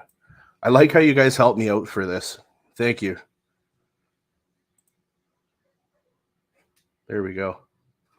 Then we don't have to worry about missing a day. I got 2 monitors though, guys, so I'm on it. I'll make sure we don't miss any of that. I don't want to miss a second of Jeremy's testimony. Jeremy is honestly I'm looking forward to hearing this more than any of them. And it's man, it's hard to see that guy like that. Breaks my heart. Kind of speechless.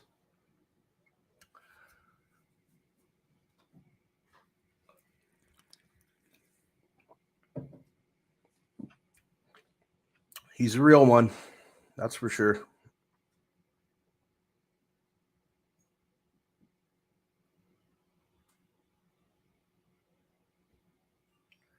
Did Jeremy spend a lot of time at Coventry? I honestly have no idea. I didn't even get a chance to meet Jeremy in Ottawa.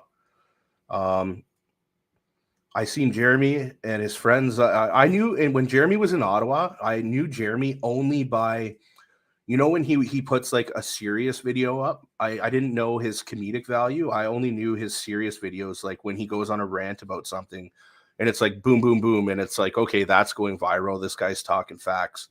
I only knew Jeremy from seeing his stuff on Instagram. I didn't even know him by the tag Raging Dissident. It was essentially when people would like screen record it and whatnot and share it out there.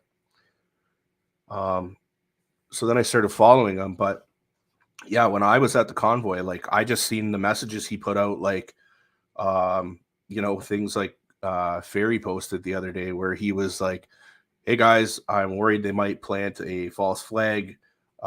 Make sure if you see anything fishy, you pull out your phone and record. Remain peaceful. Like nothing but good vibes. And hoping for the right outcomes. And they just continued to roll with everything they did, full steam ahead, clearly.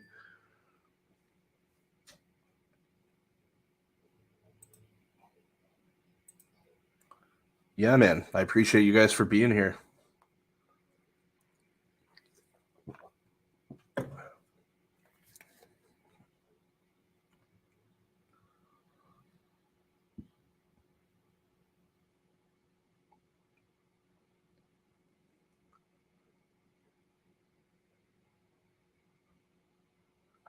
You saw him at the War Memorial. I seen the video of him at the War Memorial, and I wish I was there. I actually wasn't. I didn't know that was going on at that time. That was a very strong moment there, you know, when you seen all these veterans finally say, you know, we had enough. We're going to do some peaceful civil disobedience. You know, we fought for the land. We're going to go up to this War Memorial. This is our statue. We're going to remove this disrespectful fence that's around it. And we're going to take care of it properly. And then, you know, everyone remembers all the videos of Jake just scraping the ice away. You just see this big, jacked, farmer-looking guy, beard, hair, ponytails, you know, and CBC coming up to him and asking for an interview. And we all remember what he had to say. You know, nothing but the truth. Get out of here. Beat it. Who wants to talk to you? You know, and I've been guilty of falling into that trap a few times since this fight started, of giving media the chance to talk, and then you go to talk to them, and they paint a completely different story than your interview. Okay, I think it sounds like what they're doing will be back. I'm going to refresh it one more time. Still not there yet.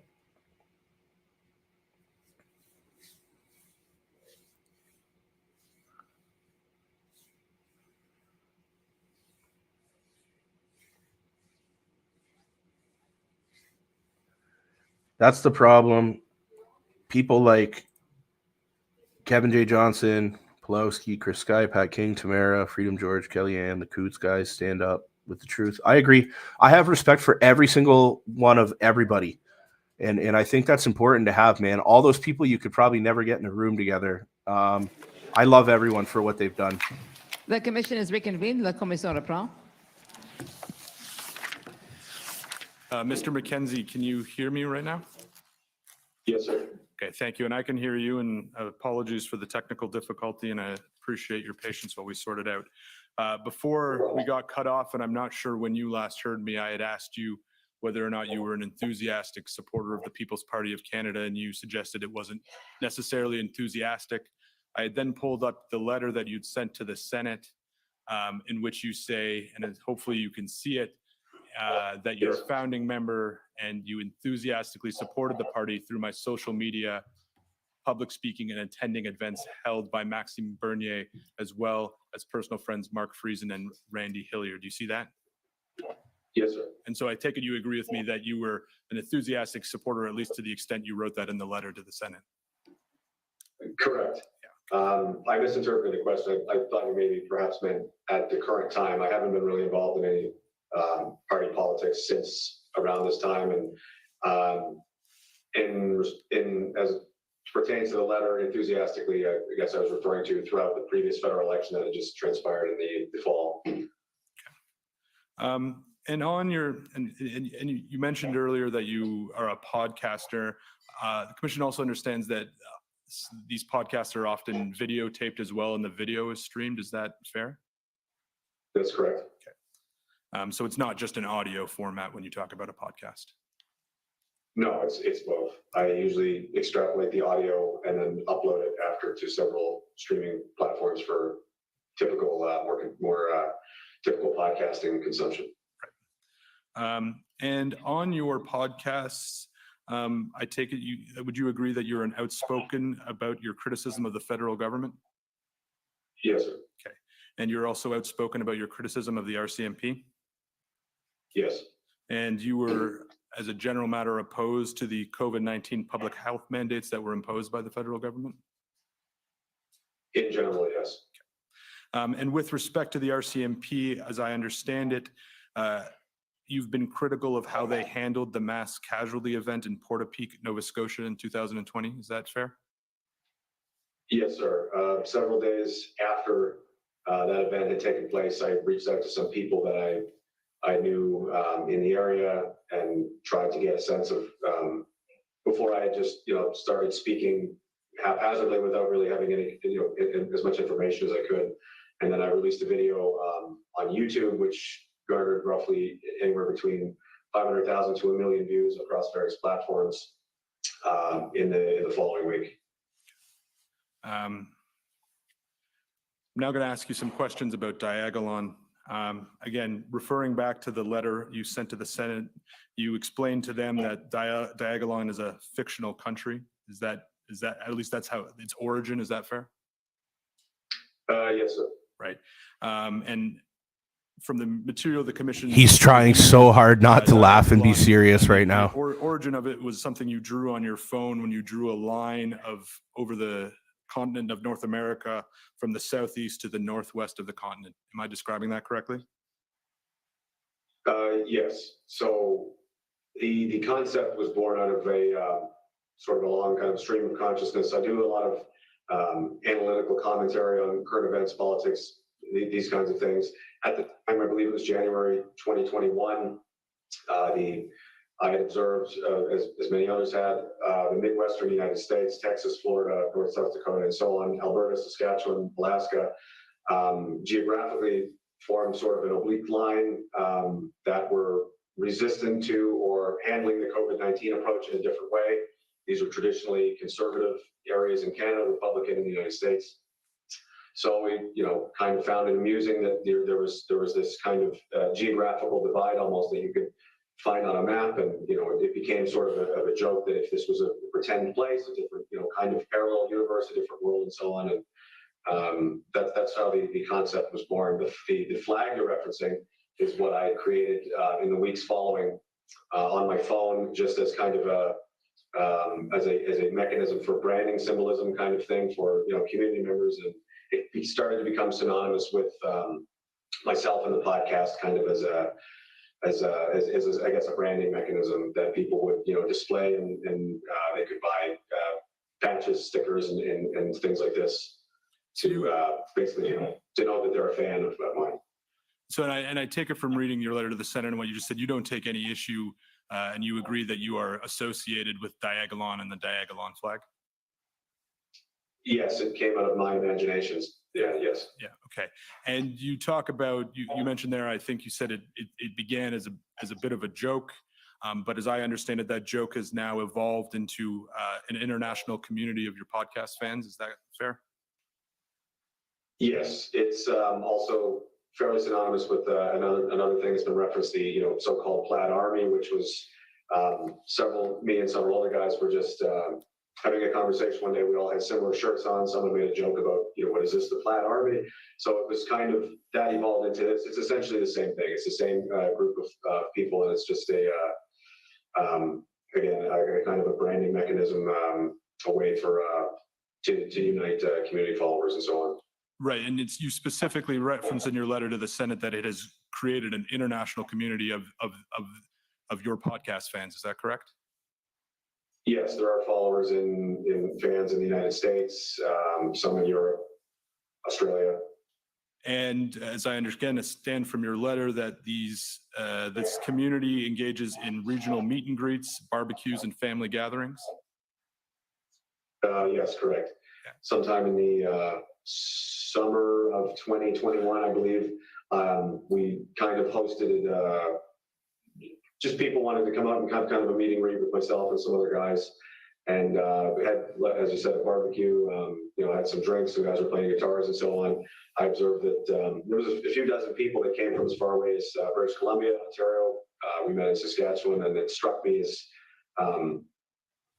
in this time of a lot of people feeling very isolated and depressed, a lot of them expressed to me how much this meant for them to feel as though they had some kind of connection and kinship with other people that felt the same way as they did about the future, and shared their fears and concerns and so on. And I just observed how much it seemed to help them and heal them and make them happy. So I began what I called a Find Your Friends campaign. So I used using my online presence and my Telegram channel and so on, set up kind of regional areas or chat channels to facilitate not everyone can come all the way to Saskatchewan from PEI, Newfoundland, or so on. So if there's people that are like-minded, that are in your area, that share these, that are a fan of my podcast and so on, and you'd like to meet each other and share in this kind of activity, then you could do so this way. I was just trying to create an avenue for them to pursue, and I encourage people to do that rather than sitting at home looking at their screens and being fed fear and what I believe is a lot of toxic messaging on the media and television and so on. And I thought it would be good for people to get out and have real face-to-face human interactions and relationships again. And I thought it would be beneficial to their mental health, and I saw nothing but good things coming from that. So I encourage people to do so. Okay, and you mentioned a first or an initial barbecue in either the summer 2020, 2021. After that, have you attended personally any of these other meet and greets that you encourage people to participate in?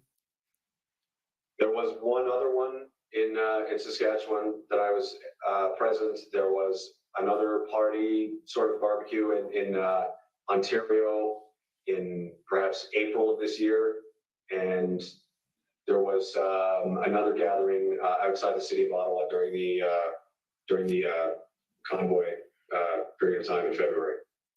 And are there other former Canadian Forces members in the Diagolon community? Yes, there are.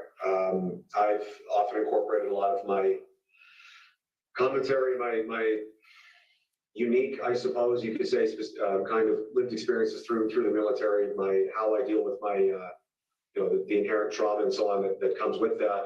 It has attracted a fair amount of other veterans and military personnel because they resonate with the things that I'm saying. I'm speaking to something that they can understand or identify with. So there is a fair number. I couldn't hazard a number specifically, but a sizable portion of the community, especially early on, where other guys that knew me from work or so on, that kind of spread through the areas because I'm an outspoken veteran and so on. Do members of the Diagolon community ever refer to themselves as bigots? Yes, they do. This was my doing to try and kind of take power out of the word, as it was being used as a slur, as a slanderous kind of defamatory method towards people like me and my followers and fans and so on. So we just kind of adopted as a tongue-in-cheek kind of defiant way of shrugging it off, is because it doesn't bother us that these people are, I show that it doesn't bother me, it shouldn't bother them, and they shouldn't care what these people think. They shouldn't allow them to attack them in this way and get under their skin and make them feel bad just because they are who they are and they like what they like. So you and your followers were being called bigots. It didn't bother you, and so as a way to show it didn't bother you, you embraced it and identify yourself now as bigots. In a tongue-in-cheek kind of sarcastic tone, yes. And is that sort of tongue-in-cheek sarcastic tone consistent with the sort of comedy that you perform on your podcasts? I would say that yes, I'm a fairly sarcastic person, yes. And you already mentioned the Diagolon symbol or flag, and I'm going to pull it up just to confirm everyone can see what we're talking about. If we can pull up COM 906.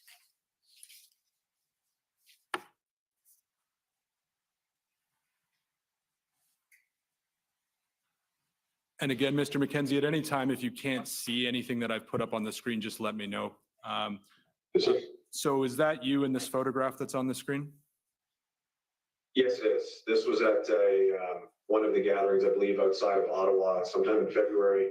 I believe this is a still image from a video that was taken. I was standing on top of a table addressing the people that had arrived and attended, and was just simply thanking them for showing up and encouraging them to keep, taking care of each other, and hope they have a good time and so on. And fair to say that the flag in the background, that's a Diagolon flag? Yes. And the commission understands that on February 15th, 2022, you said in a video that you could not wait until that flag is seen as is described as a hate symbol. Do you know what I'm talking about? Yes, sir. Again, I was being kind of tongue-in-cheek in a way, because the people that I believe are deciding what is and what is not as a hate symbol are incredibly disingenuous and kind of smear merchants. It would have been kind of a gotcha trophy over them, not as actually in a serious manner displayed as a hate symbol, but more of a achievement that I kind of lured them in more to focus on myself. And do you see, and I take it then that this is another sort of part of your comedy, wanting this to be called a hate symbol? Yes, it's because it's, again, no one in my community would be surprised to hear me saying these things, and it certainly isn't a symbol of hatred, but we find it amusing that our I guess, enemies, if you could say, do believe this and believe these absurd claims about us, and it's just kind of an inside joke at this point. You sell Diagolon merchandise, is that right? I personally, I have a shop that has just recently gone online in the past 2 or 3 months. Previously, other friends of mine offered, like the flags, for example. Another man was selling patches. He was making it cost just to help promote community visibility and give people something to. I thought it'd be nice for some people to have something to hold in their hand and kind of have them bring them some attachment and just something for them to enjoy and display. So the people who were selling the merchandise, they were friends of yours? Yes. They sold it with your approval? Yes, they did. And they are also part of the Diagolon community? They would likely identify as fans of mine, and yes. Okay. However, as you can probably observe, it's not a particularly complicated thing to produce. So it's not a copyrighted symbol by any means. There's no real official ownership to it as of yet. So people would just approach me of their own voluntary intention and ask, like, hey, do you mind if I make this or make that and sell this, for whatever? And I would say, go ahead. If it gives you something to do, if you can make a few dollars from it and it helps you, then by all means. Right. It's not a nuanced symbol, is it, in terms of its design? No, it's essentially just a black square, and I used my finger on my phone to do this about 3 times with a white paint marker selection. And as you can see, it's kind of an irregular. It's not perfectly straight lines. They're kind of irregular, and it is literally just my finger doing this a couple of times, and I sent that image file off to be produced from there. So if someone wanted to show themselves as someone who supported your podcast or supported the Diagolon community, it'd be fairly easy for them to replicate the Diagolon flag. Is that fair? I would assume so, yes. It's not difficult to, it looks fairly simple. So, Mr. Mackenzie, I think what I'm about to say will not come as a surprise to you, but in fairness, I want to ask you some questions about it. Of course. The RCMP has described you in documents the commission has received. Sorry, let me back. The RCMP has described Diagolon, let me be specific, has described Diagolon as a militia-like network with members that are armed and preparing for violence. The RCMP has also described Diagolon as having supporters that express sentiments akin to accelerationism, viewing a coming collapse or civil war as necessary to right the course of the country. In your letter to the Senate, you denied those sorts of allegations. Is that fair? Yes, sir. Yeah. And in the letter to the Senate, you said that you are under RCMP scrutiny because of the criticisms that you've made about the RCMP. And as I understand reading your letter, but please correct me if I'm wrong, I understand you to be saying that the RCMP sort of is looking at you closely because of the way you criticize them, and that's why they're saying these sorts of things about you. That is my personal belief. Yes, there is a many of the followers and fans and so on are you could say conservative Canadians. There is an aspect of firearms supporting recreational culture stuff, especially in Western Canada, but there's certainly not anything resembling a militia or anything to this extent. Moving away from what the RCMP says about Diagolon, I appreciate you wouldn't have been able to watch the testimony, but we had Superintendent Patrick Morris, who is the head of the OPP's Intelligence Bureau, testify. He's not a member of the RCMP, and he testified at the inquiry that Diagolon is an extremist entity that holds extremist views. I assume you also disagree with that statement. Yes, sir. It's my, again, belief and assertion that much of this this narrative is coming from certain actors and members of the media. The Canadian Anti-Hate Network and so on has astroturfed and kind of laid the foundation of this idea.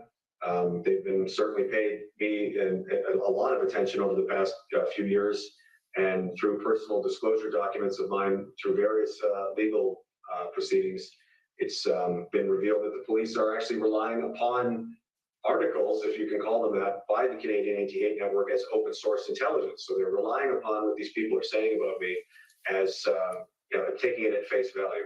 But to be fair, Mr. Mackenzie, you don't know what the RCMP or the OPP are relying on in their entirety when they make these assessments, do you? Correct.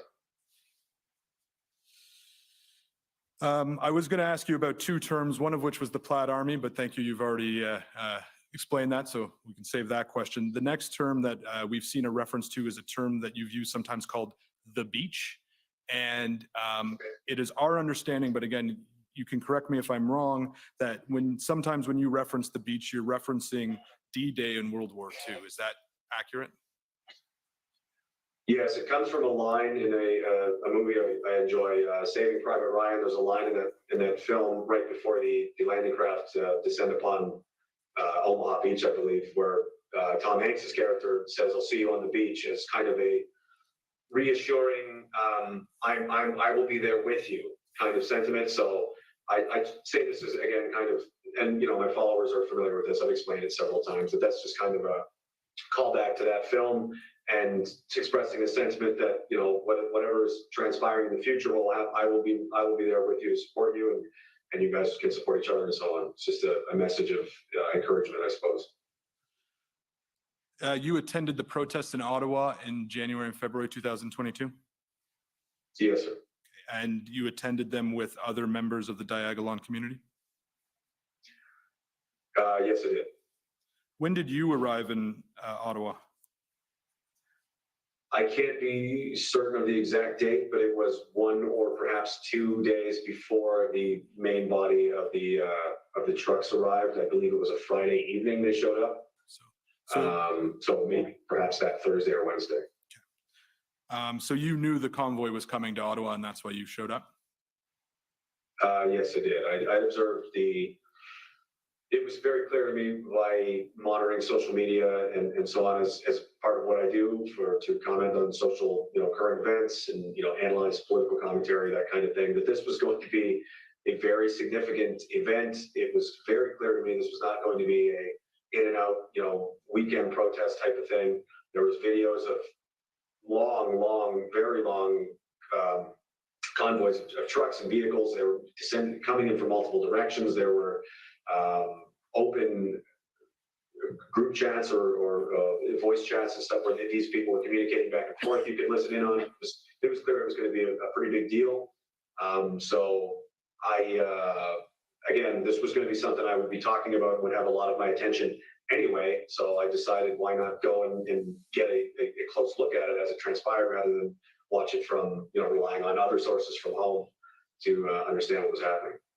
Right, and it attracted your attention because the stated purpose of the truckers coming to Ottawa was to end the federal COVID-19 mandates, and that's a political view you also held, right? That seemed to be one of their primary motivations, yes.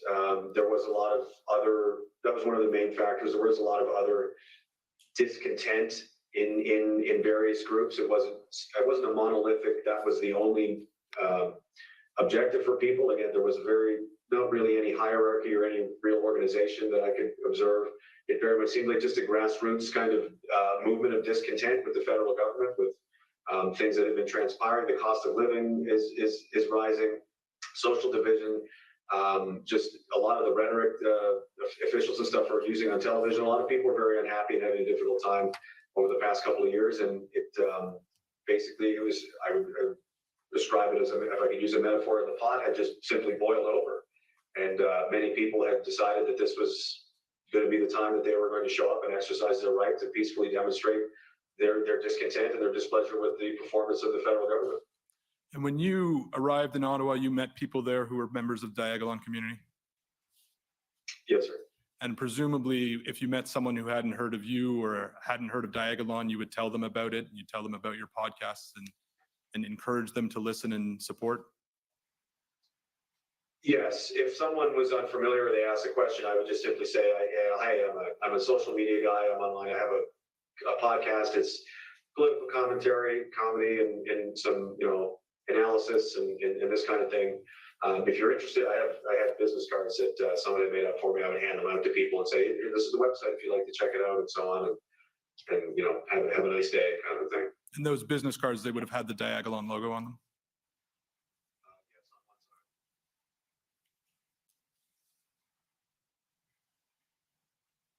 Did those, sorry, it might have cut out. I asked you, did the business cards have the Diagolon logo on them? Yeah, yes, they did. They have it on one side, and then one of my other artistic logos on the other side, with just simply the website on one side, and then I think it says "Find the others" or "Find your friends" on the other. And you suggested this is something you do if someone came up to you, but is it fair to say, Mr. Mackenzie, you're in the media business and you want to promote your media, so you would also actively hand out those cards?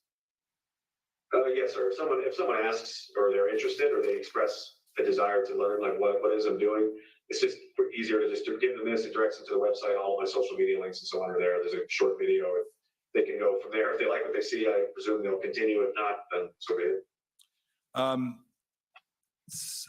Did you attend at any point in the protest with a person named Alex Vriend or Vrend? Apologies if I'm mispronouncing the name. Yes, sir. And who is Alex Vriend? He is someone I met online through the evolution of my podcast, I suppose. I met Alex in person in the summer of 2021, I believe. We spent some time together in Saskatchewan as he was traveling around the country, meeting people. And as I understood it, he was just kind of in between, jobs in life and wasn't really sure what he was just taking an opportunity to. He bought a van and a dog and just kind of went on the classic Canadian road trip around the country and was meeting up with other people in the community that expressed a desire to meet them and hang out. And he'd become kind of more of a prominent person because of his. He also is a content creator. He makes a lot of memes and jokes and comedic things like this, and so people were interested to meet him. And his content he posts under the name Ferryman's Toll. Is that correct? Yes, sir. Yeah. And we understand both from your letter to the Senate and some videos that your council has submitted that when you were in Ottawa, you encouraged peaceful protesting. Is that fair?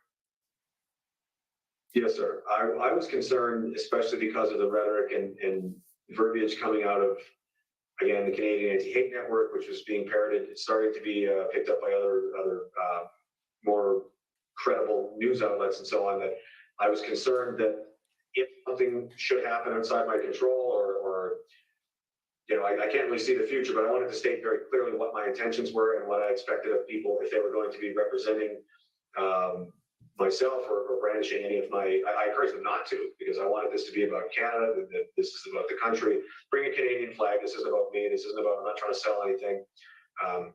This is more important. The bigger idea is more important. But if you do, happen to have, something, please conduct yourself, appropriately, because your actions and decisions and things you say and you do will reflect upon me and the greater community and so on. So, just I wanted to have that on the record before, just in case. So just to stop there. So you wanted someone who was wearing a diagolon symbol to act accordingly. It's not accordingly, but act as appropriately and peacefully. At this point in time, were you aware that either the RCMP or other police agencies would maybe monitoring what you do or what your supporters do? Yes, sir. So when you're giving that direction, you're aware that the authorities are watching.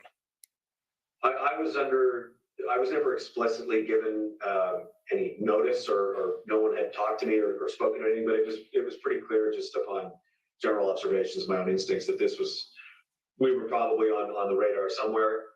So I didn't want anything to be misconstrued. I was trying to be very clear about my intentions, and jokes aside, this is about protesting the government's performance and people exercising their rights to do so.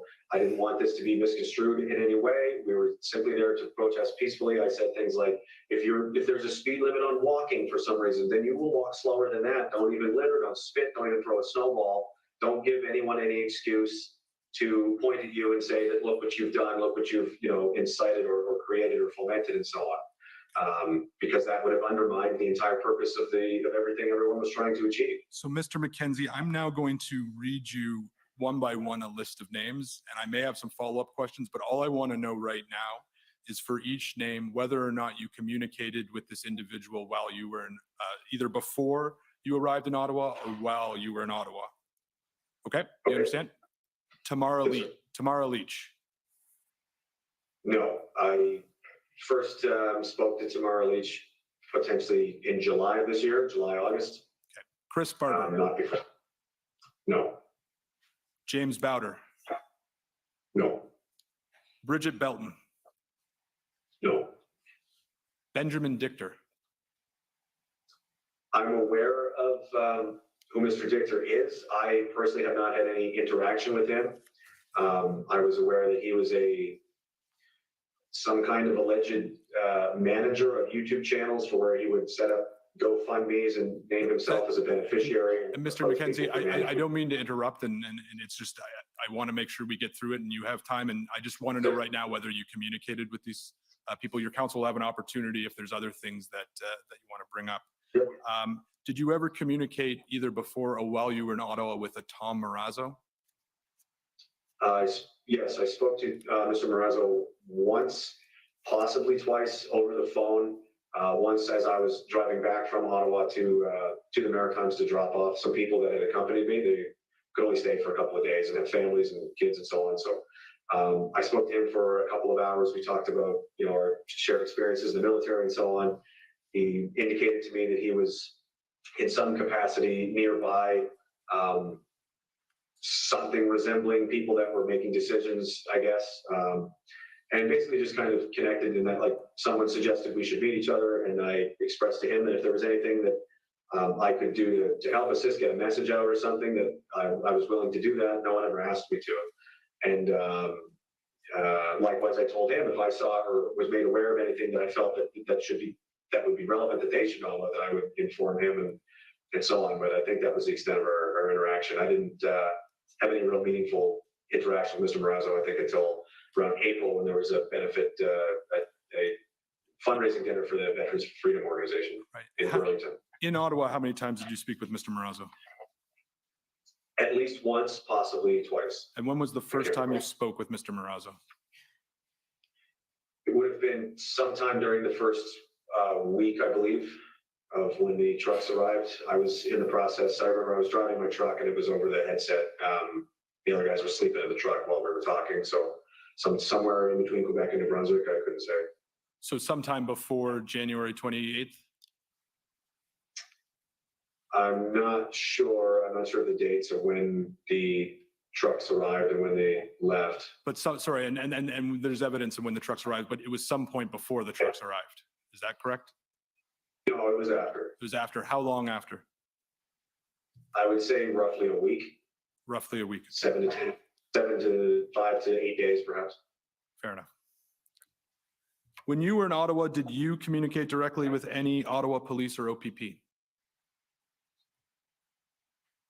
Not to my knowledge. I did have some friendly conversations on the street, just, hi, how are you? How's it going? You cold out, that kind of thing, but nothing significant. Did you receive from any, did you receive from any sources information about police operations or police enforcement plans while you were in Ottawa? Yes. There was a user that contacted me, I believe on Telegram, I would say again, summer of 2021, who self-identified himself as a RCMP member. Just kind of friendly, expressed he enjoyed the podcast and liked what I was saying and so on. So there was a loose relationship with whoever this person was. And during that time in Ottawa, they had reached out to me to inform me of, to say that the POU, which I had to find, if that was, I didn't understand the nomenclature. I've never been a police officer, but I understood it to be the public order unit, essentially the riot police, were being activated to be sent to Ottawa. And further to that, after the Emergency Act had been invoked, this person had sent me, there were screenshots, I guess, of either a WhatsApp group chat or Telegram, I'm not sure, of various RCMP officers engaging in taking selfies of drinking and eating and so on, and celebrating the violence that they were bringing upon the people downtown, and saying, wait until they hear our jackboots and this kinds of thing. He sent that to me, and I said, well, is this real? And they assured me, yes, it looked very real. And I said, I will publish this. And they said, that's why we sent it to you. So I did. I released that on Telegram, and that went out. Since then, that person has deleted their account sometime in March, and I haven't been in contact with them since. Okay. Do you remember their name on Telegram? The user handle was like GK or PK or something. It was 2 initials and a phone number. I think it was an Ontario area code, but beyond that, I didn't. Other than that user, did anyone else provide you with information about police operations or enforcement plans? No. If we could pull up OPP 1668.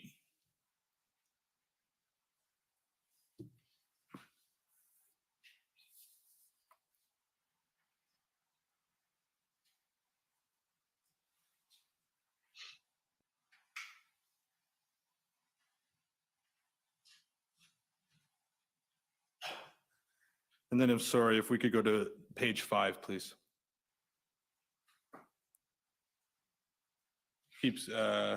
Scroll down more. So this is an OPP intelligence brief, Mr. Mackenzie. You may have seen it with respect to some of the disclosure we provided, but I assume you wouldn't have seen the document before today. I'm going to ask you, if you look at item 2, it says, actually for context, look at item 1. It talks about a video posted to, the name is redacted, but it says the name of the Instagram account says Raging Dissident. So that would be you, Mr. Mackenzie? Yes, sir. As far as you know. And then item 2, again, talks about a video posted to the Raging Dissident account in which the poster shares information credited to police sources that disclose enforcement plans, and then it provides a bit of a description. Is that the information that the user on Telegram provided you? Yes, sir. Okay.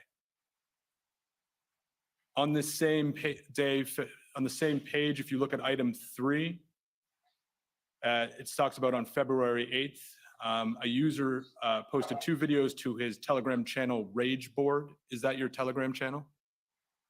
That was one of the previous names of it, yes. Okay. And if you look there, there's a line break, and then it says, again, name redacted, says there's supposed to be some negotiations taking place with a government delegate, but he hasn't heard how it went from organizers yet. He goes on to state. Do you see that? No, sir. Sorry, I'm talking a little quickly. Yes. Yeah. Yes. Sorry. And take your time. I want to make sure that you're reading this before I ask you questions. So this suggests that you were aware that there might be negotiations with a government delegate, but you hadn't heard from the organizers yet. Do you know what that's a reference to? I can't recall. I remember being under the impression that there was some form of negotiations taking place between some sort of leadership apparatus for the convoy and the perhaps city of Ottawa, RCMP, OPP, not sure, the police and the convoy people. Fair enough. How did you learn that information? That is a good question. I think it may have just been kind of common knowledge that there was something like that was taking place. More of a rumor, perhaps. As it goes on, the public order unit, that was given to me specifically by this user on Telegram from the RCMP. That allegedly they were. Right, and you're talking then about the part that's in bold after that. Is that correct? Yes. Okay. Yes. Are you aware that Tom Marazzo met with City Manager Steve Kanellakis on February 8th, 2022? No, sir. Did Mr. Marazzo ever talk to you about meeting with Mr. Kanellakis or meeting with any government officials in any of the conversations you had? No, he did not. Okay. Have you ever spoken with Keith Wilson or Eva Chipiak? No, sir. We can take that down. Thank you, Mr. Clerk. Mr. Mackenzie, I think you agree with me. It's fair to say that you were critical of the federal government's response to the protests in Ottawa and Coutts. Is that correct? Yes, sir. Initially, I had no issue. Actually, I thought it was handled very appropriately. There was a strong police presence, but also there was a large number of people. So inherently there is a danger that there's going to be, something can happen. So it makes sense. I didn't take any issue with anything that they had seen until they started becoming a little more aggressive here and there. There was an incident where some fuel cans were stolen or seized or what have you. But it wasn't really until the EMA was invoked that they became extremely aggressive and violent. And that was what I took the most issue with. Did you ever say that the RCMP was intentionally cutting truckers off from essential supplies in Ottawa and Coutts? That is what I had been hearing from people, yes. And did you then repeat that on your podcast? I may have, yes. Did you ever say that the RCMP made attempt to disrupt cell phone towers to ensure truckers cannot communicate? That again was another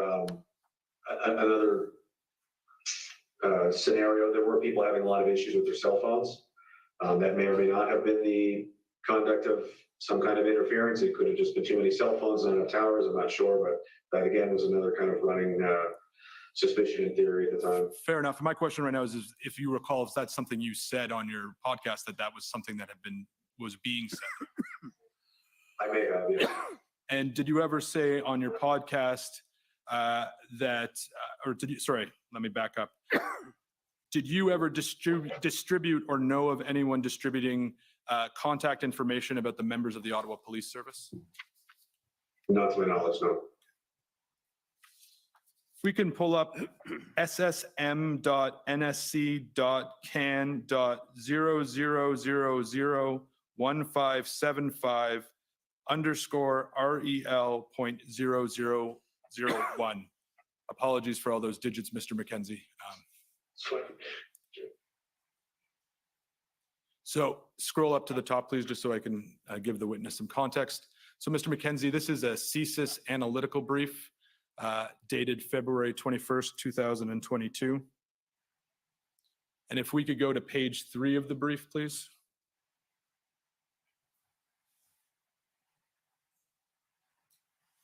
And scroll down a bit further, please. Scroll down a little bit further, please. So this part of the brief says that since the initial weekend, key figures within Diagolon have made appeals for participation in and documentation of the demonstrations. Further, Vriend has been collecting donations to allow others to travel to participate in demonstration in Coutts, Alberta, or Ottawa, Ontario. Do you see that? Yes, sir. Do you have any knowledge about whether or not Mr. Vriend was collecting donations to allow people to participate in both Coutts and Ottawa?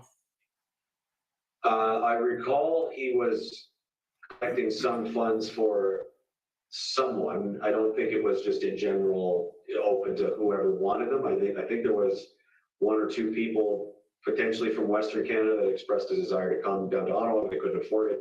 So I think that was roughly what was going on there. I wasn't directly involved. I can't recall entirely, but I think that's what was going on. And then if we could scroll up in this document to the next page up. Sorry, keep scrolling up. Stop there. So this, again, this is a CSIS, a document, but it has a box here that says, in Jeremy Mackenzie's own words, it's the first one says, this is the good guys versus the bad guys. The showdown has finally fucking begun, and it has begun in Canada. You could go be a part of the story now. Is that something you've said? It sounds like something I said, yes.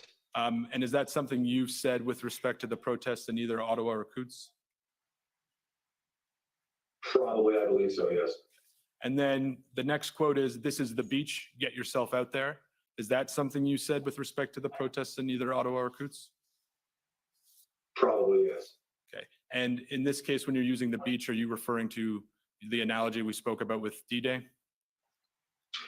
I was referring to the idea that this, again, a lot of people had felt very powerless and disenfranchised, upset, depressed, and this was an opportunity for them to actually go and participate and have their voices be heard and join these demonstrations. And rather than sitting at home complaining and whining about it on the couch, they could, if you can, why not? Why not go and be involved? And I've heard you say that, Mr. Mackenzie. I'm asking you if in this case, when you're using the word beach, if it's using it in the same context when you're alluding to D-Day. And the reason I'm asking you this is, that the police and the government view your group as potentially as extremist. And so this is the sort of thing that would grab their interest. So when you're talking about beach, you're talking about D-Day, is that right?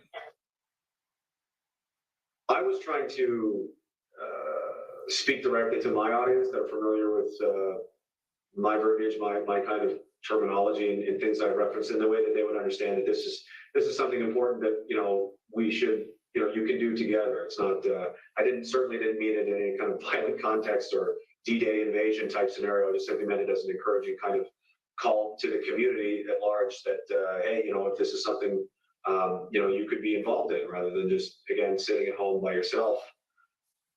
So Mr. Clerk, you can take that document down. Thank you.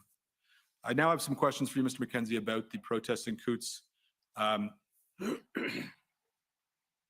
Just first, simple yes or no, did you ever travel to Coutts personally?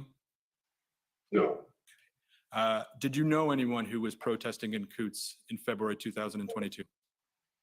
I was aware that Mr. Chris Lysak was there, and I am loosely acquainted with Mr. Adam Skelly, who had made a couple of trips there to deliver steaks and brisket and so on. There's a couple of comedians in the Edmonton and Calgary area that I know that traveled down to put on some a performance, I think, and then just kind of meet and greet and leave, and that was about it. What were the names of the two comedians? It was Brendan Blackyer and Sam Walker, or maybe, I'm not sure if Sam attended, but Brendan for sure. And there was also Brett Forte, who I don't know personally. I've never spoken to him. I was just made aware that they were there because they posted a video of them traveling there to say hi to everybody. And so Chris Lysak, Mr. Adam Skelly, Brendan and Sam, are they members of the Diagolon community? No. They may identify as fans. Mr. Lysak would. Brendan probably would. Sam potentially. Mr. Forte I've never met or spoken to. If you're a fan of Diagolon, you're part of the community, right? Again, it's just kind of a self-identifying. You could say it's as simple as as identifying as a Toronto Maple Leafs fan by putting a sticker on your truck. It's really that simple. So the answer to my question is yes. I suppose so, yes. Were you communicating with the individuals you just identified while they were in Coots? No. How do you know Chris Lysak? Mr. Lysak has been a longtime fan of the podcast. I met him personally in Saskatchewan in the summer of 2021, I believe, that first meet and greet get together I mentioned, and a subsequent one later in the year, perhaps September. There was a few dozen people. We, had a beer, ate a steak, with all these people, took a photograph together at one of them, and that's pretty much it. Did you talk to him when you were at either of those two meet and greets? Yes, I talked to dozens of people. Yeah. Yeah. Chris was one of them. And I take it the topic of conversation at these meet and greets include the similar topics that you discussed on your podcast. Is that fair? I generally don't like to engage in that. I find it kind of exhausting, and I try to just keep it kind of a social, meet and greet, casual kind of social event. I don't really try to talk politics or anything like that. But presumably your fans, when they meet you in person, they want to talk to you about what they hear you talking about in your podcast. That's fair, isn't it? Sometimes, yes. Can we pull up COM 50907?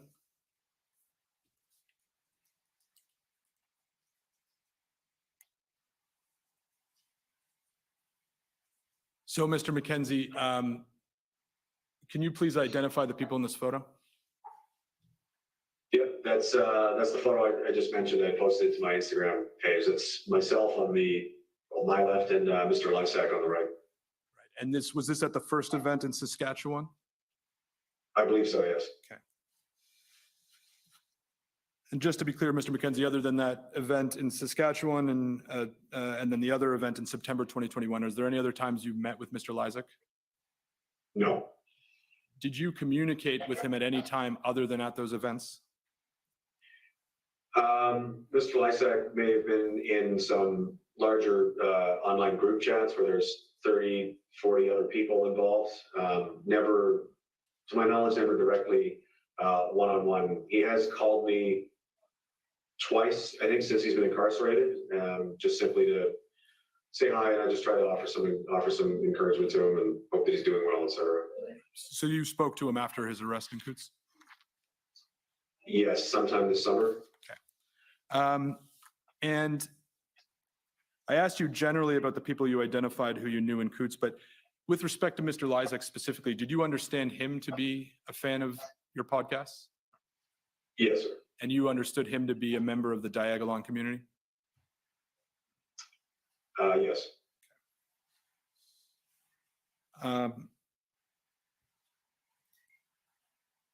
Are you aware that Mr. Lysak, or at least there's been reports that Mr. Lysak had a Diagolon flag flying outside the house in which he lived with his father? I have heard that, yes. Yeah. So if we could pull up COM 917.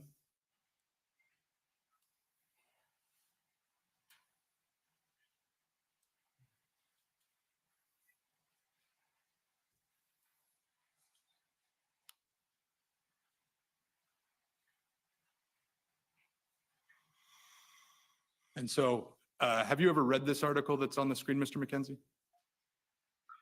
I may have. It's tough to recall. It's an article in the Toronto Star, and you're quoted in it. Do you remember giving a quote to the Toronto Star with respect to an article they were writing about Mr. Lysak?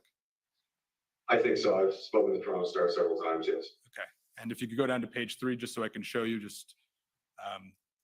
you'll see in the middle of the page, it says, when reached by the Star this week, Mackenzie said in an email that he'd met Chris along with thousands of people by now through my podcast and travels around the country, which is, as you explained. So we can take that down. Mr. Mackenzie, are you aware that on February 14th, the RCMP executed a search warrant in Coots, Alberta, and arrested 13 people? And as a part of that arrest, they seized several weapons and body armor. Is that something you're aware of? Yes, sir. And how did you become aware of that? I was made aware of it once it hit the media either that evening or the following day. And when did you become aware that Mr. Lysak was one of the people who was arrested?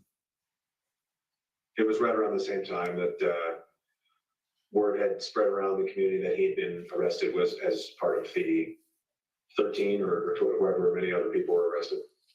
And are you aware that Mr. Lysak was charged with conspiracy to murder, uttering threats, and possession of a weapon? Yes, sir. After the arrest, as the commission understands it, you posted a video in Ottawa where you talked about the people who'd gotten arrested in Coots. Do you know what I'm talking about? Yes, sir, I think so. What I'll do is I'll pull it up. I'm not going to play it for you because of our time, but if you can identify it as a video that you participated in, that would be helpful. COM 50911. Actually, might just play the first maybe 30 seconds or so. Playing type if you're not, if you just want to give a shit, please, in your thoughts, keep the boys in Alberta. They got arrested. We haven't heard from them. We don't know what's going on. There's some rumors they're getting fucking charged with some heavy shit. I don't know what's going on there. I don't know. I know as much as you do. But Okay, you can stop it there. So is that a video you posted, Mr. Mackenzie? Yes, that appears to be a clip from one of my podcast episodes, probably shortly after that had taken place. At the time, and still presently, I'm very skeptical of law enforcement, especially considering the political nature in which there appears to be a lot of interference going on in the country. I was concerned that from that aspect of what was happening out there. Again, I don't know anything other than what's been posted in the media and what's been said, other than that they've been charged with what they've been charged with. Of course, if evidence does appear or is presented that proves that these allegations are in fact correct, obviously that is something I would denounce. I don't stand by that. As I said, this is not something that is supported by myself. It would undermine the entire purpose of these protests. And until then, I hope they get a fair trial, and we'll see what happens. And you're correct, Mr. Mackenzie. The matter is before the courts, and so it is yet to be adjudicated in the appropriate setting. The media reports are that the people were arrested.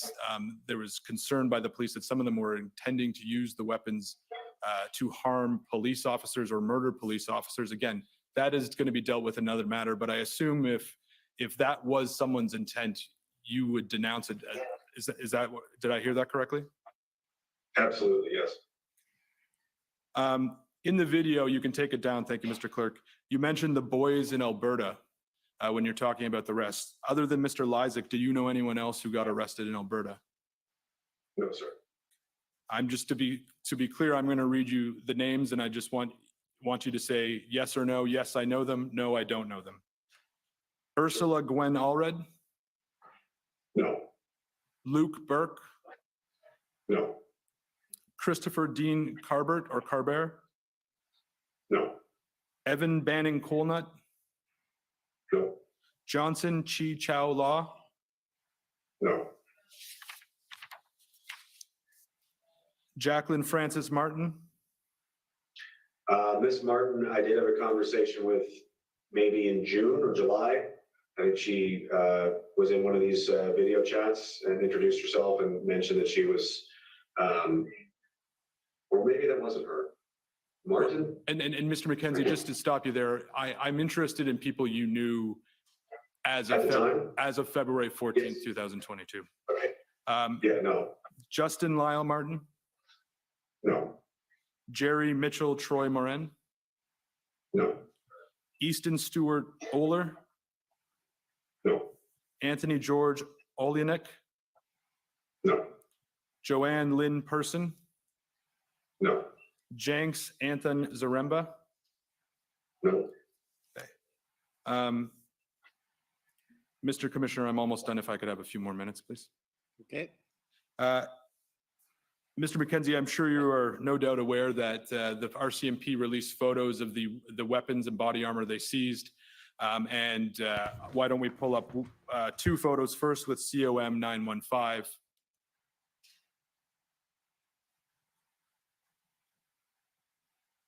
And if we could just scroll out, and this is just to give you some context, Mr. Mackenzie, this is the larger photo showing the weapons and the ammunition and the vests that were received. And then if we could pull up COM 916, and what I'm going to show you is a photo that's zooming in on the vest that if you're looking at the photos to the right. I expect you know what I'm going to show you at this point, Mr. Mackenzie. So Yes, sir. this is a zoom in of the photo we're looking at, and that's one of the pieces of that's a ballistic vest, as I understand it. Is that correct? It appears to be some kind of tactical vest. If it was ballistic, it would have to have some kind of ballistic plates or Kevlar or something inserted into it. It's not clear. Right, fair enough. You see on there's two patches with the diagonal symbol, correct? Yes, it does appear that that is the case. However, I was made aware of this shortly after this took place. And after some scrutiny and taking a closer look at the photos, they don't appear to be, as I said, there was a man in Prince Edward Island who was making these and selling them at cost to whoever. Thousands of these went out across Canada, some to the United States, some to Australia. These ones, however, appear to be homemade or made by someone else. As of now, I don't recall anyone coming forward to say that they had produced these or where these came from. So I can't really speak to as their origins. Right, but you agreed with me earlier, Mr. Mackenzie, that any one of your fans or anyone who was in the Diagolon community who supported you could very easily made a patch that looks just like that. Isn't that right? Yes. If we could pull up, and this will be the last document, Mr. Commissioner, pb.nsc.can.0008508 underscore rel.0001.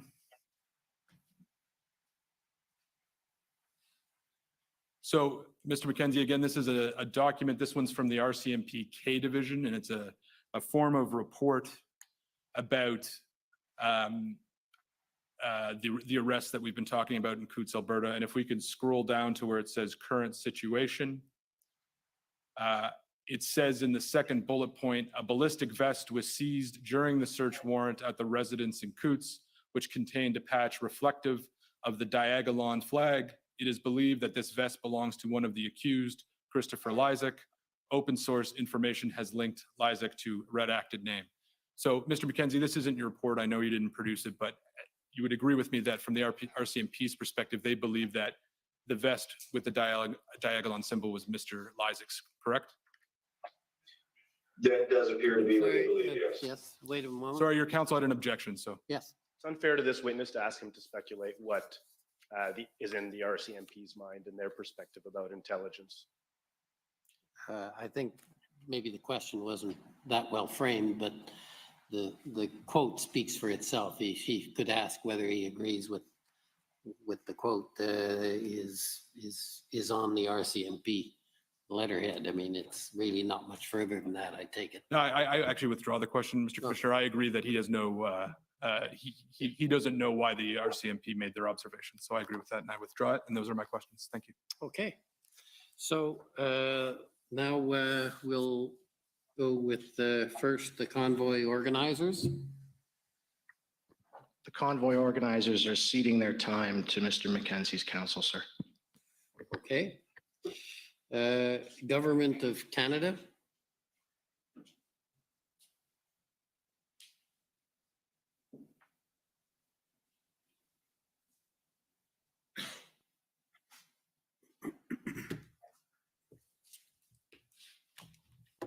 Good afternoon, Mr. Mackenzie. My name is Stephen Aylward. I'm one of the lawyers for the Government of Canada.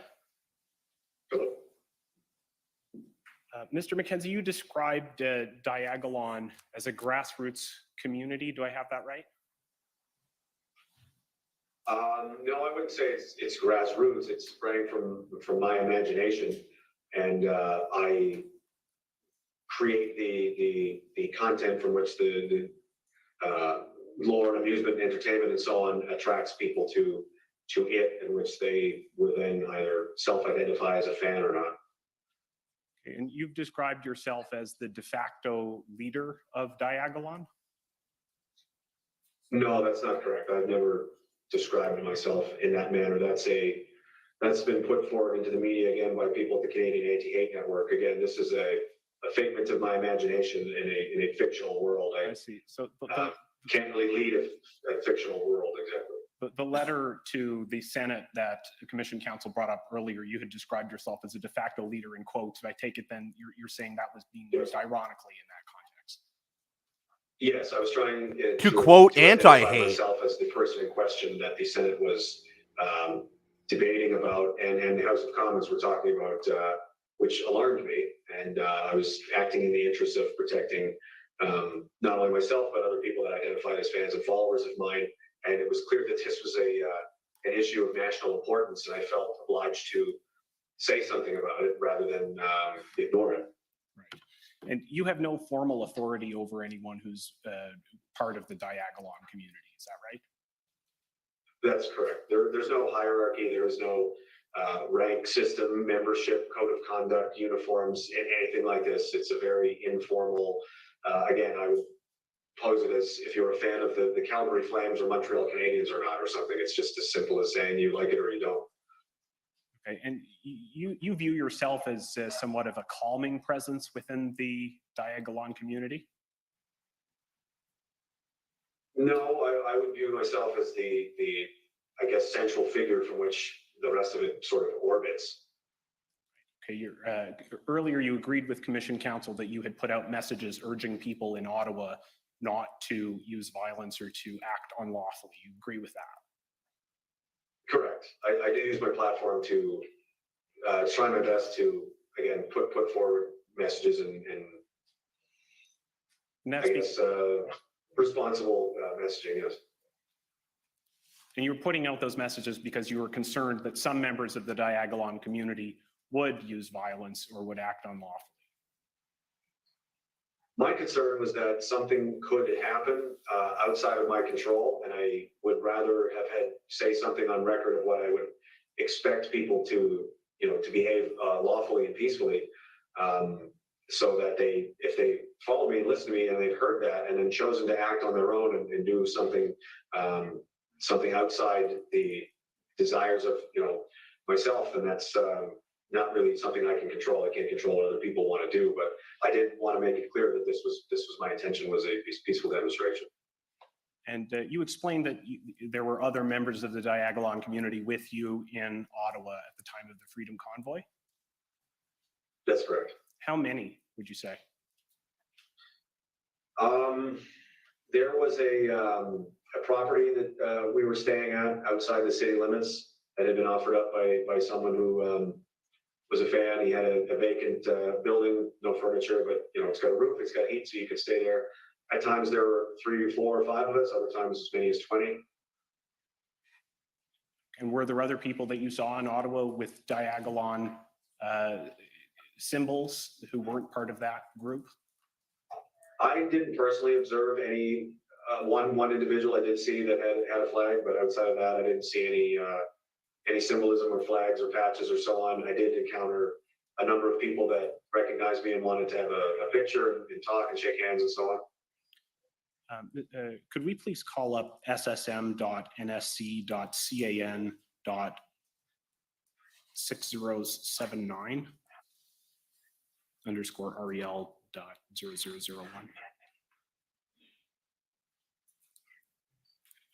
Mr. Mackenzie, are you aware of reports that members of the Plaid Army put out a YouTube video in which they expressed the hope that the Freedom Convoy in Ottawa would be the Canadian version of the January 6th riot in Capitol Hill?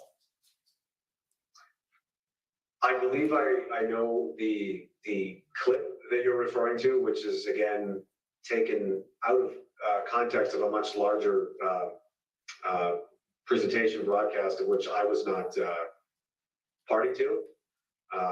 Obviously, I can't speak to that person's intentions or what they meant by that, but I will reinforce that again, it was not my intention to see any kind of violence, political violence, or anything like that, because it again undermines the intentions and objectives of the protesters, which was to peacefully demonstrate their discontent.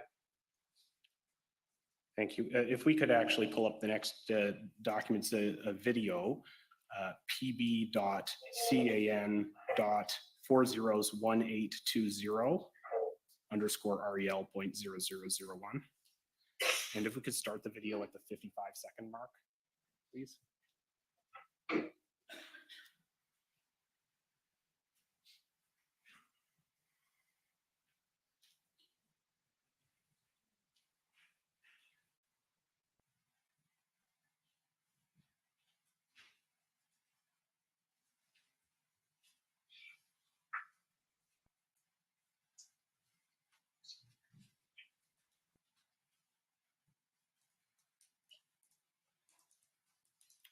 Just while we're calling that up, you're aware that there was a deal that was struck between some of the protest organizers in Ottawa and the city of Ottawa? I don't believe so, no. Okay. So we'd be...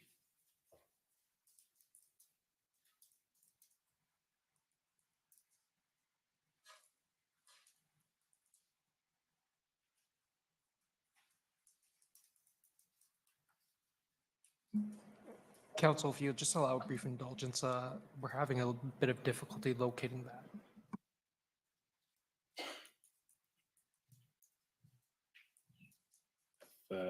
Maybe I'll move on to the next topic and then I'll come back to that. In terms of the Coots incident that Mr. Mather was just discussing with you, were you aware that there were a number of individuals who traveled from Ottawa to who were at the Freedom Convoy event in Ottawa, who then traveled to Coots? No, sir. And in particular, to clarify, I'm referring to individuals who were charged as part of that RCMP operation. No, sir. When just a moment ago, when you were describing we were looking at a photo of some sort of body armor that had the diagolon symbol on it, and you were expressing some concerns about the authenticity of the diagolon symbol there. Just to be clear, were you suggesting that the diagolon symbol had been planted there by law enforcement? Again, at the time and still, I am skeptical of the RCMP in particularly, but of law enforcement in Canada. There is a history of things like this taking place. It's not outside the realm of possibility that something like that is very easily replicated, could be planted. I'm not suggesting that it certainly has or has not, but I would leave that open to possibility, yes.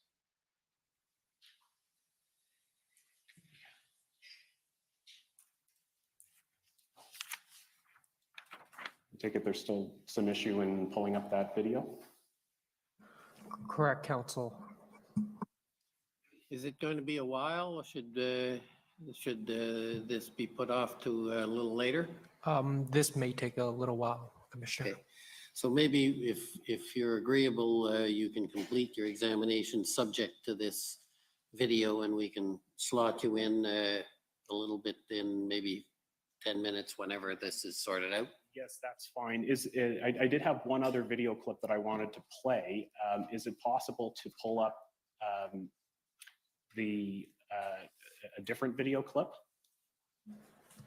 Sure, Council. I can assist if you have the doc ID. Yes, okay, it's COM 50911, the video that was played earlier. And if we could just start that around the 30-second mark.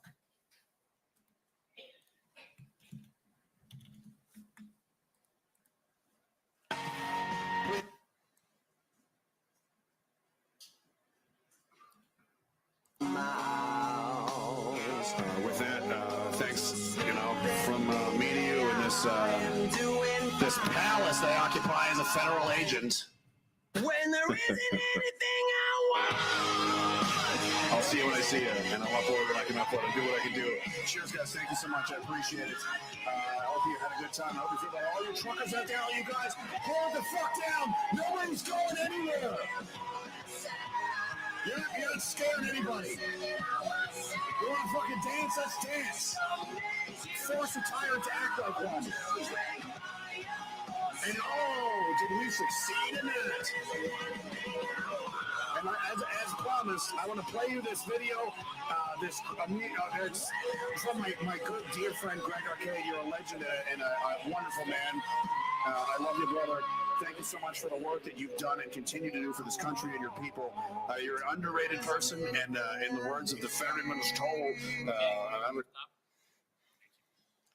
And so earlier you mentioned that there were some videos in which you had urged people in Ottawa not to use violence, not to act unlawfully. Do you view your comments, you want to dance, let's dance, or hold, I believe it was hold the fuck down? Do you view those comments as in line with your earlier messaging? It was my intention to convey that the protesters and the demonstrators had no intention of relinquishing their right to peacefully demonstrate. It was clear at the time that the rumblings and things I'd been hearing and seeing, that it was the intention of the federal government to use force to dispel these people. So, as I said in the video, and I've been saying for a long time, is to force a tyrant to act like one, you simply refuse to bend to their will, and they will reveal themselves to be who they are. And in this case, they deployed the RCMP and various police forces and beat people with batons and shot them with tear gas canisters and trampled an Indigenous elderly woman with a horse. Another man was dragged lifelessly through a crowd, and so on. So that was the price that people were willing to pay and endure for the Canadian people, to show them the true face of what it was they were standing against. Okay, thank you. Subject, if I might ask for just 2 minutes later to address that issue with the video. I think it's now available. Oh, it is. So Council, I believe it's been renumbered to POE.DOJ 6014. Okay, it's an understood. 8-minute long video, correct? Yes, that's right. Okay. If we could start it at the 55-second mark, please.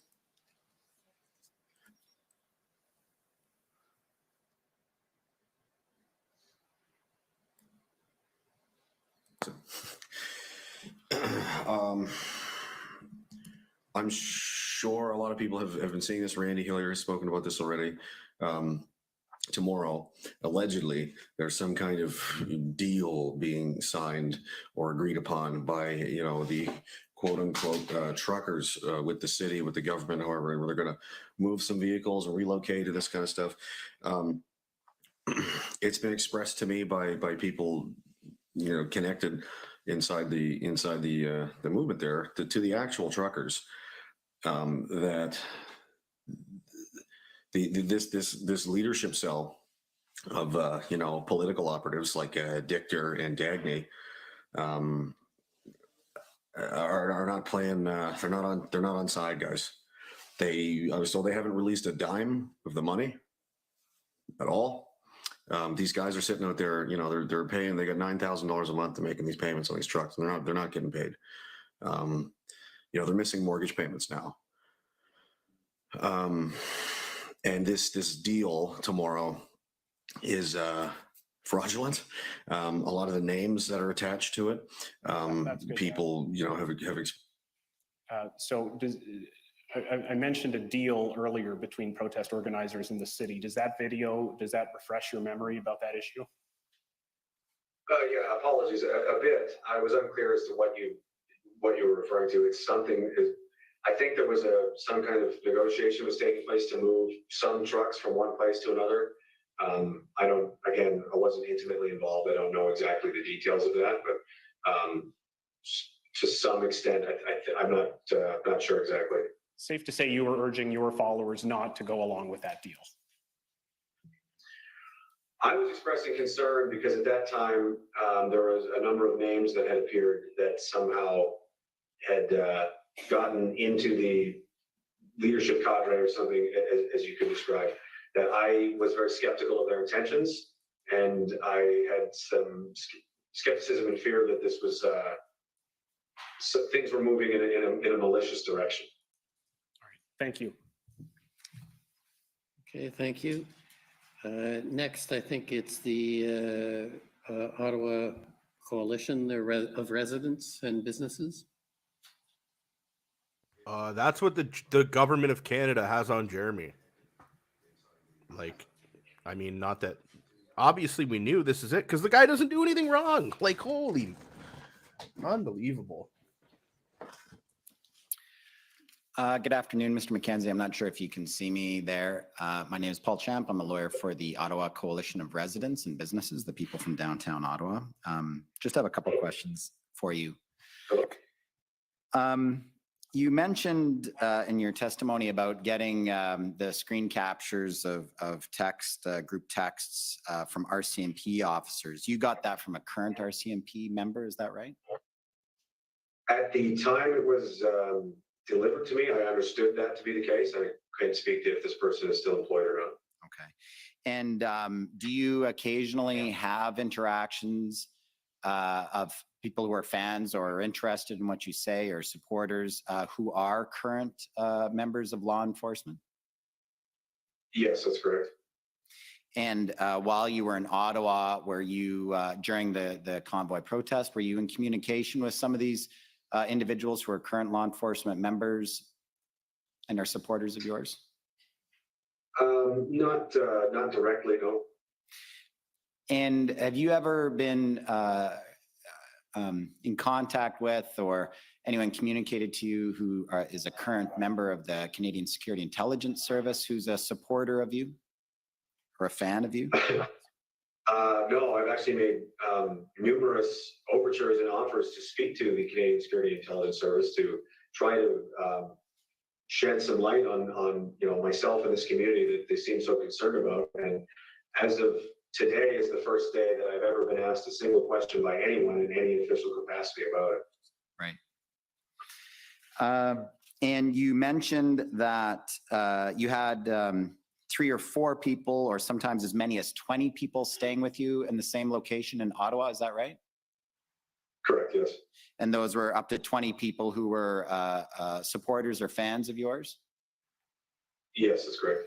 And some of these people were former members of the military or current members of the military? Veterans like yourself? Do not think so. I'd have to go through a list and refresh my memory, but no one's jumping out at me. I don't think so. I believe they're all civilians. Okay. Did any of them bring any firearms with them? No, sir. I actually went out of my way to make sure that was adamantly very clear that would not be something I would endorse, and is not a good idea. And again, would be a very dangerous situation. It's illegal and it's undermining the objectives of the protesters. For sure. Yeah, you were concerned about that, right? That some people in the protest might undermine the purpose of the protest by becoming violent. And you didn't want that to happen, correct? That's correct. And that's why you made that message out to people to not be violent. Is that right? Yes, sir. Because you knew some of the people who were there could be volatile and could be violent. Is that right? I understand that in great numbers of people and tens of thousands of people, there is always going to be outliers of folks who, may be unhinged, they may be mentally ill. There could be any number of factors that may contribute to something. And I was just doing my best to mitigate any influence that I have to try to, push things in a positive direction rather than, say nothing or worse, contribute to, something negative happening. And when you were in Ottawa, did you have contact with Mr. Randy Hillier? I met with Mr. Hillier once, maybe twice. He didn't have much of a voice. He was feeling under the weather, but yeah, I met him once or twice. While you were in Ottawa? Correct. And when you got the information about the RCMP text, did you pass that on to anyone in the convoy leadership? No, sir. I looked at it. I sat with it for about 10 minutes, and I just decided to publish it on my Telegram page for everyone to look at. And from there, it went to Counter Signal, Key and Bexty, Rebel News took it, various other independent journalists and so on took note of it. Notably, the legacy media, CBC, and so on did not comment or provide any coverage or insight of that. But I simply just put it out there, and it went off on its own into the wild. And you met with Mr. Hilliard. Did you meet with any other elected political officials while you were in Ottawa during the convoy protests? No, sir. Either federally or provincially? Not to my knowledge, no. And you'd indicated in your testimony that you met Miss Tamara Lich this summer? I spoke to her on the phone. I did see Tamara Lich briefly. She walked by me somewhere in a hotel lobby, but I hadn't any formal interaction, conversation, or anything with her until I spoke to her on the phone sometime in, I want to say, August. And the two of you, you were discussing, what was the topic you were discussing? The upcoming inquiry or other issues? No, she had actually called to express concern and so on for my legal situation. For your legal situation? Yes, outside of this. Okay, thank you very much, Mr. Mackenzie.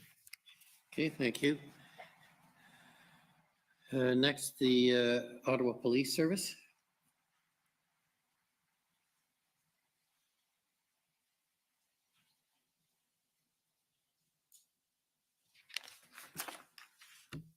Good afternoon, Mr. Mackenzie. My name is Jessica Barrow, and I'm counsel for the Ottawa Police Service. Can you see and hear me all right? Yes, I can. Hello. Excellent. I'm going to start with something that you testified to earlier, and you indicated that in the lead up to the events in Ottawa, you were of the view that this was not going to be what you referred to as an in and out event. But just to be clear, you were not one of the organizers of this event, correct? That's correct. I believe I may have been misconstrued as such or perceived to be a bigger personality in this simply because of my social media presence and a video that I had released basically reacting to the convergence of the trucks moving towards Ottawa. I was, kind of excited by it and interested in what was going to happen. That video achieved a fair amount of traction in place. So I think maybe people associated me with that for that reason. However, I had no time to have any contact with any organizers. I didn't ask for any money, take any money, give any money. I had no hand in logistics, planning, anything like that. I was simply there of my own volition to observe and, just be there for the experience. So you really had no knowledge as to the specific intentions of the organizers, except for whatever perhaps you were seeing online. Is that fair? As far as the intentions were concerned, I was basically just collating the information that I could find in social media, what people were saying. I was aware of who some of the people were for that reason, and they were echoing the same, similar kind of sentiments. They were there to protest and show their discontent and exercise their rights to do so and so on. I didn't see anything disagreeable with that. I didn't see any intentions of violence or so on. Right, but with respect to your comment in terms of this not being an in and out event, are you aware that the organizers or some of them testified earlier this week that this event became much more significant than they had really anticipated? No, I was not. I haven't been able to view much of or hear much of what's transpired earlier. It was apparent to me just simply because of the Canada's a very large country, and the effort required just to simply go to Ottawa from Alberta and British Columbia, in Halifax and so on, indicated to me, and the numbers at which people were going indicated to me that this was not going to be a quick trip to the city, as it were. Are you aware that similarly that some of the organizers testified that they had not anticipated staying as long as they ultimately did? No, I'm not. Okay. I'm going to move on to the issue of social media. Obviously, we heard some testimony from you today about your particular use of social media. Would you agree with me that social media is a tool that some people use to influence the actions of others? Yes, of course. In fact, it's actually a career now, being a social media influencer. Yes, some people make a living that way. And it's a tool that's used to encourage people to buy things or used for social advocacy? Yes, I think it's empowered a lot of people to express their voice in the world and establish themselves as such if they want to act similarly to the way that corporate broadcasting and larger companies and stuff do to push whatever products, ideas, and things that they want to. They can now compete with them in that same kind of space, I suppose. So then I take it you would agree with me that social media has the power, both unintentionally and intentionally, to influence the actions of others.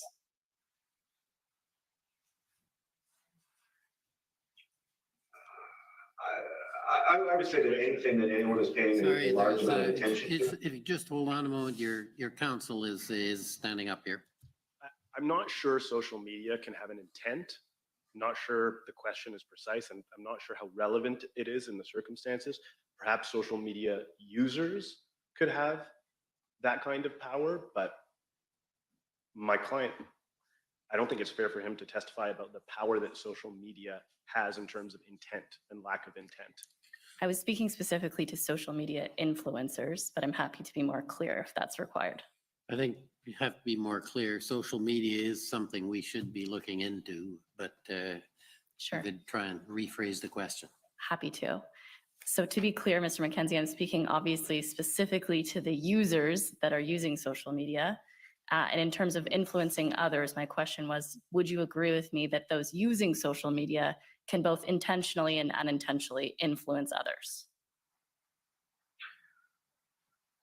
Yes, of course. I would imagine that any form of media, whether it's social media, television, movies, music, and if they're inundated, especially in sort of a way that becomes a large focus of their day-to-day lives, then it would have an impact on the way that they view things, of course. And you indicated earlier that depending on the platform and depending on the specific post, that anywhere between tens of thousands to hundreds of thousands of people have followed you. It's unclear. There's no real way to measure, but tens of thousands would probably be a fair assessment, yes. I think you may have indicated that one of your YouTube videos may have garnered up to 500,000 views. Do I have that incorrect? No, several of them have in the past, yes. Okay. So I'm not going to take you to this specific document, but for the record, it's OPP 835, and it's a document published by the Canadian Anti-Hate Network, which I take from your earlier testimony you disagree with, but it describes Diagolon, also referred to as Plaid Army, as a conspiracy-based network that is increasingly evolving into a militia comprising neo-fascists who anticipate a violent revolution which they will seize power. I take it you disagree with that assessment of the organization. Is that fair? Yes, I disagree, and I don't agree that this is my imagination is an organization of any kind. I'm not clear on what neo-fascist accelerationist means. And in my opinion, the Canadian Anti-Hate Network is not a credible news or information research source. Fair enough, but I take it you would agree with me that at least some people might interpret your messaging in that way, because obviously the Canadian Anti-Hate Network does. Again, sure. I can't control how people interpret or don't interpret, any number of things. I can only control the things that I say and conduct myself the best that I can. And if it's interpreted the wrong way, then I'm happy to clarify. But I can't, again, be expected to control the interpretations of other people. Fair enough. I'll just ask one more question because I believe I'm getting the signal that I'm out of time. But as a follow-up to that, there were a few veiled references to violence that we saw earlier council take you to, and you indicated in response to those that it certainly wasn't your intention to promote violence and that your followers would know that. Is that a fair assessment of your answer? Yes, I think so. But it's true that you have not obviously spoken to all of your followers, right? Well, I don't exactly take attendance, so there's no way to know who is listening to me at any number of times. All I can do is use my platforms accordingly, and if it's listened to or not by individual people is not within my control. And so you obviously couldn't know how they're interpreting your message. No. Okay, thank you. Those are my questions. Okay, next is the Ontario Provincial Police. Commissioner, I have no questions. Thank you. No Okay, next questions. is, counsel for former Chief Slowly. Commissioner, also no questions for the witness. Thank you. Okay, next is the Government of Alberta.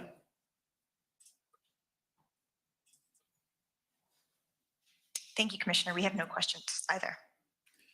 Okay, the Democracy Fund, JCCF. This is Antoine Dailly for the Citizens for Freedom. Our group just cede our time to counsel for the witness.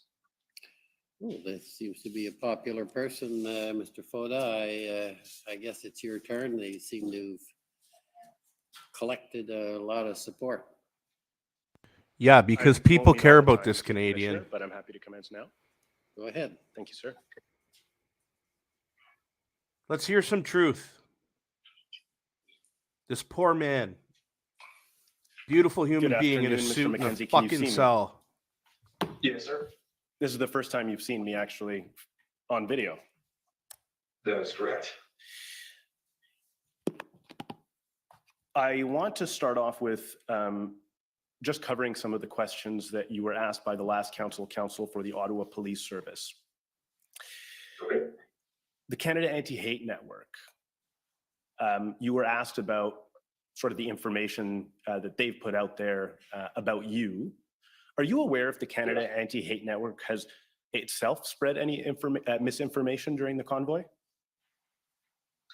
Yes, as a matter of fact, the president or the chief, as I understand it, Mr. Farber, was on national television advising the nation of Canada that anti-Semitic flyers were being distributed throughout downtown Ottawa as a result of the nature of the people involved, when in fact that was a screen grab from an event in Miami, Florida that had taken place weeks earlier.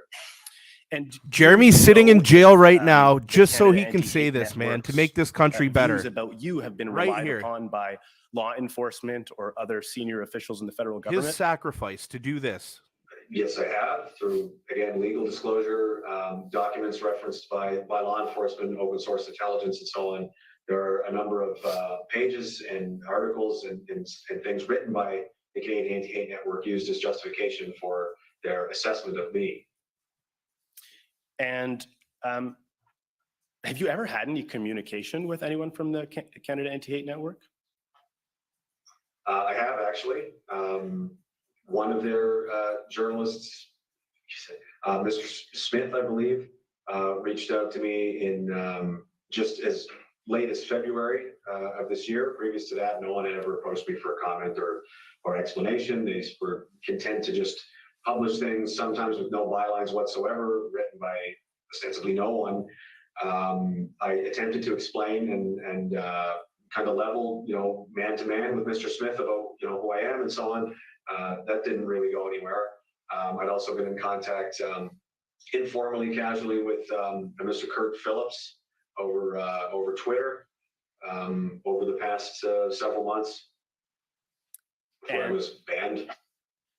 And did your conversations have anything to do about the convoy or your alleged extremist activities? No, they were pretty casual in nature, just about kind of surface level things about other personalities and stuff. Other maybe casual things, sometimes different beers that we enjoyed, things like this. You were asked questions about social media and social media influencers and their ability to either unintentionally or intentionally influence others. What are your views on legacy media being able to do that? Well, again, yeah, with seeing the size of the platform that it has and the amount of funding that's being dumped into it from the Canadian taxpayer, it's one of the bigger microphones that exists, and it's my opinion that it has an extreme amount of bias and has been almost weaponized in that way to push state and government messaging, to influence and perhaps correct the way that people are thinking as it benefits the people that pay their bills. I'd like to pull up POE.JMK701. It's an article from the Globe and Mail.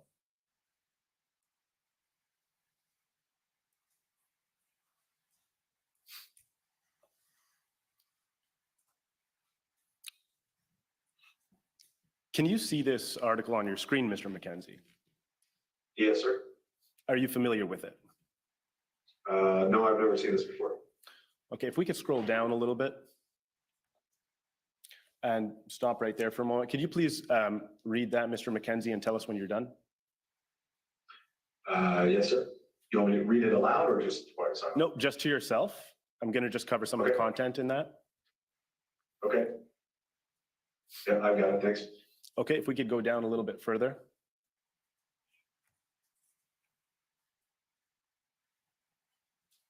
Okay. And a little bit further.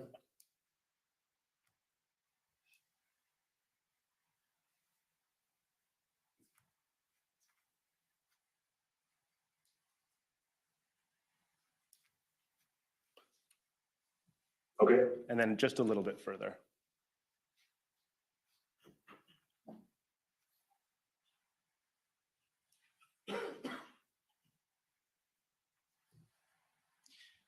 Okay.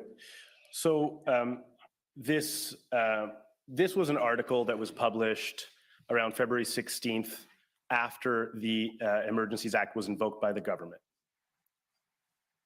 Okay.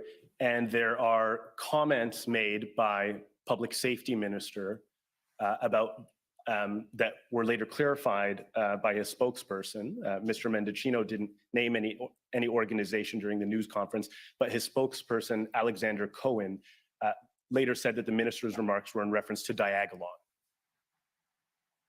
I see.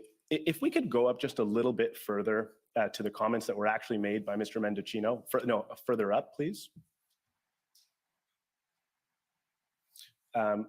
Right there. So, quote, "It could have been deadly for citizens, protesters, and officers. We need to be clear-eyed about the seriousness of these incidents, and indeed, several of the individuals at Coots have strong ties to a far-right extreme organizations with leaders who are in Ottawa." How many members, how many of the individuals at Coots did you have any ties to? Just the Mr. Lysak, who I met twice. And would you consider that to be strong ties? No. Would you consider this to be an example of misinformation or no? Yes, I would.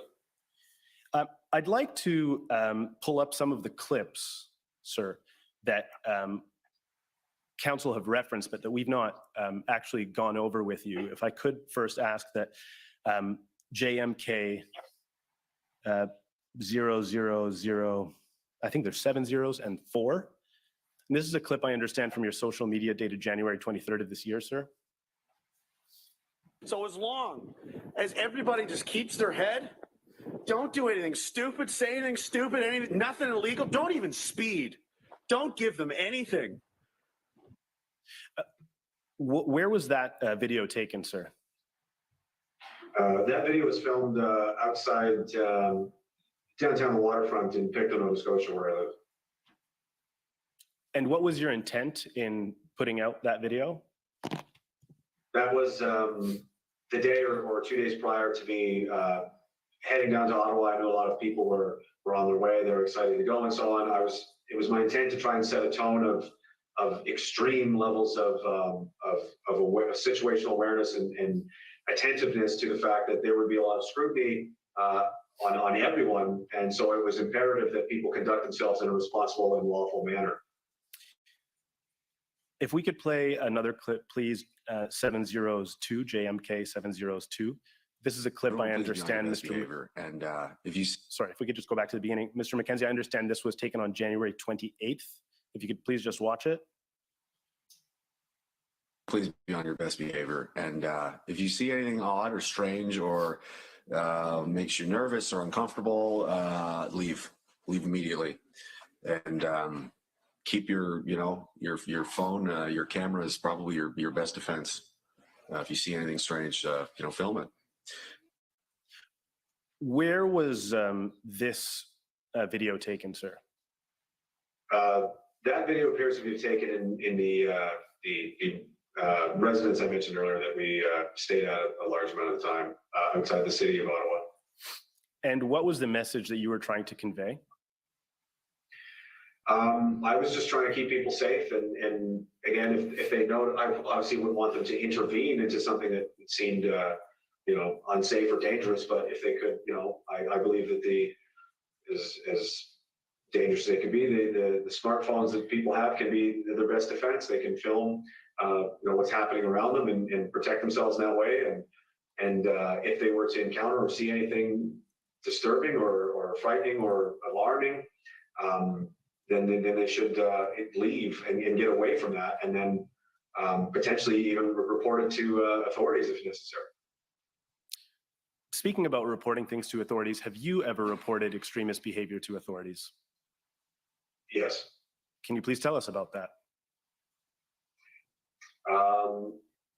One example, let's see, would have been fall, I think, of 2021. There was a group online identifying themselves as Lynx something. It was armed men in the woods with masks. One of them specifically said, this is a call to arms, which, as I understand, is an illegal thing to do. It was very clear that they intended to, we're promoting the idea of arming people, arming citizens. I think it was an acronym for Liberate Your Neighborhood or something like that. And to engage the forces of the state in violent confrontation. They were commenting on my videos and inferring that they were trying to connect with me and so on. I found this very alarming, and again, putting potentially myself at risk, but other people that follow me and could be exposed to this and ensnared in whatever was going on there. So once I became aware of the video, I immediately called the mounted police about it. And did you receive a response? I did. They called me back. They asked me, what I knew about it. If anything, I said, all I know is what I've seen on the internet. I'm simply bringing it to your attention because if I were you, this is something that would concern me. And that was pretty much the end of that interaction. I'm not sure whatever took place after that, but. You didn't have follow-up after that?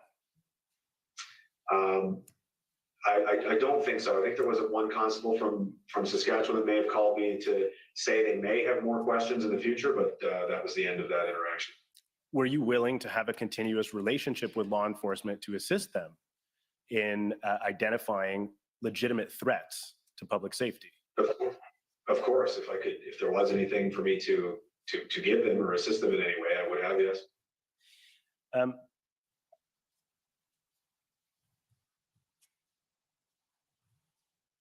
I'd like to play another clip, JMK 701.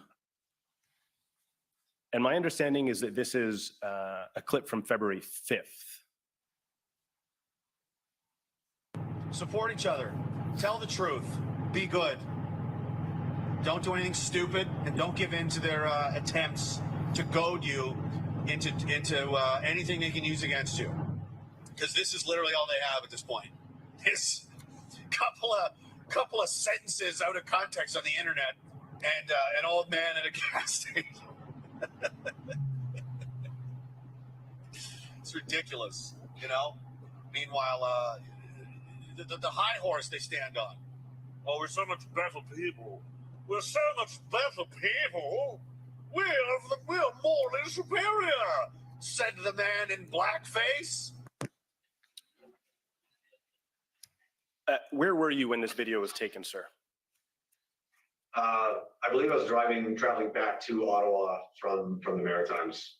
Okay. Can you please tell the commissioner sort of what your itinerary was during the convoy protests? From beginning to end, or? Yeah, my understanding is that you were not in Ottawa the entire time. Can you sort of just go over in general terms your itinerary? Yeah. So I left the Maritimes, again, a couple of days. I arrived 1 or 2 days before the trucks showed up. I picked up a couple of friends and associates. They wanted to go. It was kind of a carpool idea. I said I would take them. We went down, met up with some people, stayed at the location I mentioned, and then after roughly 5 days or so, these gentlemen had to go home. I drove them home. I only intended to stay for that length of time, and then when I got home, I decided it was unclear how long this was going to go on, so I decided to go back a few days later. That's around that time is when I made that video, and then I stayed in Ottawa, the Ottawa area, for the duration until probably 3 to 4 days after the invocation of the Emergency Act, and everyone was cleared out of downtown. Then my partner and I left and we headed back to the Maritimes. When you were in Ottawa, did you engage in any illegal activity? No. Did you bring a vehicle? Yes, I drove my personal vehicle. It's a pickup truck. Where did you park? Either on the farm where we were staying, or hotel parking lots that I would stay at, or if it was in the interest of going downtown to see the protest, I would park in parking lots and that were available as close as possible, and then walk the remaining couple of blocks. Did you pay for parking? Yes. Did you assault anyone while you were in Ottawa? No. Threaten anyone while you were there? No. Did you engage in violent behavior? No, sir. Were you armed? No. Were you charged with any offenses in relation to your participation in the convoy in Ottawa? No, sir. Do you believe, or do you know whether or not your public political commentary has drawn the ire of officials? That is my belief, yes. Sir, you were asked questions about whether you had any, whether Diagolon had any structure. I think you were asked if you had any formal authority over anyone in the Diagolon community. And I believe you indicated that there was no hierarchy or no formal structure. Correct. To be fair, you have a vice president. Yes. Could you tell the commissioner who your vice president is? The vice president is of Diagolon, which is of my imagination. He is my sidekick that has evolved over the years. He's a demonic goat figurine named Philip with a very, very serious narcotics problem and time traveling ability. Do you think any reasonable person who consumes your content either regularly or semi-regularly would actually consider Diagolon to be an organization? I would think not, no. How do you explain what is included in intelligence reports and what is expressed in national media and expressed by ministers of the highest level in our country? It's my opinion that the foundational work by the Canadian Anti-Hate Network as pertains to targeting me as a previously government funded, has enjoyed a fair amount of government funding to target and smear people that they consider perhaps politically inconvenient, or people that just want to shut up. They regularly engage in defamatory statements, libelous action, things like this. Out of context statements, they'll take a clip here, a sentence there, and stitch it together and make it appear as something that it is not. From there, some media outlets, legacy media outlets, lazily, unfortunately it appears, took it at face value, copy, paste, print the story, then which is consumed by police officers, which again, unfortunately, rather than doing any digging themselves or investigating or asking me a single question, take these things at face value and compile these reports, and up the network it goes until it lands on the desk of the public safety minister, or perhaps even the prime minister's office, where they're faced with these scenarios that have no basis in reality. I consider this entire situation entirely avoidable. None of this needed to happen. It's absurd, and I consider it the single most embarrassing and grotesque intelligence failure in national history. Mr. Mather, when he first started asking you questions, clarified that you're obviously testifying from in custody. Yes, sir. Okay. And my understanding is you have no criminal record. That's correct. How do you intend on pleading to all of the charges that you face? Not guilty. Those are my questions. Okay, thank you. Any re-examination? No, Mr. Commissioner, thank you. Okay, well, thank you for your testimony, Mr. Mackenzie, and good luck with your trials. Thank you, Commissioner. Okay, next, we're going to take the afternoon break, and then we'll come back with our final witness of the day and of the week. The commission is in recess for 15 minutes. La commission levée pour 15 minutes.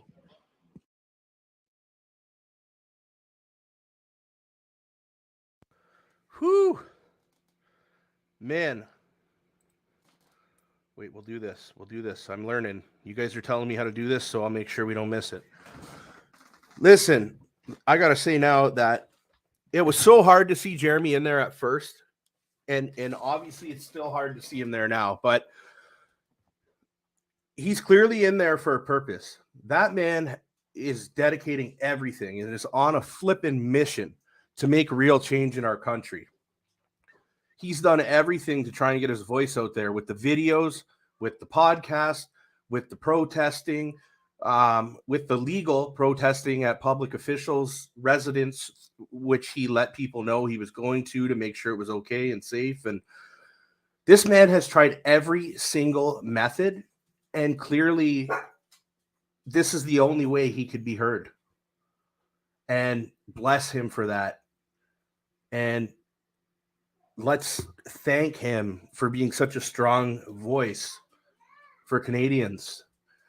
And I think we need to thank Philip too for all of his hard work in restoring fundamental freedom in values and hope to Canadians across the country.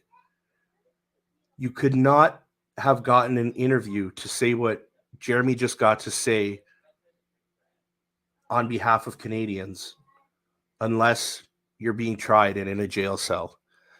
And that's sad. I got to have a break too, guys. I'll check you in 10 minutes or so.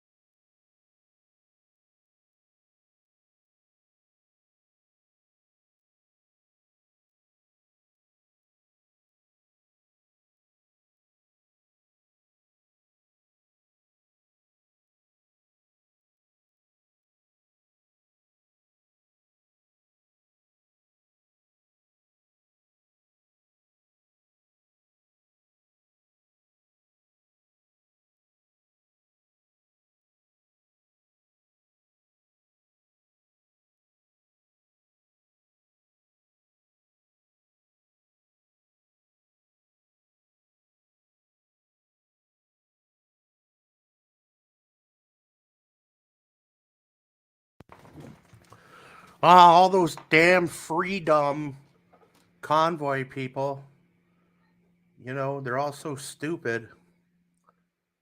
It's not like it was all Canadians. It's not like there's a RCMP sniper detail for the Prime Minister who joined them and is about to testify. Because, you know, they're all just a bunch of jokesters. They're not real Canadians.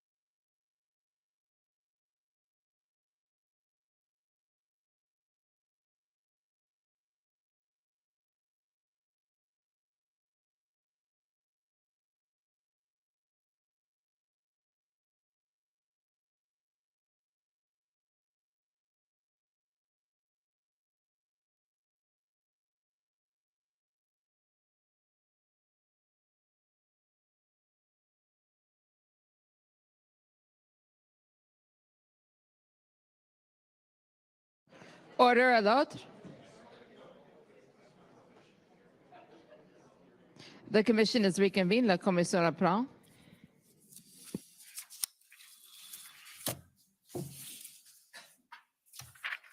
Thank you, Commissioner. Jeffrey Leon, co-lead counsel for the commission. The next witness is Daniel Bulford.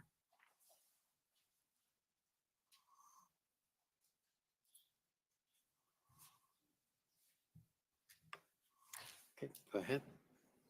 Mr. Bulford, will you swear on a religious document or do you wish to affirm? On the Bible, please.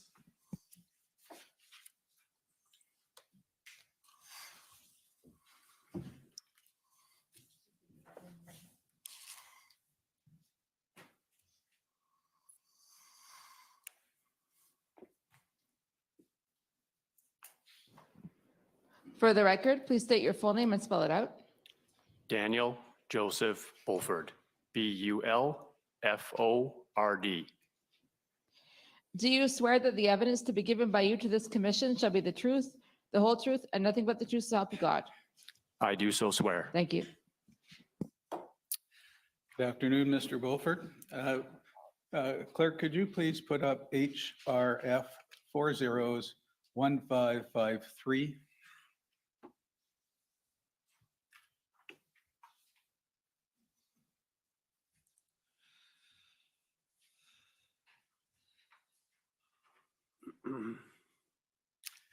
Do you recognize this as a statement that you prepared for the commission? Yes, sir, I do. Okay, we will put that in evidence. And if you ever need to refer to the statement while I'm asking you questions, you'll let me know, okay? Yes, sir. You can take that down now. I understand that you were born in Saskatchewan and resided in northern Alberta for several years. Yes, that's correct. And is it necessary that council speaks to the protection? He's already given that Okay, thank you. protection, but he may want to do it again. Sir, that's protection's already been marked as an exhibit. You're listed in the Okay. written invocation. Thank you. Just simply for the record, I'll refer to the statement that's in the record and the fact that you are under subpoena from the commission. And as a result, it will be deemed that you've objected to each answer to seek the protection of the relevant evidence acts. Okay? Thank you, Commissioner. Thank you for that reminder. Now, I understand that you spent 15 years in the RCMP. That's correct. And tell us briefly your career in the RCMP. I joined the RCMP in August of 2006. I graduated from the Depot Training Academy, January 2007. I was posted to Whitehorse, Yukon as a general duty constable for roughly 4 years. In December 2010, I transferred to Mayo, Yukon, a smaller, more remote community 4 hours north of Whitehorse. I was posted there for roughly 2.5 years. And then I transferred to Ottawa, where for the remainder of my career, I was a full-time sniper observer on the National Division Emergency Response Team. You resigned from the RCMP in December 2021? That's correct. And why did you do that? I spoke out publicly against the federal government vaccination mandate for COVID-19 vaccines. And after speaking out publicly, my security clearance was revoked. And I knew that I would be subject to disciplinary action. And after I reviewed what my options were in regards to that, I discovered that if I was terminated for misconduct, which I suspected would be the case, I could potentially lose roughly half of my pension transfer value. So I made the decision to resign out of fear that I would not be able to set my family up adequately financially in the future. Thank you. And beyond that, have the COVID-19 public health measures affected you or your family? Yes, sir, very much. Can you say briefly why? Well, the obvious beginning is that I felt it necessary to leave my 15-year career, which I was provided 15 dedicated years of service to the mounted police. I was not a complainer. I worked hard. I was passionate about my craft. I think I had a reputation of being a hardworking professional. Then beyond that, my wife and I were no longer permitted access to public spaces that we as tax-paying Canadians were helping fund. And that prevented us from being involved in our children's activities, such as minor hockey, which we were both heavily involved in for a number of years, roughly 6 years.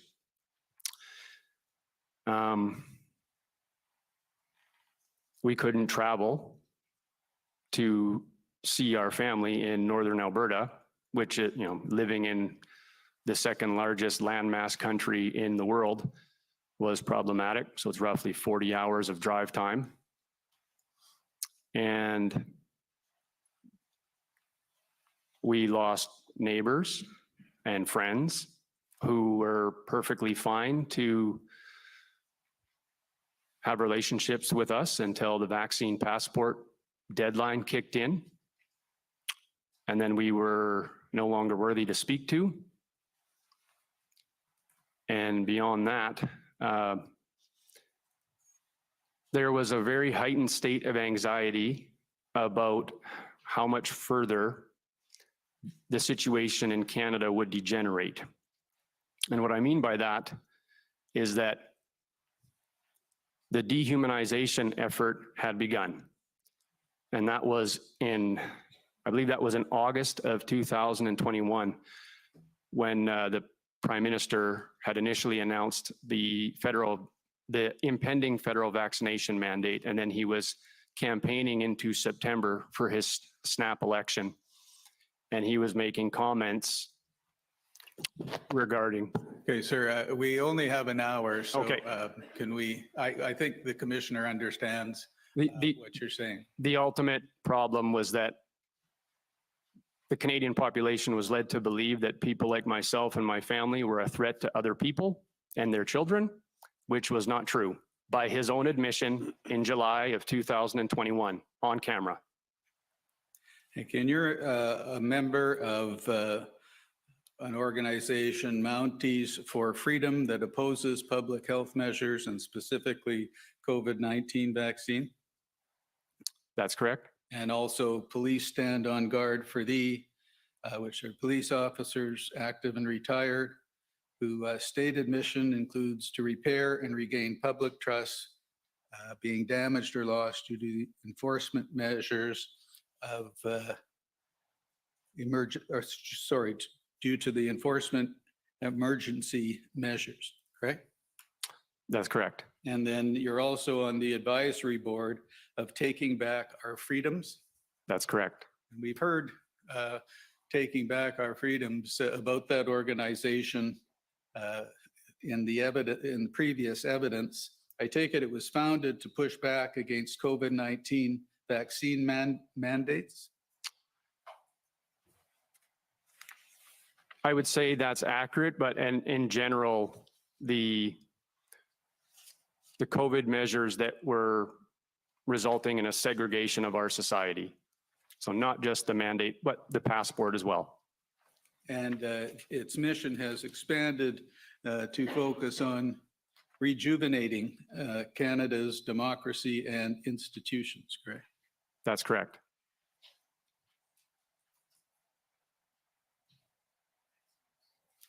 Now,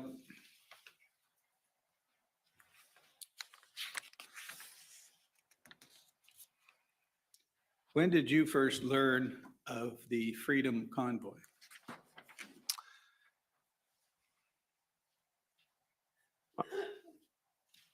At least 1 week prior to its arrival in Ottawa. Probably before that, saw circulating videos on social media about its growing size and travel across Canada. And did somebody contact you to become involved with the convoy when it arrived in Ottawa? So initially, I was supposed to work in a volunteer security capacity for a number of the doctors that were speaking out against the COVID-19 health measures and vaccinations because they had received a number of threats. So myself and a number of other individuals with similar training in close protection were going to be providing a volunteer security service to them. And who asked you to do that? That was through Taking Back Our Freedoms. And was there somebody specific that asked you? George Bears. Thank you. And I take it that before the convoy arrived, you were asked to take on an expanded role. Is that right? Yes. So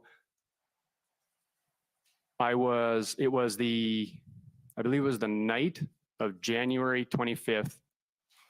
I was called by a personal friend asking for help with volunteer security for Adopt a Trucker. So I met with the Adopt a Trucker volunteers the following morning with Mr. Chris Guerra was there. That was the first time I'd ever encountered him. And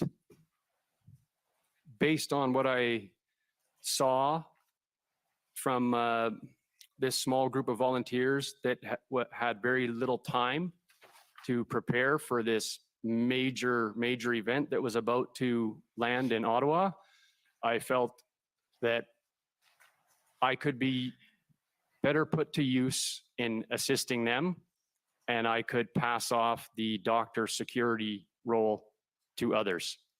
And you became in charge of VIP security? No, so that was the role that I passed off to others.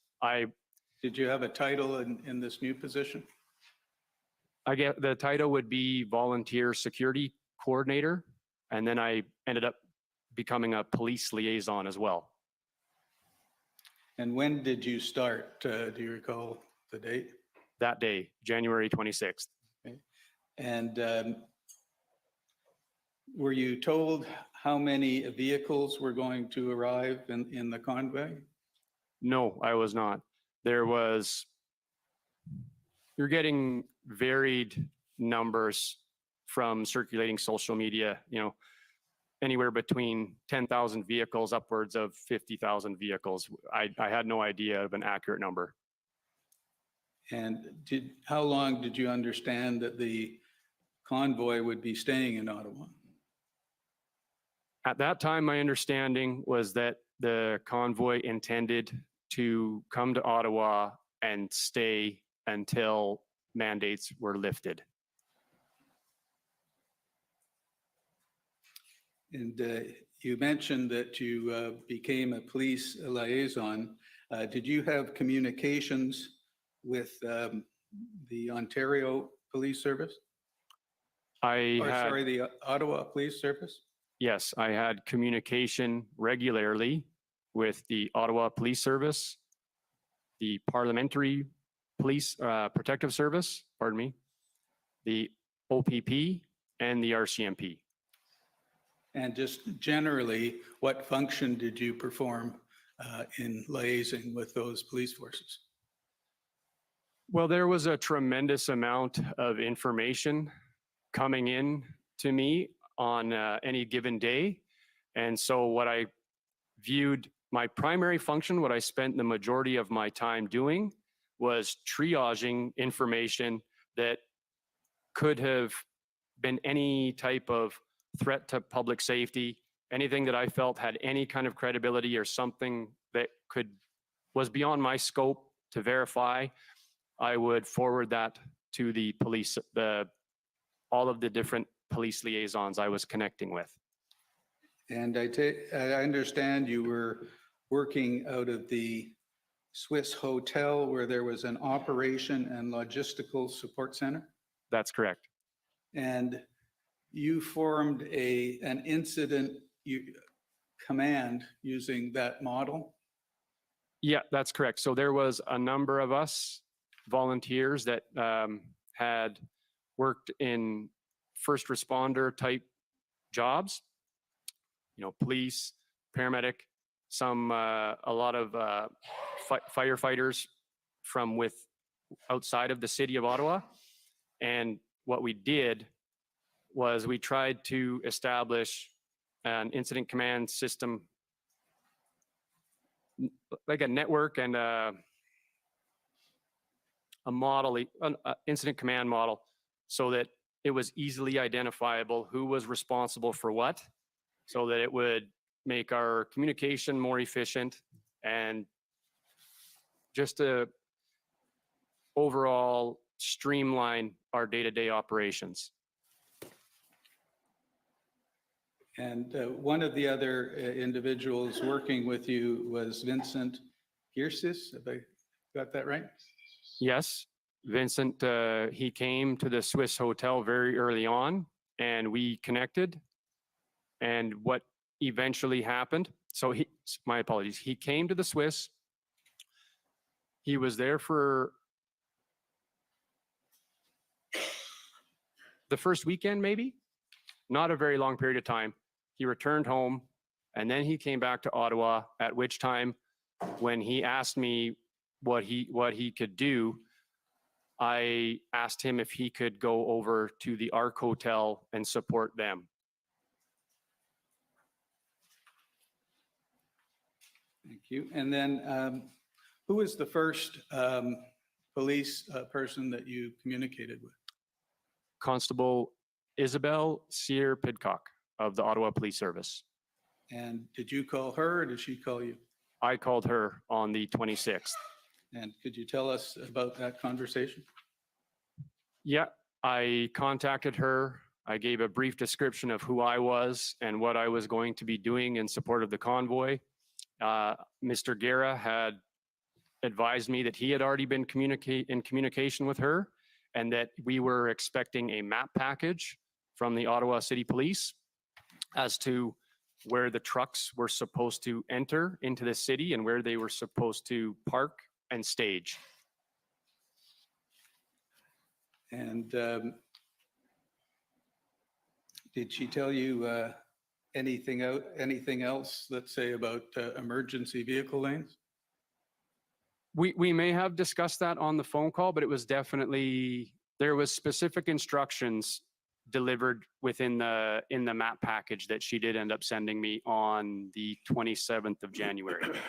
And so could you put up, please, HRF 00001313?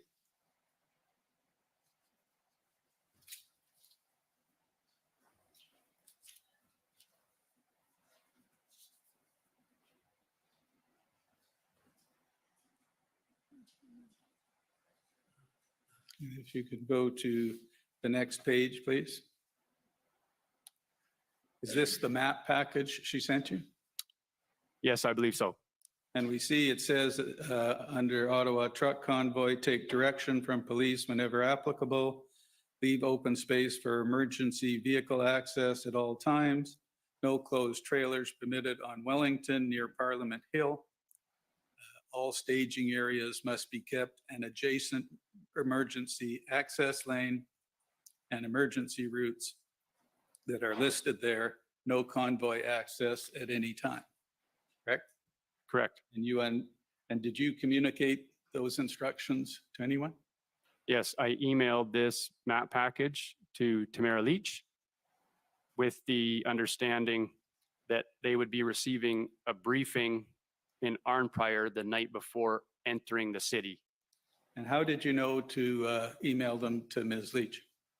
Well, Ms. Leach had contacted me prior to the convoy arriving in Ottawa, not in regards to this, but for support with monitoring and responding to social media, which I said that I agreed that the Mounties for Freedom could help her with. And so I forwarded her contact information off to, we had a social media committee at the time. And then, so I was already aware that she was, like, I would describe her as the face of the convoy. And so that's who I communicated the map package to. Thank you. And if you can just scroll to the next page, please. This is one of the maps. There were 1, 2, 3, 4, 5 maps, if you can scroll up.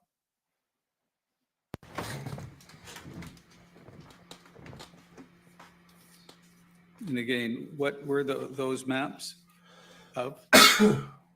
What was that telling you?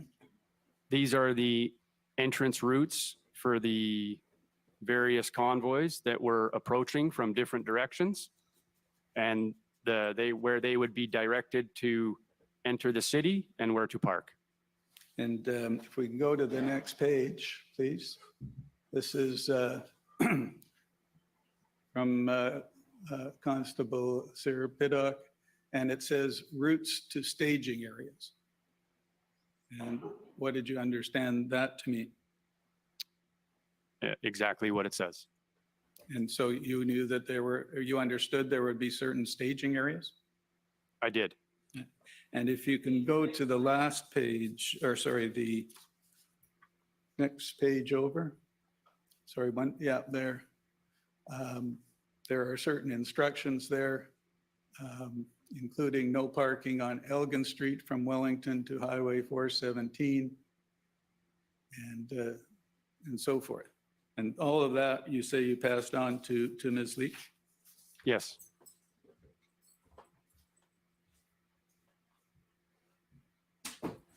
What police force was Constable Sear Piddock with? Ottawa Police Service.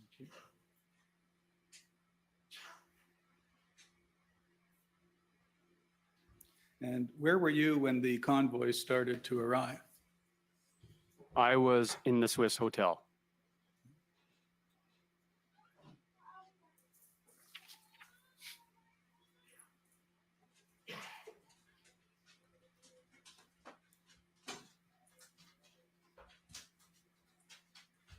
Now, we've heard evidence that from time to time, some emergency lanes were blocked either on a short-term basis or, for example, on Kent Street on a long-term basis. What observations did you make about emergency lanes? I did see when I would do let's refer to it as a perimeter walk, that the only place that I ever observed that the emergency lanes were blocked was for roughly, I would estimate 2, maybe 3 blocks north and south on Kent Street.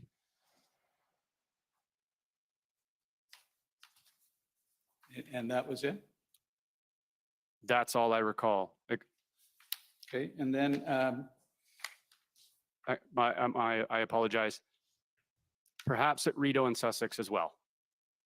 okay, we'll come to Rideau and Sussex.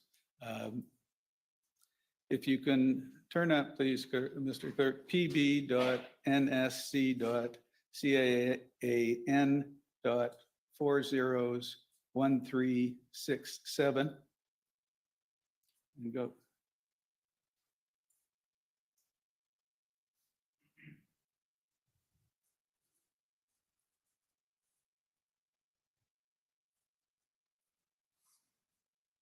And if you can go to page 10, please.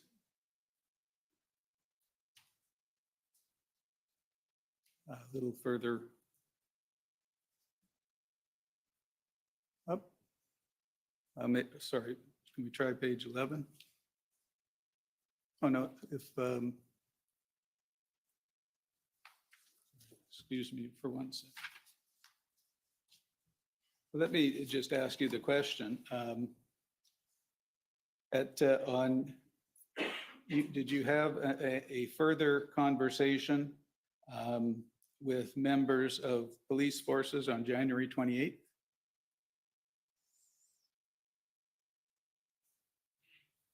As referenced in this document? Yes, let me just turn it up for you. It's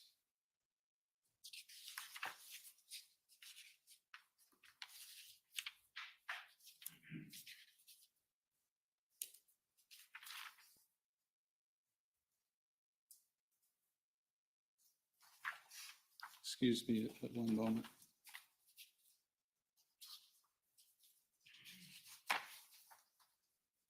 All right, it's page 11 at the bottom. You see, it refers to you, that you're organizing the volunteer security for the group warroomcanada.net. What was that?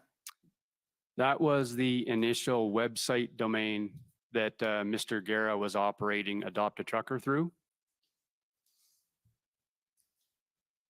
And it says on Friday, January 28, 2022, you reached out to points of contact within the RCMP, OPP, and the NCRCC seeking information obtained via open source on the demonstration. Do you remember that? Yes, I don't recall reaching out to the OPP that early. I could be mistaken, but I definitely reached out to Ottawa Police Service, PPS, and the RCMP. And when it references the NCRCC, that's a command center that was at my old building of work. Yes. And so the specific person I reached out to from the RCMP, I believed to be working out of that location. And do you remember who that was? Constable Chris Angel. And do you remember who you reached out to in the PPS? Constable Emily Gosselin. And did you reach out again to Constable Cyr Pigot? Yes, I believe so. And perhaps by that time, I already had learned of Constable Paul Askin from the Ottawa Police Service as well. And if we go back to the document, it says in his email, Bulford noted the single largest concern of everyone involved is that outside influences will attempt to instigate an action that will damage the credibility of the official convoy group and supporters. Why was that your main concern?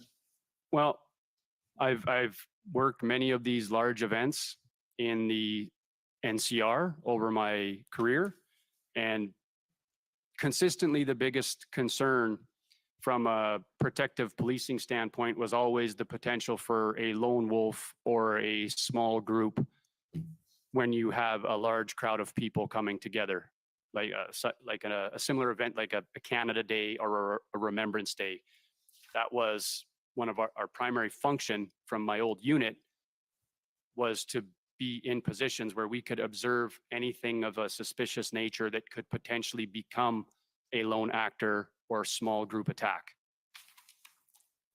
And I understand that you reached out to, on January 29th, to Sergeant Front of the OPS. Do you recall that? Sergeant Frost? I believe it was Front. Is the name Cross? The OPS, Ottawa Police Sergeant?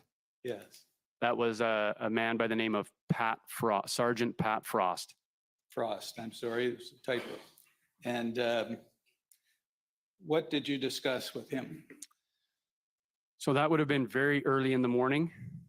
I received a call from some of the truckers down at the intersection of Booth and Sir John A. Macdonald Parkway. They were frustrated that they had been blocked from continuing further up onto Wellington, like up towards the Supreme Court. And so I went down just to see what would be possible.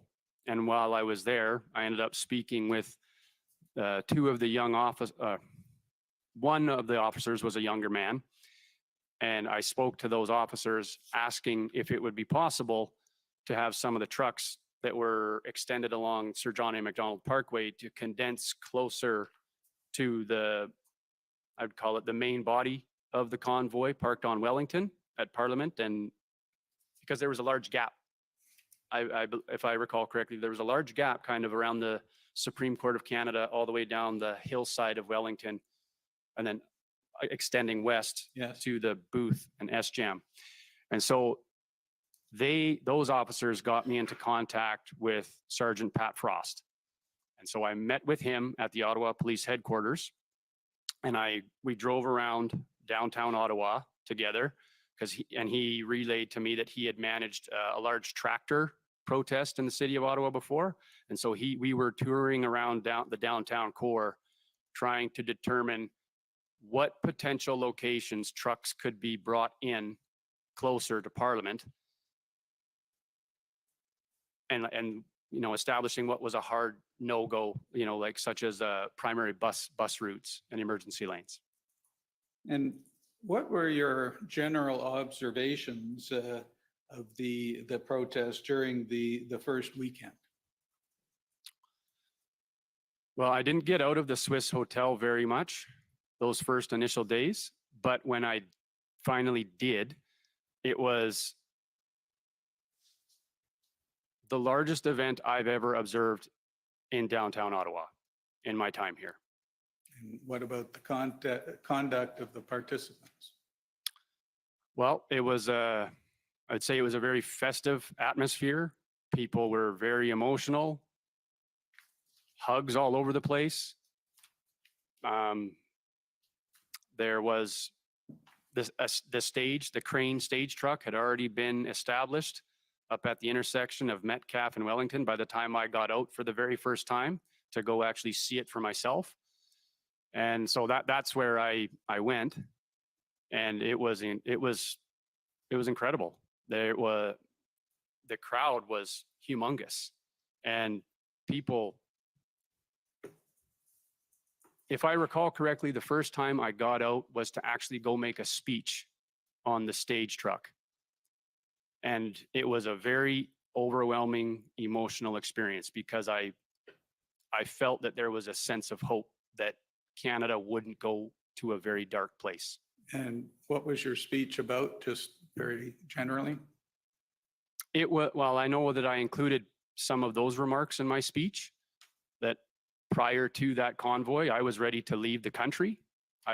My wife and I had discussed that at length, moving somewhere where we would be, well, treated as an equal citizen, and especially for the future of our children. And that seeing the convoy and the rallying of support behind it all across Canada restored my faith in Canadians, that they weren't just going to let Canada degenerate further. Did you talk about security issues or behavioral issues? I did. I gave a thank you to the first responders, and I even kind of tipped my hat slightly to some of my old colleagues that were up on the roof of the Parliament buildings doing Overwatch, you know, saying that I know a lot of these people, they're good people, and they're here to protect us too. There was a great deal of mistrust of the police. And I reminded everyone, or advocated for everyone, to remain lawful, peaceful, and lawful at all times, so that the government and the media could not label us with similar derogatory terms that they already had. And if we could go put back up, please, HRF 401553. And if you can just scroll through that to the date February 1.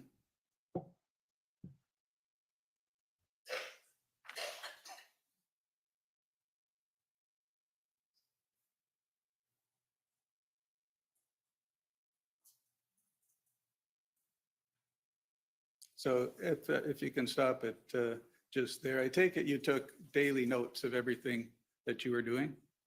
Yeah, I tried to document as much as I could. And that's all set out in your statement? Yes.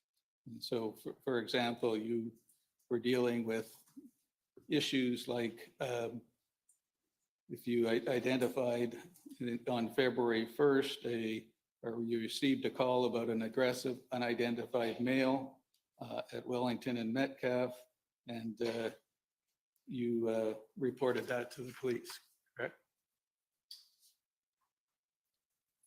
In the first paragraph there? Yeah, I don't recall if I called the police. I think people that were present at the stage truck at the time called the police. And if you just keep scrolling, please, you'll see there's a number of events or issues that you dealt with on February 1st, and then into February 2nd. And then if we come to February 3rd, could you put up, please, HRF 401287?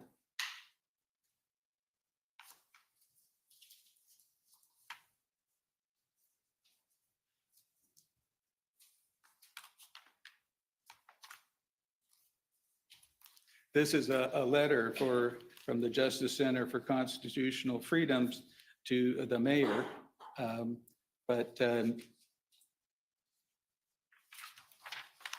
it refers on page 2 to a press conference that you gave on February 3.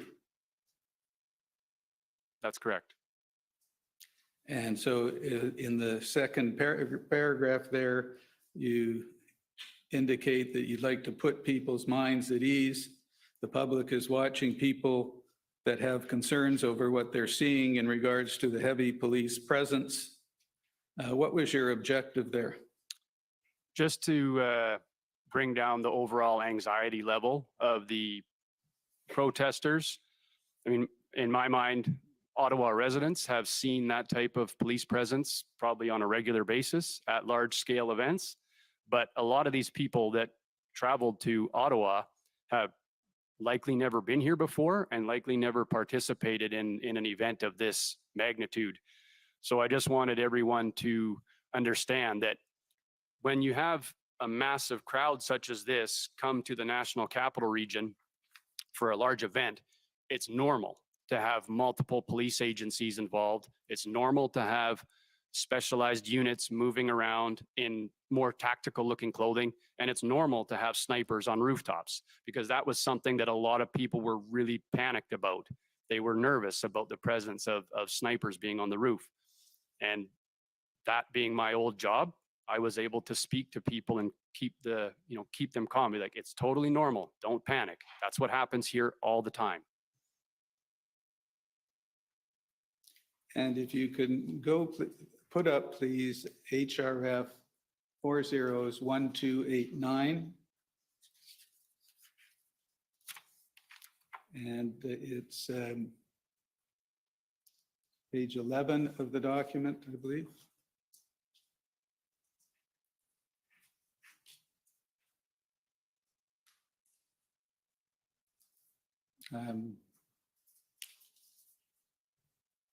Sorry. Can you just scroll back a bit? No, more.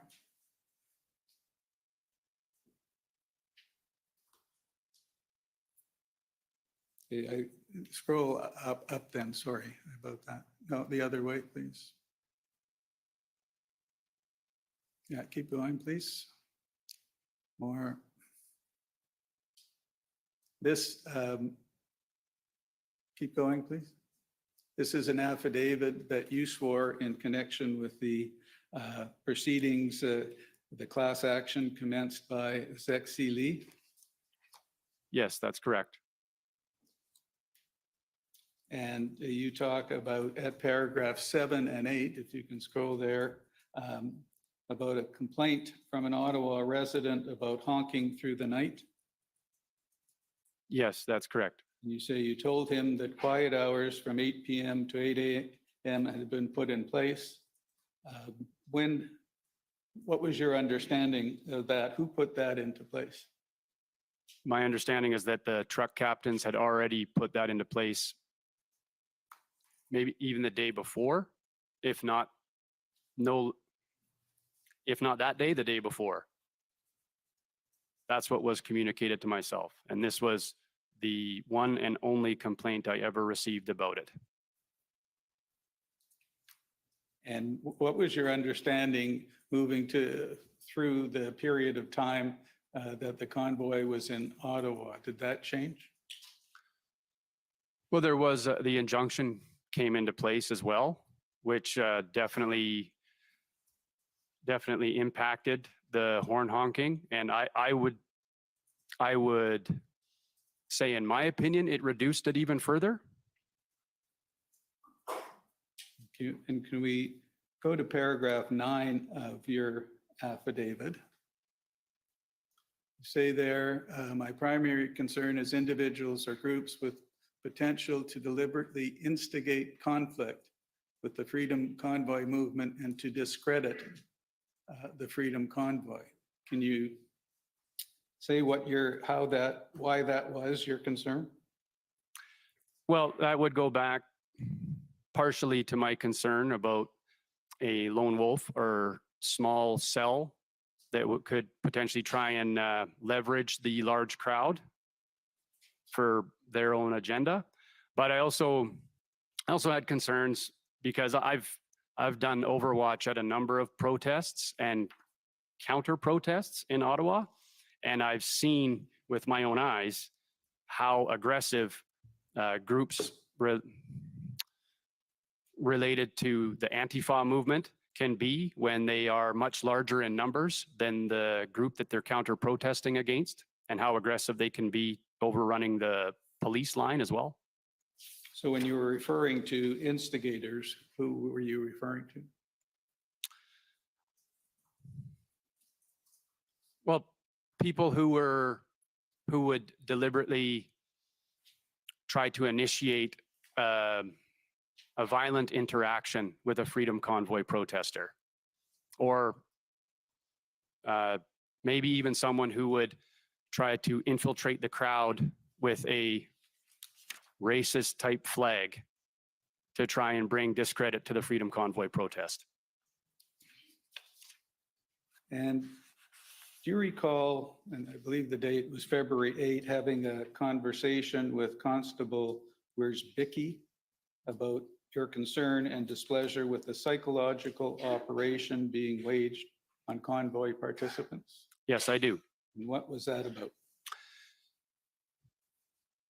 So in the initial, I would say close to initial 2 weeks, I thought that Chief Slowly was pretty fair in his remarks regarding the convoy, you know, understanding his position as the chief of police of the city of Ottawa.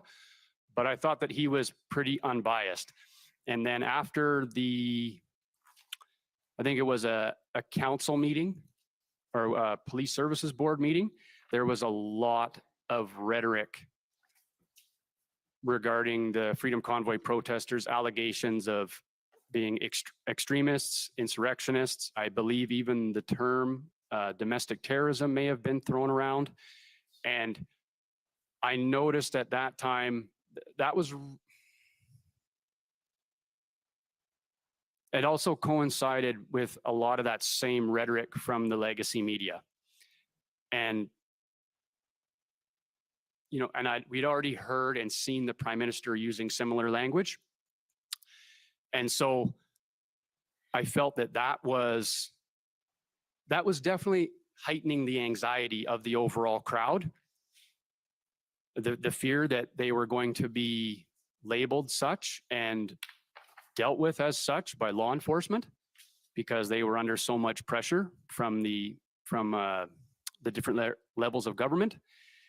And there was also, I believe that was right around the same time that there was also, they were being denied access to service some of the portable toilets. So, I mean, you're denying people their basic sanitation needs. And there was also information beginning to circulate about the involvement of CAS or Children's Aid Society, I believe is what that stands for. And that to me was, that was a clear red flag to me that if you are deliberately trying to provoke people to take action, if you make them believe that you're going to take their kids away, that's going to elicit a very strong emotional response. And I believe that that was deliberately done in order to bully the Freedom Convoy protesters. And we can put up, please, document HRF 50568.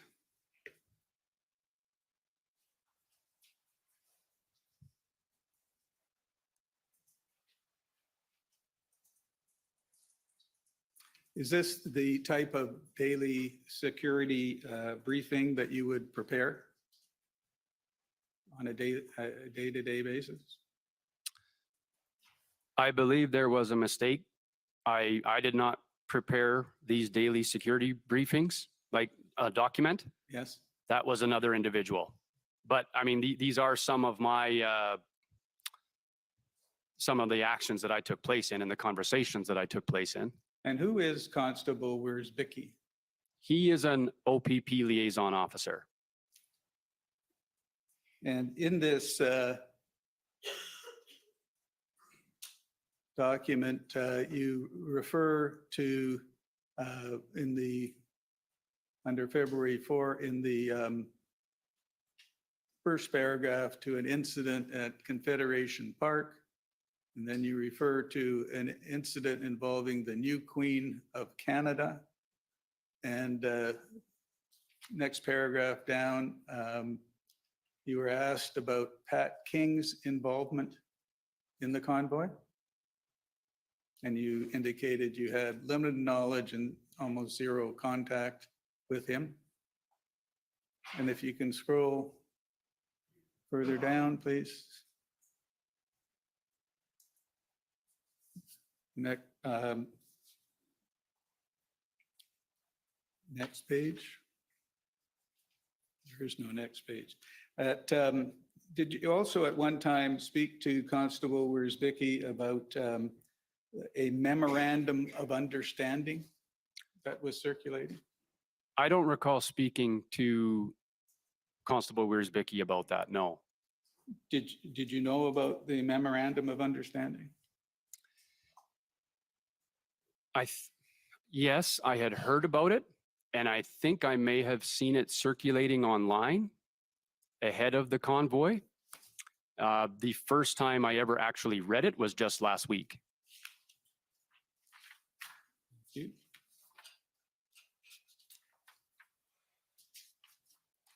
And you mentioned the intersection at Rideau and Sussex. Did you have occasion to go to Rideau and Sussex?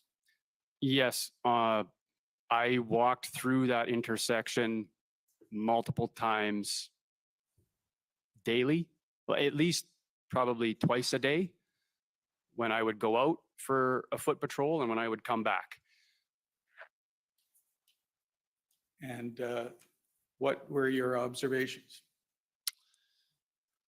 Well, they were primarily made up of Quebecois truckers, but then there was also, like other witnesses have testified, there was also like a Polish or Eastern European contingent.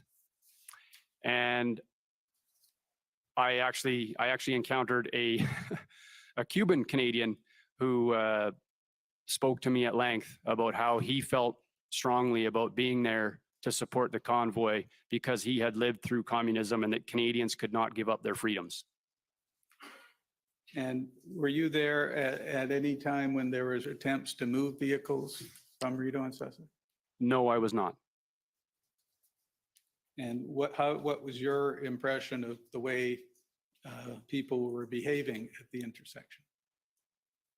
Well, on weekends, they would have a stage and music, and they would have like a nightly dance party on definitely on the Friday and the Saturday night, typically, is what I recall. And what about during the week? Do you recall? There was a lot of different food tents and barbecues. People were cooking and preparing food in clumps of people. Now, we heard evidence from Keith Wilson. You know Mr. Wilson? Yes, I do. That there were leaks in either the OPS, OPP, or both, because the convoy organizers were aware of police operations before they happened. Did you know about that? I never had any active duty officers leaking me any sensitive information. I did have a number of police officers, former police officers, former military, that were helping me with some of the different security tasks. And there was, I'm not exactly certain of the number, but there was officers that were on leave for various reasons, whether it would be the mandates or their own personal reasons. I didn't ask, it wasn't my business, that were also helping with some of the security tasks that I was coordinating. Okay. And if I can move to a different subject, did you continue to have contact with the PLT of the police forces over the entire period? In general, yes. There might have been the odd day where there was no communication. I know communication with the Ottawa Police Service liaison teams I recall it reducing near the end, like especially after the Emergencies Act had been invoked.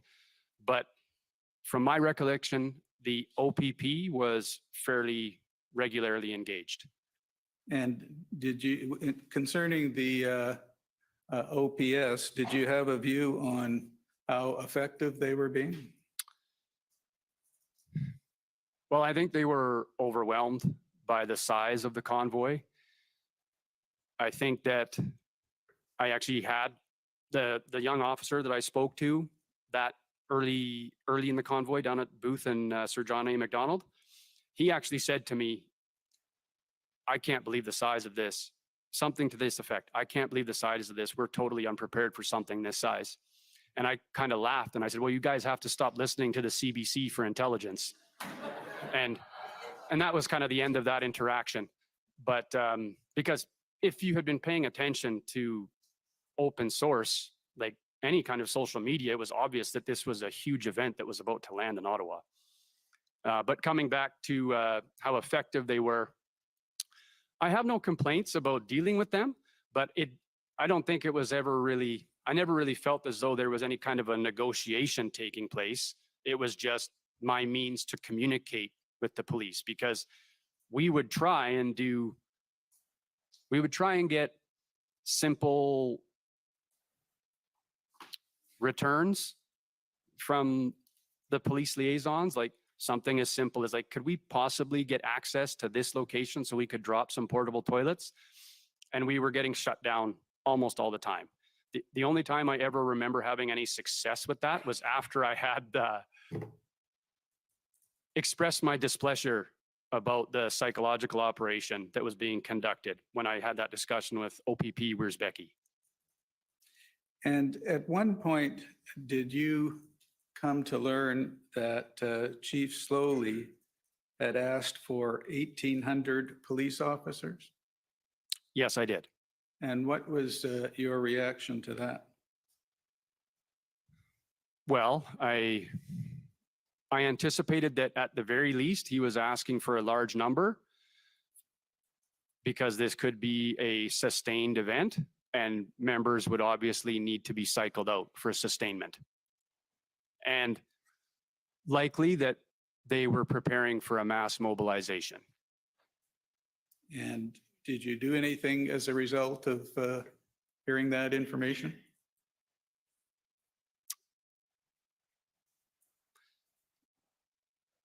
I mean, we had discussions about it. It didn't change what my role was. My task was to just continue trying to keep things as safe as possible. And were you aware of negotiations that were taking place between the leaders in the convoy and the mayor? I was made aware of that after the fact. Okay.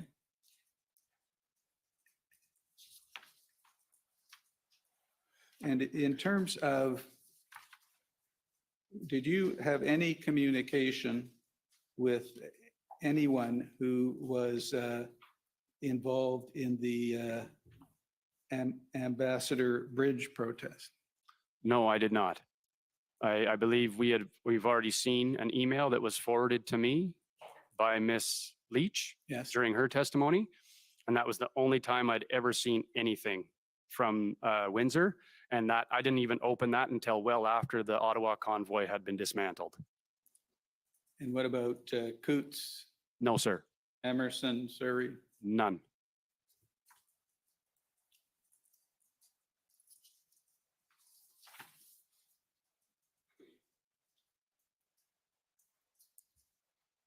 Now, at what point do you recall learning that the Emergencies Act was to be invoked? I believe the day that it was officially announced by the federal government. Did you hear anything about it prior to that date? I think there was discussions, people wondering if it would be. And my thought process was that, well, I would not be surprised if it was, because the city had declared a state of emergency, the province had declared one. To me, it would not surprise me in the least if the next logical step was the federal government. And do you recall, subsequent to the invocation on February 16, holding a press conference? Yes, I do. And that was with Mr. Gerses and Mr. Cornell? That's correct. And who is Mr. Cornell? He's one of the members of the steering committee for the group Veterans for Freedom. He's a combat veteran. And if I can just read you what I understand you said at that press conference, the emergency order clearly states that the protest is allowed to continue if the protest is peaceful. The government is trying to order the police to use force against peaceful protesters. We call on our fellow Canadians to come to Ottawa to exercise their legal right to assembly and protest. The more Canadians that come to Ottawa, the harder it will be for the police to carry out the government's illegal order. Is that something you said? That's correct. And did you receive advice as to your interpretation of the emergency order? Yes, we'd received a briefing from the legal team that based on, I believe it's Justice McLean's ruling, that as long as people did not come to Ottawa to engage in violence, disrupt trade, or block critical infrastructure, we still fell within the confines of a lawful protest. And did somebody request that you give this press conference, or did you do it on your own initiative? Well, I was working with the media relations people from early on. I think like you mentioned, that my first press conference that I attended was on February 3rd. And so I did a number of press conference events during my time with the convoy. And at this point, isn't it fair to say that you believe that enforcement action could come at any time?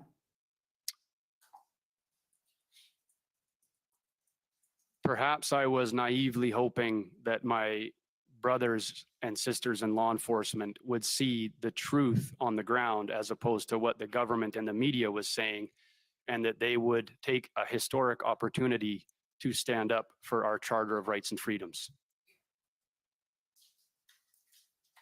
And did you think about, or was it a concern to you that you were encouraging people to come into Ottawa where that sort of law enforcement activity might well take place? No, because at that time, like I said, I still had faith that frontline members would do the right thing.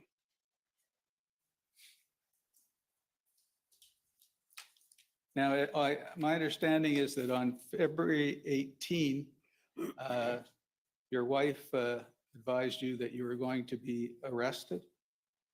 Yes, that's correct. She advised me that she had received a text message from one of our neighbors that the news was reporting that the police were looking for me to arrest me. And if we turn to the document PB NSC CAN 408924.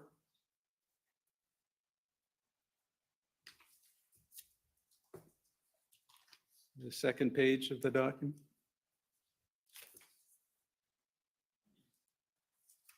This is an RCMP document, and if you look at the bottom of the page, you'll see information collected.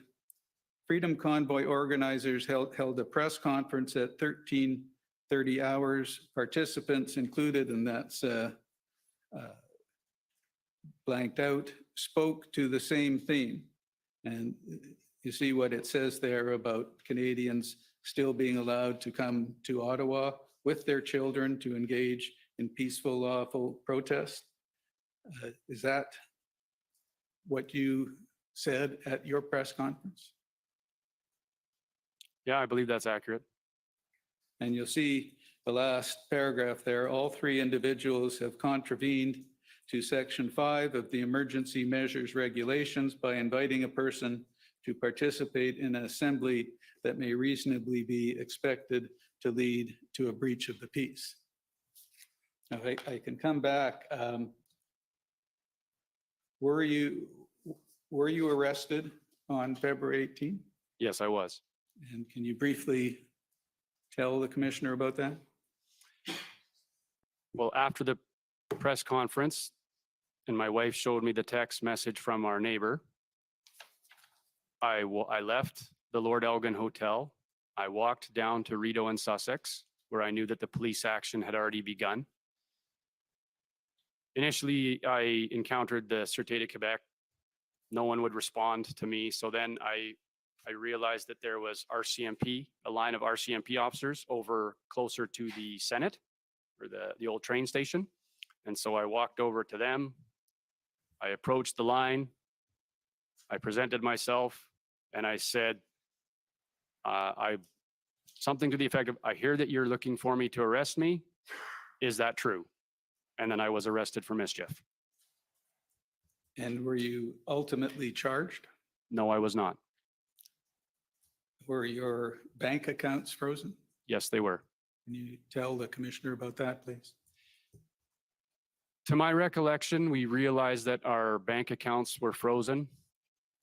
So 2 different banks and a primary credit card. I realized, I think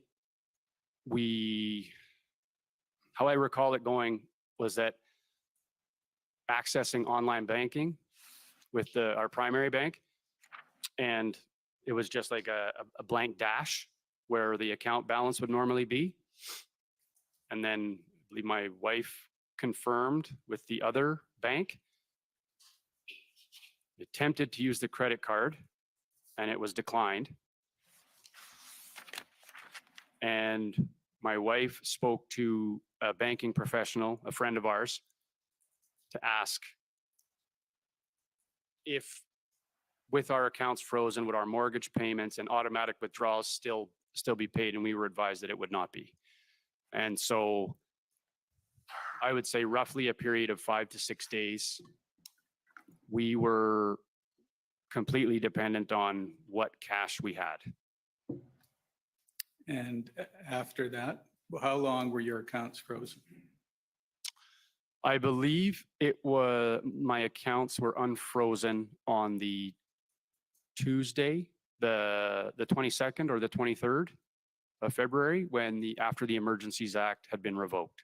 So they were frozen for how many days? I believe I realized they were frozen on the 17th. And then I think that was the Thursday. I didn't receive any kind of notification about it until I think one bank called me and left a voicemail message on the Saturday. And then it was unfrozen after the Emergencies Act had been revoked. And were you able to meet your day-to-day expenses during that period? Well, fortunately, we didn't have a whole pile of expenses that we had to incur during those days, but we had some help from some family.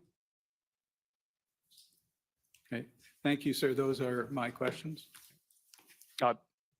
If I may add one thing about the accounts being frozen.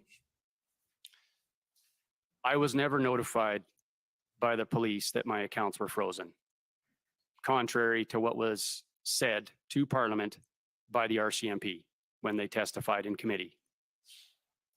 Thank you. Thank you. Okay, next we have the Ottawa Police Service, please.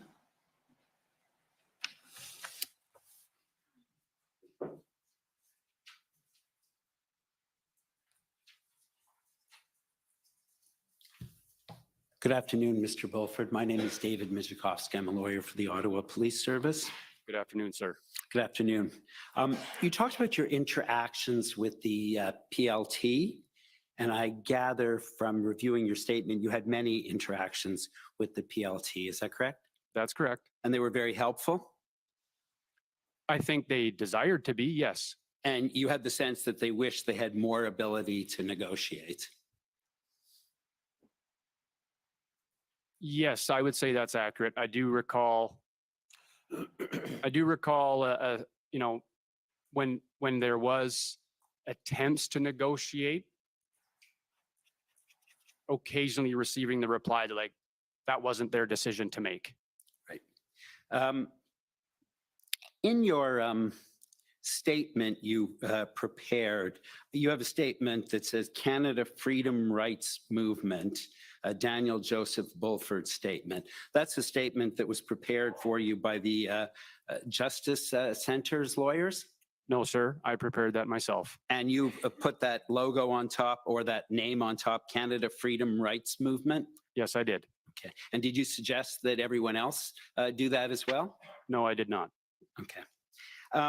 In that report, you indicate a number of potentially criminal actions involving non-convoy members that you reported to the OPS. And so I see things in that report about bikers, about the new Queen of Canada, false claims that bricks had been ordered in your name, potential instigation, concerns about Canada unity, vandalism of trucks, social media posts made by Mr. Lacasse, a shortage, a sabotage of transport trucks, bikers, and bomb threats, right? Those are all things that you referenced. That's correct. And you're a strong supporter, I take it, of law and order. My dad was a police officer for 38 years. Both of my older brothers were police officers. Obviously, I was, and there's only one of us remaining, but my hometown in Alberta referred to us as the Byzantium Blue Bloods. And I know from the Ottawa Police Service institutional report that I won't turn up in order to save time, that during the period of the convoy, there were a number of criminal charges laid. In fact, we know, and it's on page 14, that there were 533 of them according to Schedule C. But what I don't see single notation of in your statement is where you brought any of those criminal offenses to the attention of the Ottawa Police. Can you refresh me on the dates that you're referring to? The dates? Yes. Your statement, I'm not sure when your statement was prepared, but the evidence that we have in the record is that during the period of the Freedom Convoy, so from January 28th to a date in March, there were a total of 533 criminal charges. Okay.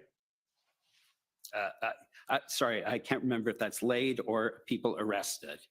And so I didn't see anywhere in your statement where you brought information about that criminal activity to the attention of the Ottawa Police. I have an objection. Hold on one. Yes. My friend is misstating the evidence to the witness, and I object to it. On that basis, the evidence is that the vast majority of charges were laid after the fact, and that actually, at least based on the one document and evidence, criminal charges that existed at the time before the invocation were only about 19 of charges laid. So with respect to my friend stating in the OPS document, and I can advise the commission that after I looked at what they had put together, I asked for disclosure from them with respect to when these charges were laid, and they've decided not to provide that, and they're using a jumbled up statistic. So in my submission, sir, my friend's going to ask the witness about why he didn't include OPS information in his statement that isn't clear. I think he needs to actually put the actual evidence that is before this tribunal before him, and not jumble it up into a fact that these are 500 some odd charges that may or may not have been laid during the time period that he was here, sir. Okay, well, maybe you can just ask the I question think without reference. I think the question was fair, and my friends now used a couple minutes of my time, but there were a lot of charges during the period of the Freedom Convoy. We know that. And I don't see anywhere in your statement where you reference informing the Ottawa Police of the situations leading to those criminal charges. Well, I often reported to the Ottawa Police, the various police agencies, anything that came to my attention that I believed to be criminal or a public safety concern. And I believe that the majority of those arrests and charges happened during the dismantle operation of the protest, a significant chunk of which I was in custody. You were in custody as of what date, sir? February 18th. Well, the record will speak for itself. And so In your statement, in paragraph 80 of your statement, you say you did everything to cooperate with the police and to maintain public peace and police safety. Is that correct or is that incorrect? That's correct. Okay. And so I also note that in the institutional report of the Ottawa Police, that the communication center received many emergency calls from businesses to have protesters removed because they weren't wearing a mask, to deal with complaints about being harassed while walking on the street with masks, to complaints of being sexually harassed and threatened. I see as well that questions were asked about OPS's enforcement plans. I see as well that there were noise complaints that were received and requests for charges against the protesters.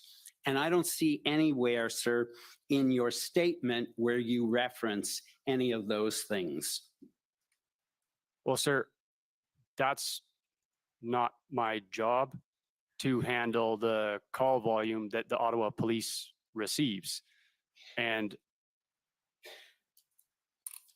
there's a lot of allegations that I've heard during testimony at this inquiry that I have no knowledge or have not seen any real evidence of. I'm not suggesting that it's not possible, but people were not calling me to report criminal offenses to the police. Okay. You've heard the evidence of councillors McKenney and Fleury? Yes. And you heard about what their constituents had to put up with, correct? You heard that evidence? I'm just asking you that question. Yes, I heard their evidence. And so either, did you believe what Councillor McKenney and Fleury said? Or did you think the issues they were raising were trivial? I wouldn't characterize what they were saying as trivial, but again, I've come to the point where I'm not going to believe anything until I see actual evidence of it. Okay. You told me about you clearly respect law and order.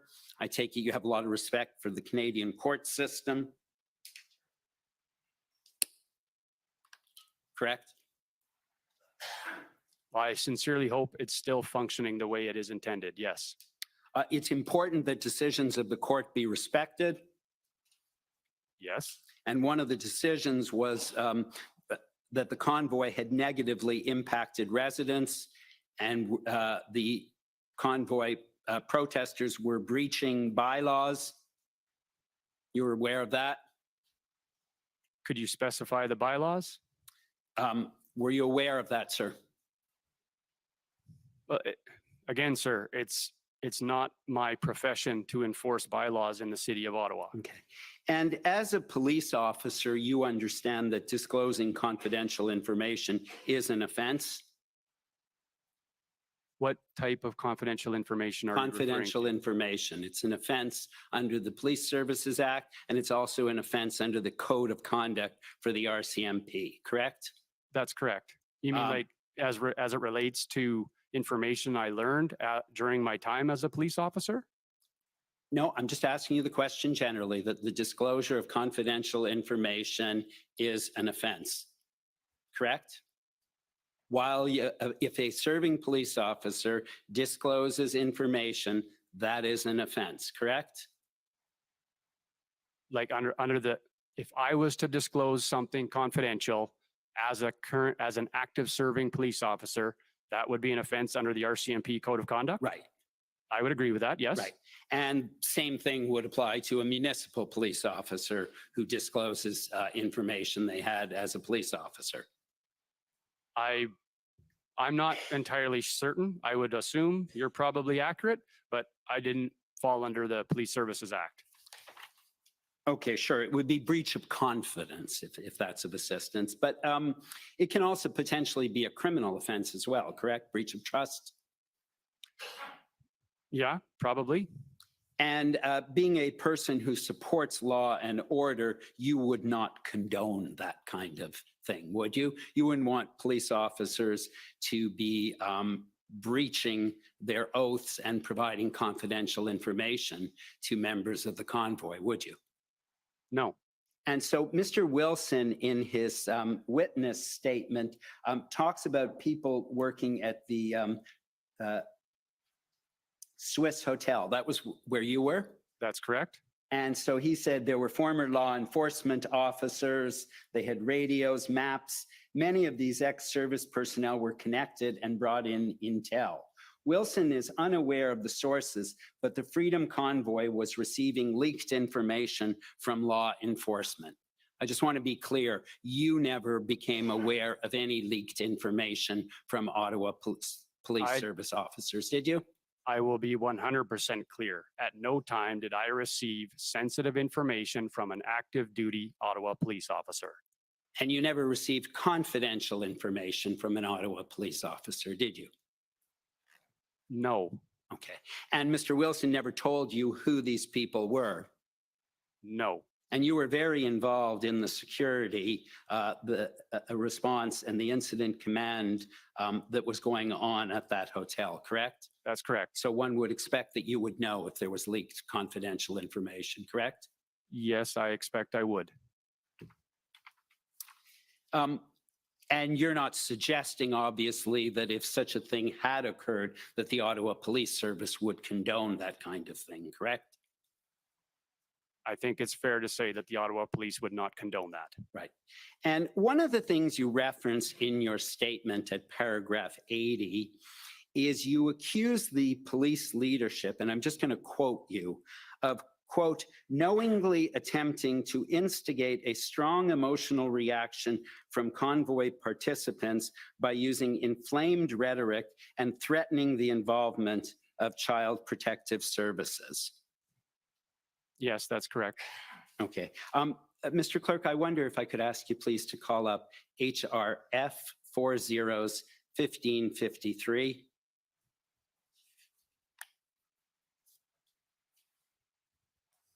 And if we go to page 22, please.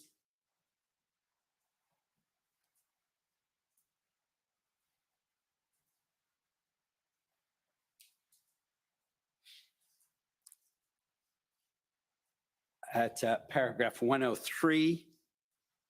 Thank you. And I'll just read that sentence, the first sentence, sir. I also advise him, this is from your statement, correct? That's correct. I also advised him of my belief that our own government was committing crimes against humanity, allowing thousands of Canadians to die because they've been denied life-saving treatment, and others have been disabled or have died from the vaccine, something a homicide detective may want to consider.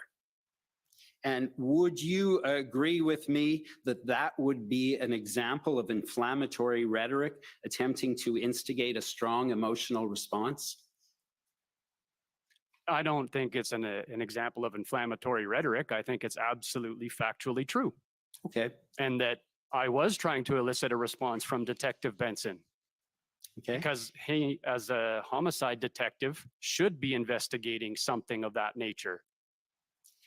And I won't take you to the paragraph to save time, but in paragraph 121 of your statement, you also talk about the extreme dehumanization of unvaccinated people. And I guess you don't see that as inflammatory rhetoric either, correct?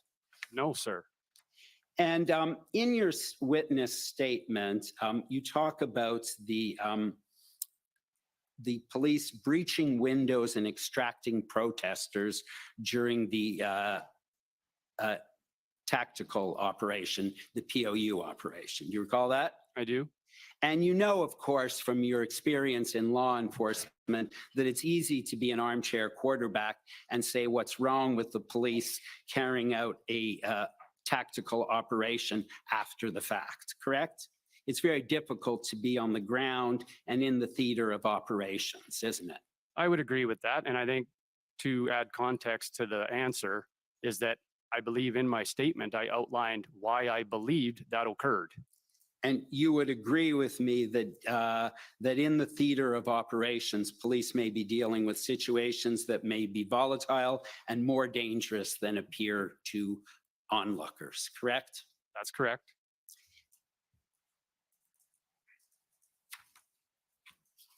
And you're aware from the police operations that were carried out by the Ottawa Police Service, the OPP, the RCMP, and a number of other public order units. You're aware from your experience that there would generally be an arrest and detention plan prepared for those type of circumstances, correct? Yes. And so OPP 04 OPP 404286, if we could just briefly call that up.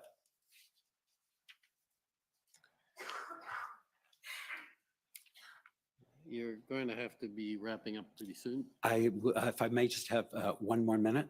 No problem. Thanks very much. That is, if you just be good enough to scroll down, that is the arrest and detention plan with respect to the operation that was carried out. And you wouldn't presume to say that it wasn't an appropriate arrest plan, would you? I don't feel I'm qualified to speak to that for a major public order operation such as what occurred. My typical experience with an arrest plan was in a much smaller context, and it was very simple. Okay. And finally, just to finish off, you testified in answer to my friend that you expected although there was an announcement of a large number of police officers and you realized that they were preparing for a tactical or a public order unit response, you testified that you thought that the police officers would do the right thing, correct? I had hoped so. And you thought that they would disregard the situation and simply allow the status quo to continue, correct?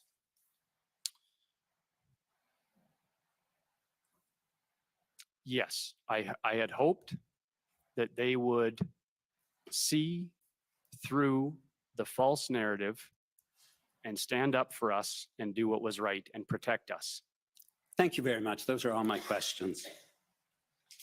Okay, next is the Ottawa Residents Coalition.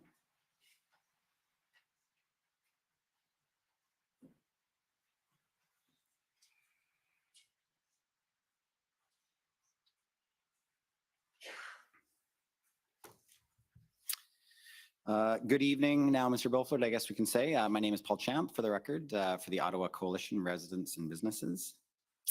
Mr. Bulford, I just want to ask you about the first thing you're talking about. You were concerned about being disciplined for speaking out about vaccine rules and restrictions? The federal vaccine mandate. And you were concerned about being disciplined for speaking out about that? Yes, I was. Well, I'm very sorry to hear that. I think that would have been totally inappropriate. Well, that's my lived experience with the RCMP, sir. Yeah, I know. I've represented RCMP officers for over 20 years, including people for speaking publicly, and things have been different. I would be happy to represent you on that. Now, I want to ask you some questions about your drive around with Sergeant Frost on the eve of the protests. So the two of you drove around looking at appropriate spots for the trucks to park, is that right? That's correct. And during that drive, did the two of you discuss in any way about how long the protest might last? I don't recall. It may have come up, and at that time, I didn't have an accurate timeline. For sure, because you've told us that you expected the protest would last until the federal government dropped vaccine mandates and rules. Is that right? That was my impression, yes. And is that what you conveyed to Sergeant Frost?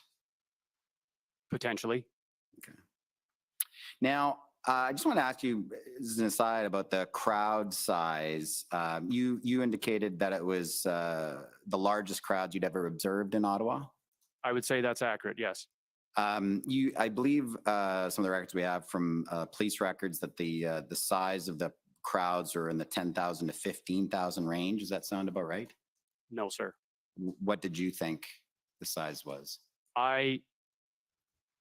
Based on my experience doing Overwatch on Canada Day and seeing the large crowds, especially like, let's say Canada Day 150, where it was probably the biggest I had seen, I would have estimated the crowds in downtown Ottawa, on Parliament Hill, Wellington, that general vicinity, I would have estimated close to 100,000.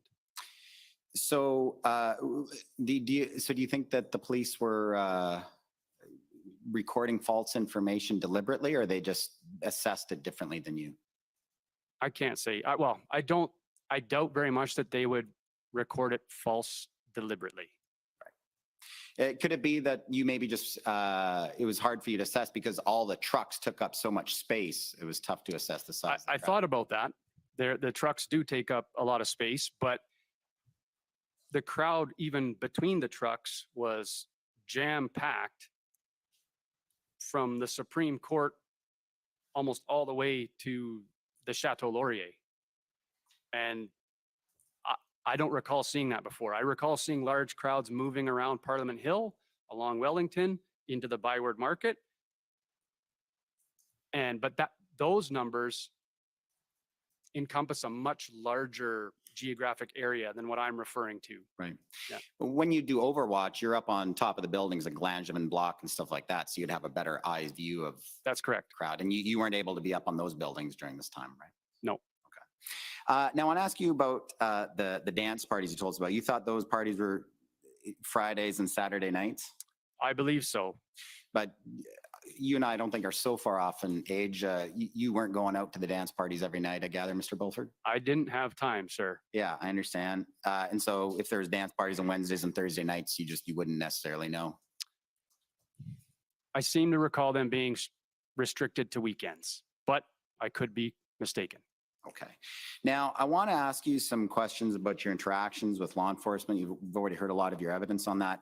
About your interactions with PLTs, but you also had interactions with officers who were off duty. Is that right? No. Like, you mean active officers? Yes, exactly. And just to be clear, I'm not going to be asking for names. I'm just trying to understand, because we heard the testimony from Mr. Wilson the other day. Yes, I understand. And I just want to understand it. So is Mr. Wilson getting that information from others? I can't say for certain, but all of the officers that were supporting me in a security context were either off work for their own personal reasons, right, or they had left their service. Right. They had made a similar decision to me and had decided to leave policing. How many people are we talking about here, roughly? A dozen. A dozen. And so each one of those officers would have had their own network of contacts in law enforcement. Is that right? Possible. And could have been getting information from current law enforcement? I don't know, sir. But you have to remember, it wasn't just, like, it was people from all across Canada, from multiple agents, like they had worked for multiple agencies. It wasn't just one service. I want to ask you about a different topic, Mr. Bulford. Now, the convoy organizers, Ms. Leach, Ms. Barber, others, yourself, you were doing everything possible to convey to protesters to refrain from any kind of violence, correct? Yes, I would say so. But you because you were security, you were dealing with threats at times. Is that right? Yeah, but not threats from within the convoy protest. Most of the anything that I was receiving that was information of a public safety concern was typically someone who was committing a criminal act or potentially a criminal act against the protest. Right. There was one or two instances where there was some vehicles that people had reported that they were kind of presenting the idea of blocking intersections. Right. And those instances were reported to me by convoy protesters, which then I passed on to the police, because we were trying to act within the confines of, we do not want to block all of the intersections. But Mr. Bulford, my understanding, you were concerned and were doing what you could to protect the convoy organizer leaders. Is that right? Were you coordinating with some of the other officers to ensure that Mr. Barber, Ms. Leach, and so forth were safe? Ms. Leach did end up getting a former military member to provide some security for her because she had received a number of death threats. Right. Other than that, the only people that were really receiving like a close protection detail, if you want to call it that, were the doctors and former Premier Peckford when he was in town. Right. Because especially 3 of the doctors in particular had received a number of death or a number of harassing, or they had been subject to harassment and a number of threats themselves. Right. Now, Ms. Leach, she very successfully raised a large amount of money from GoFundMe, but we heard her testimony. She was encountering all kinds of difficulty in accessing any of that money. You knew about that at the time, correct? Yes. And there was many people who were very angry at her for not being able to produce that money. There was different theories and so forth that she was deliberately not giving the money to them and so forth. There was that going around, right? There was fractures within the I would say the freedom movement, maybe not just specific to Ottawa, but even people. I found that the people who are the biggest critics of people like Ms. Leach were people who are not here presently in Ottawa. Sure. But what I'm getting at is that, although Ms. Leach was trying to convey what she was, trying to do to get the access to GoFundMe money to help the truckers, which, we've seen all the documents, that's what she was doing. But some people at that protest who wanting access to that money, perhaps had driven a long way, they were getting very frustrated. And she was she getting threats from some of those people? Not that I recall. No, none. No. So what was the security detail for? Well, my impression was that she was receiving threats from people that were opposed to the convoy being in Ottawa. And everyone else who wanted access to that money, who had driven across the country, spent thousands of dollars, they were just content to sit and they weren't angry about not getting access to the money. I don't have any information or evidence to support that, sir. Sir, Mr. Bulford, you're a professional, right? You're a professional security detail protecting very important people, correct? In my past career, yes. Right. Let's just be honest with each other. Someone in her situation, if you had assessed that as a professional, you would have thought she might be at risk or physical safety. The people wanting access to that money who weren't getting it were frustrated. That was a reasonable threat assessment, was it not? It could be potential, yes, but I didn't have any intelligence or evidence to support that notion. Other than the fact that she was the face of the convoy. They had raised a substantial amount of money. But my experience, when you've seen Miss Leach in public, people loved her. Now, you're aware also, Mr. Bulford, that GoFundMe, they were concerned because some of their staff were getting threats for not releasing the money. Were you aware of that? No, sir, I was not aware of that. You never heard about that? No, sir. But that was some of the concerns of GoFundMe. So that Ms. Leach and Mr. Wilson and so forth never shared that with you? No, sir. What about fuel providers who then decided to stop providing fuel? Did you ever hear about any of them getting threats? From the convoy?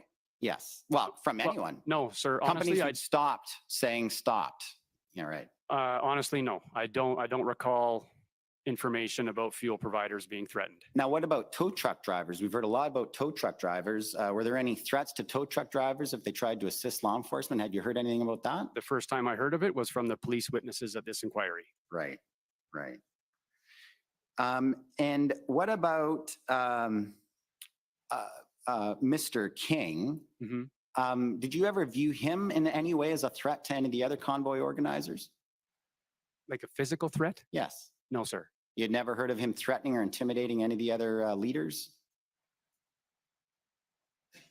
Mr. King came to the Swiss Hotel one evening, angry, and he ended up in a verbal altercation with Chad Eros, I believe. Mm-hmm. I didn't learn about that until the following day. I was not there when that occurred. Mr. King had a couple of very large people with him and was intimidating Mr. Eros? I don't know who he had with him. Okay. But I mean, Mr. King is a large man himself. No doubt. Now, what about media? Now, I know obviously you're not very supportive or don't consume what you call legacy media, but you were aware and heard of that reporters for some of those organizations downtown were often being threatened while they were down trying to cover the convoy demonstrations. You were aware of that, Mr. Bulford? I was not aware of that. I did learn that I believe the RCMP may have been providing security for some of those reporters. I saw one video just recently, like within the last 2 weeks, where I think Mr. McGregor, people were yelling in the background while he was trying to give a broadcast, but that was the first I'd ever seen of that. Or Mr. Raymond Filion with TVA was pushed to the ground?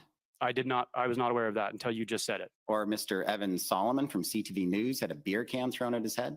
I was not aware of that either. And you hadn't seen any of the other videos or just on your own walkabouts, ever seeing reporters for CBC or Global, whatnot, of crowds swarming around them and yelling at them? This guy's so full of shit. Not that I recall. I remember some mainstream reporters approaching me the night that Miss Leach was arrested when we were standing up by the stage truck, and they were trying to ask for interviews and I just declined, but I don't recall anyone being threatening towards them at all. Okay.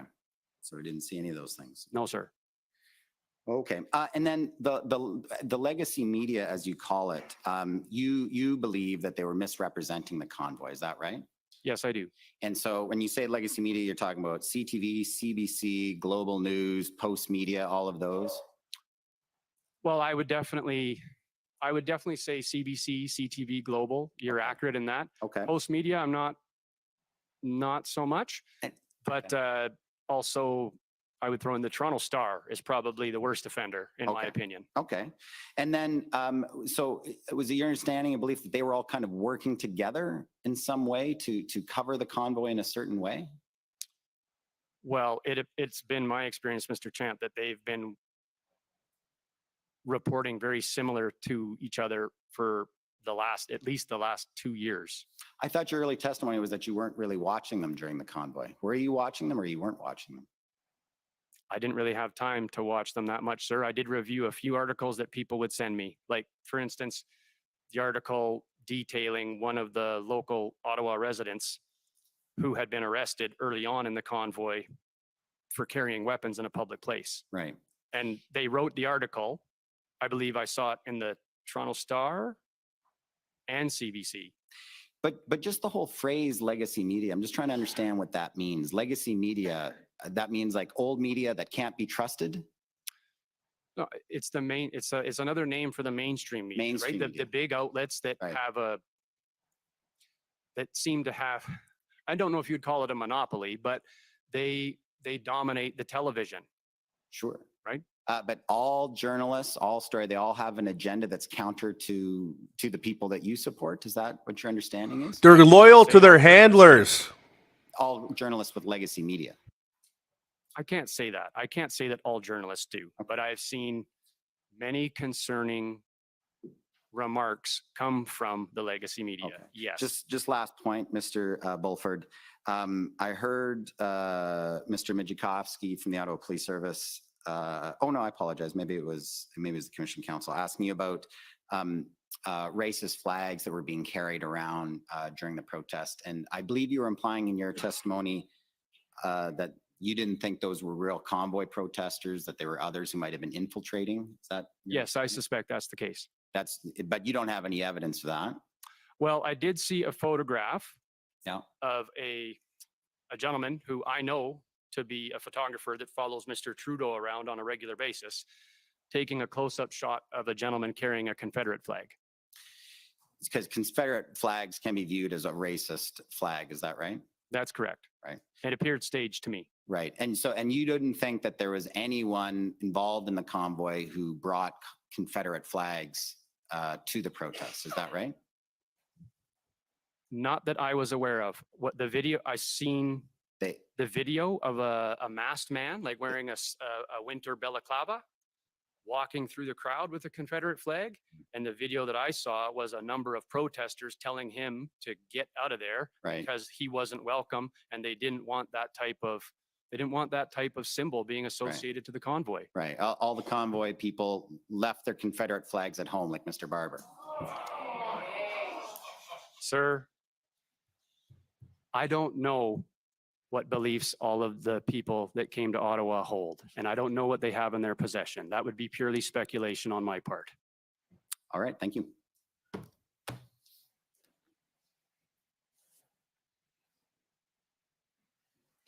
Government of Canada, please.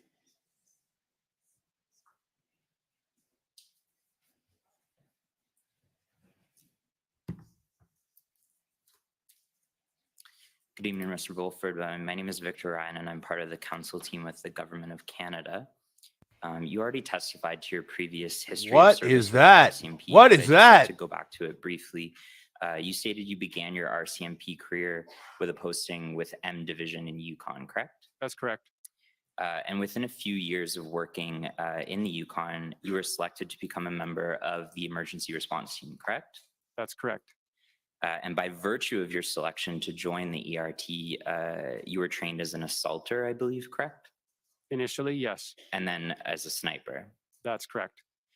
And would you agree with me that the selection process for an emergency response team is highly competitive? Normally, yes. Okay, because ERTs are responsible for resolving incidents beyond the capabilities of regular police, in part due to the increased risk of violence that they can face. Yes. And you continue to work as part of the ERT in Yukon, as you stated, in both Whitehorse and Mayo before you transferred to Ottawa. Is that correct? That's correct. And when you came to Ottawa, you were working with the National Division Emergency Response Team. Yes.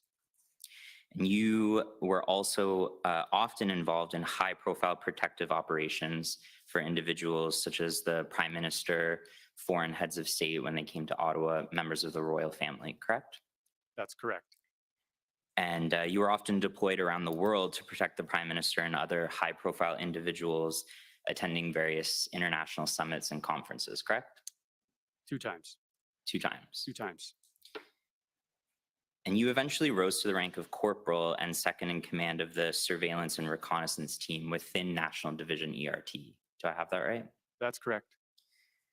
And so you would agree that your career with the RCMP was a successful one, right? I think your evidence was earlier was that you felt that you were a dedicated professional. Yes. And so while you were in Ottawa and while you were working with the emergency response team, I believe the dates were 2013 to 2021. Is that correct? Yes. You were trained by a variety of external law enforcement agencies during that time? Yeah. Well, I wouldn't say a number, but less than a handful, probably. Okay, more than one. Yes. Yeah. Including the FBI hostage rescue team? That's correct. Canadian Special Forces Operations Command? Correct. And the types of things that you were trained in, the various tactical aspects of policing for which you received training, included things like covert surveillance? Yes. Yeah. Explosive forced entry and breaching? Yes. Mass casualty response? Yes. And so through this training that you received and through your experience working in the National Division, you would have come to have an intimate knowledge of the parliamentary precinct in downtown Ottawa. Is that correct? Yes, that's correct. And so you knew, for instance, how police would train for and plan for a large-scale demonstration like the convoy. I would say that I am aware of how a typical deployment or a mobilization would look for a large-scale event, but I never worked on a public order unit. Okay, but you would have been familiar with how the ERT would have interacted with various other police forces in Ottawa during an event such as this? Somewhat, yes. And of course, you'd be keenly familiar with the jurisdictional, I guess, intersections in the downtown area between the RCMP, the PPS, the OPS. Yes. You knew how police would gather intelligence on the leadership and the key figures of any sort of protest movement that would come in.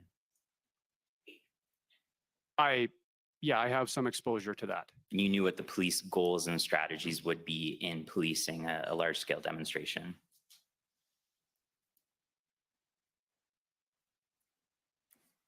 Well, I think it's fairly basic for something such as what happened in Ottawa.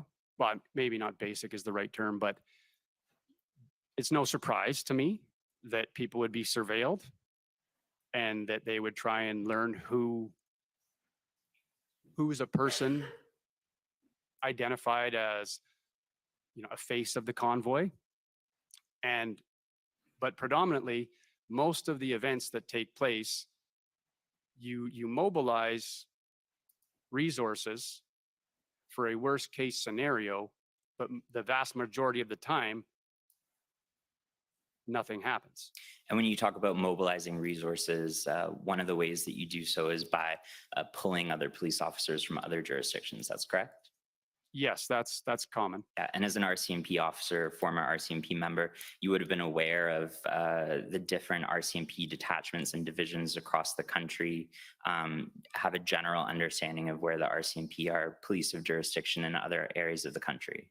Yes. You would have been aware of the practical difficulties involved in pulling RCMP officers from provinces far flung and transferring them to Ottawa to assist the local police here in any enforcement.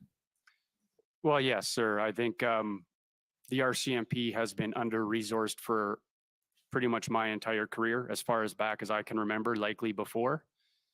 And I think that's almost like we've heard from other police witnesses, that's pretty much a universal in policing. And you would have had a knowledge roughly of how many police officers would be required to manage a large scale demonstration. No, I don't agree with that. I don't know. My involvement with these large scale events was very compartmentalized to my role on the emergency response team. Okay. And that role you touted quite a bit during the occupation publicly, correct? I wouldn't consider it touting, but I tried to explain who I was, what my experience was, so that I can try and reduce people's anxiety about the heavy police presence that they were seeing in Ottawa. And my friend from Commission Council showed you a document that contained a quote from you from a press release where you said, "I have extensive experience in protective operations for large-scale events here in the National Capital Region. I've been involved in tactical planning for many of these large-scale events, so I'm keenly familiar with what is happening right now in regards to the police presence down around Parliament Hill and the downtown core." Does that sound familiar to you? Yes, that's correct.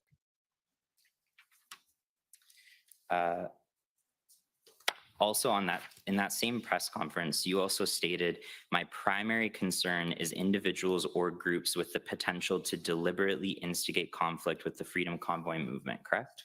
That's correct. And that was to you your most important concern because you knew from your past experience the potential for individuals or groups, whether associated with you or not, to use the convoy as cover for their own means, correct? Yes, I would agree that anytime you have a large event where there's a large crowd of people, there's the primary concern from the police standpoint would be a mass casualty attack. And by February 3rd, you had already begun to appreciate the number of different factions and elements that were converging on downtown Ottawa, correct? Yeah, I would agree with that. For instance, you were involved, as I take your evidence, with Mounties for Freedom. You were volunteering with Adopt a Trucker, and you were also closely associated with the Freedom Convoy, correct? Well, yeah, I mean, my role with volunteering with Adopt a Trucker was in direct support of the Freedom Convoy. But you were not associated with Canada Unity, correct? No, sir. But Canada Unity was there at the convoy. Yes. Yeah, and you were not associated with James Bowder, correct? No, sir. No, and the MOU that he brought with him, No, like I said, the first time I read it was last week. but he was there at the convoy, correct? I heard that he was. The first time I ever seen him was here at this inquiry. And you were not affiliated with the Farfadas that were at Rideau and Sussex, correct? I also had no idea who Farfadas was or what that was until after I read about Mr. Charlin's arrest out at near Van Cleek Hill after the convoy had been dismantled. And the individual describing herself as Queen Ramona and her supporters, you weren't associated with her or her supporters, correct? No, sir. No, but they were there at the convoy, correct? Yes, I did have an interaction with some of her supporters. And you weren't associated with any outlaw motorcycle gangs, correct? No, absolutely not. No, but they were there at the convoy, correct? I believe that there was 2 men identified as potentially belonging to an outlaw motorcycle gang in the crowd early on. I don't recall ever seeing them or hearing of them again. And again, that's a bit of an assumption on my part because I don't specifically have any knowledge of that particular group. So you heard that they were there, but you didn't actually see them? I saw a photograph of them. Okay, so you saw a photograph of them at the convoy, but you didn't actually encounter them? That's correct. Okay. You've already testified that your main role was to collect intelligence from the convoy, collect, threats of violence, assess their credibility, and forward them on to the police. But I also take your evidence that this was a peaceful protest, correct? Yes. Yep. And in the chronology that's set out in your witness statement, I won't take you to it unless you require it, but it's again HRF 401553. You state that on January 29th, 2022, you sent a photo to OPS and RCMP of an unidentified man in Ottawa who reportedly wore body armor and stated, "They don't realize what things will be like when the hard boys show up with a legitimate beef." Is that correct? That's correct. And on January 30th, the next day, you emailed PLT about a conspiracy to stage a hit and run with a tractor trailer hitting a horse that contains specific information regarding a member of the Prime Minister's protective detail, correct? That's correct.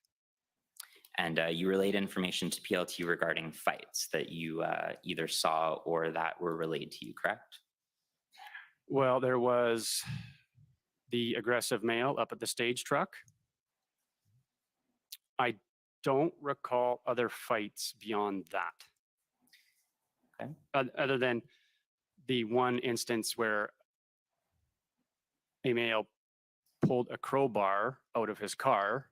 I believe you're referring to the individual referred to as Black Buffalo? That's correct. And so speaking of that, Black Buffalo became very angry at what he perceived to be an incursion into his territory, began yelling, pulled a crowbar from his truck, pushed a female actually into you. That's correct. As I understand it correctly. Would you agree that that's a fight?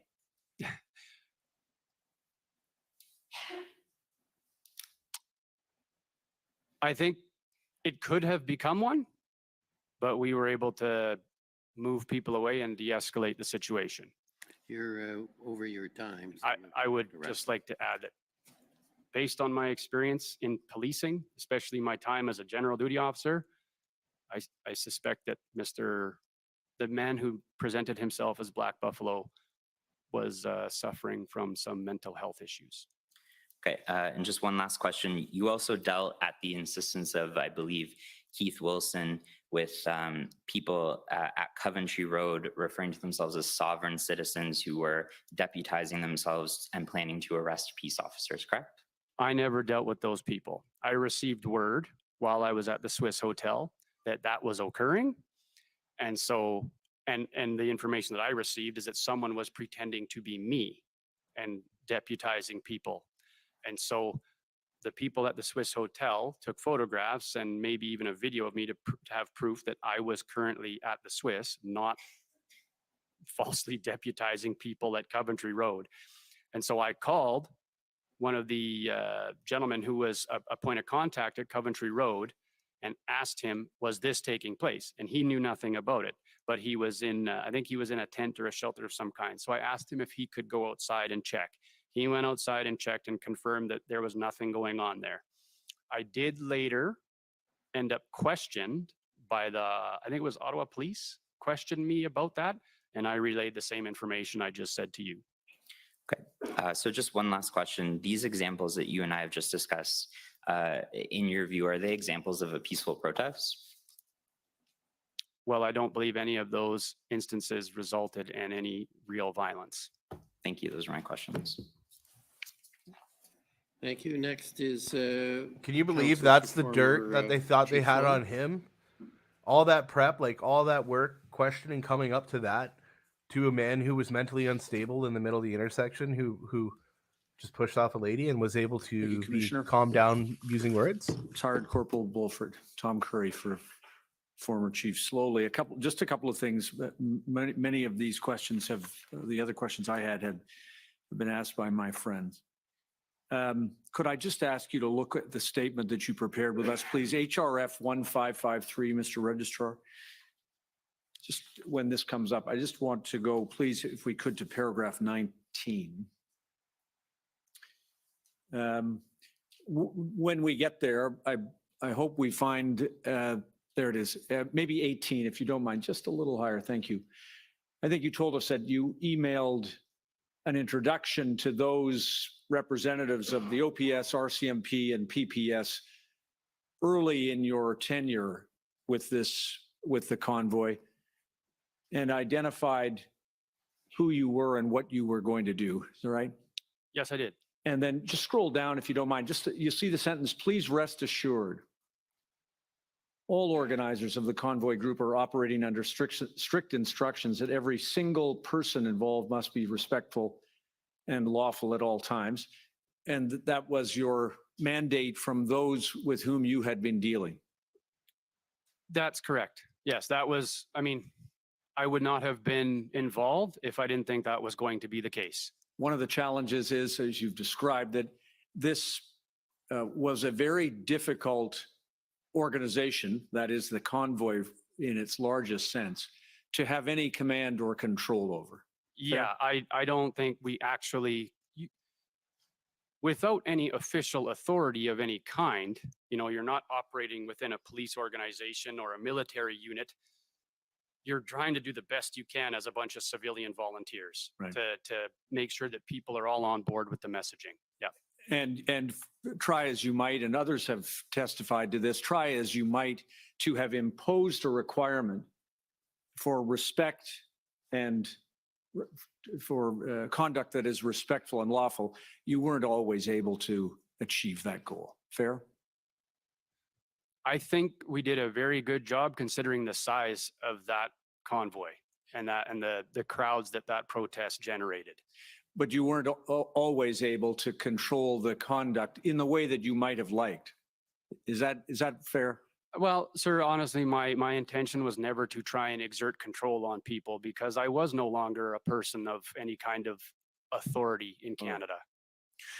The reason I ask is because as you watched this, especially with your experience, as you watched the convoy, the events of the convoy unfold, from the earliest days when you arrived until the end when you yourself were arrested, you must have had a sense that the end was coming through this public order exercise unless there was some other breakthrough. Is that fair? Well, I don't think any of us expected this to go on indefinitely, but my understanding was that we were trying to take pressure off the city of Ottawa and Chief Slowly, right? With the negotiated deal that I learned about after the fact. And I was 100% on board with whatever negotiations that the truck captains could accomplish and the legal team could accomplish with the police to prevent a massive takedown of the convoy occurring. I was in support of that. Right. Because in the absence of some effort by the convoy, successful effort by the convoy organizers to be able to eliminate the consequences for the residents and the city of Ottawa, the businesses and the like, you understood that it was going to come to an end via a police enforcement action. I knew that that was a possibility. I didn't know, like I said before, I had hoped that it wouldn't come to that. Right. And that, honestly, sir, I was hoping that the police would stand up with us, which would then basically be a symbolic gesture for the federal government that what they were doing was no longer lawful in Canada, and they weren't going to have the police as their enforcement arm to Right. do anything that was unconstitutional and unlawful and not backed on evidence. Which would require police services, not just Ottawa, but OPP, RCMP, PPS, all of the other services who had come to help to disclaim their duty to uphold the law. You were asking quite a lot. Yeah, I was, but it happened in Ontario earlier in the declared pandemic when Premier Ford tried to exert more power and the police said no. Can I ask a couple of other things then, just in the time remaining? You told the commissioner that you, upon arrival and getting this underway, you imposed a form of ICS model or incident command structure to the best that you could. Yeah, I mean, it was a joint effort, but I mean, myself and a number of others were familiar with that system. Right. And so it was brought to our attention. Maybe we should set something like this up, because that initial few days was absolute chaos. And to whom then did you bring, if you were you at the top, were you the designated incident commander? No, sir, I was not. Who was? Well, Mr. Guerra was in charge of Adopt a Trucker. And then the overall, if you want to call it incident commander, volunteer, was a former Ottawa paramedic. Got it. And then Mr. Guerra, would he have taken direction, strategic direction from the board of the Convoy Corporation once it was incorporated? Or were you aware? I would say that's accurate, because our whole purpose of being there was to support the truckers. I mean, the whole initial mission was to provide food and shelter and transportation services to protesters. Was part of your effort in within that group, the incident command group, to keep track of the number of police personnel who were on the scene? No, sir. Okay. No, that was not something that we were interested in. I mean, the police were going to do what they were going to do, and we were trusting them to do their job. Then just finally, a couple of things, if I may, if I could, Mr. Registrar, I'm sorry to drag that document back up, 1553. Thanks so much. And if you could go to paragraph 99, just want to get your help with one thing, please. These go to the events of February the 15th. And you had a visit at the Swiss Hotel described here, in which OPP and OPS liaison officers attended to meet with volunteer coordinators and Ms. Leach. You were one of the volunteer coordinators? Yeah, I was the volunteer security coordinator. And who were the other volunteer coordinators, if you recall, with whom that meeting, or who attended that meeting? Well, it was myself, Tamara Lich, and the former Ottawa paramedic. Okay, got it. So 3 of you and 3 police personnel. To the best of my recollection, yes. And it was at that meeting that you've written that they attended to discuss the recent document provided by police to convoy participants. And that's the document that laid out that the Emergencies Act having been declared, it was now required that people vacate the protest. Is that fair? Well, it's more nuanced than that, because when I reviewed that document, I know which one you're talking about. It had the red border outside of it. I read through the criteria, and I don't think any of us in that room with those liaison officers met the criteria laid out in that document from the OPS of people that were no longer permitted into the downtown. Right. And what you engaged with, I won't read all of it, but you spoke to those officers to express your concern that the use of force by police against the peaceful protests without negotiation was wrong, and they ought not to do that. Yes, Fair? I did. And scroll down, if you don't mind, please, just to paragraph 102. Now that we're on the 17th, and you had an encounter with another officer or Detective Benson, who replied to your query about whether you were people were on the lookout for you. No, Mr. Benson contacted me by text message after Tamara Lich had been arrested. Okay, thank you. And you had an exchange with him. I'm just interested in the second last sentence. He responded by saying that the occupation was beyond a protest and the trucks had to go. And you replied to him that it was not an occupation. Well, my belief that a definition of an occupation is usually like a foreign military has taken control of another country. Right.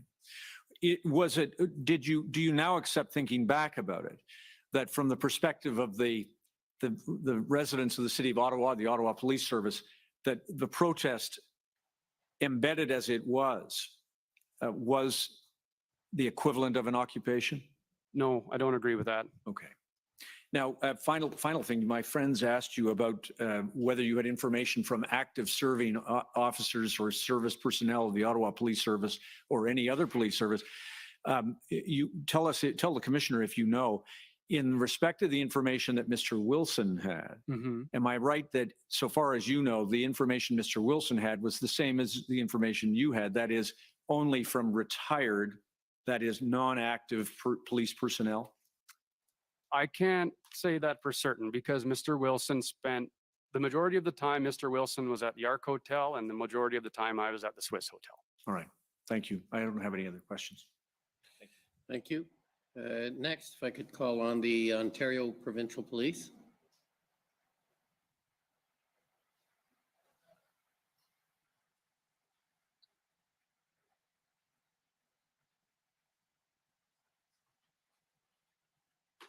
Commissioner, I have no questions. Okay, thank you.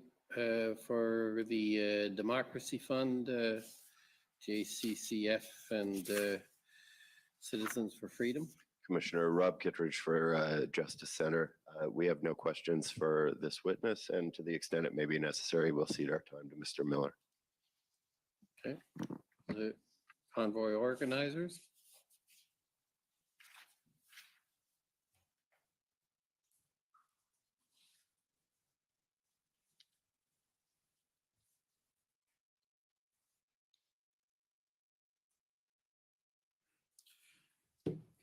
For the record, Brendan Miller, Mr. Bulford, I'm counsel to the Freedom Corp, who is the entity representing the protesters that were in this city in February and January of 2022. Good evening. Commissioner, just for ease of reference, what I'm continuing to do now, just to get to the point, your counsel have been excellent in adducing evidence in chief, and I'm just going to deal with examination from the questions that arose from the other parties.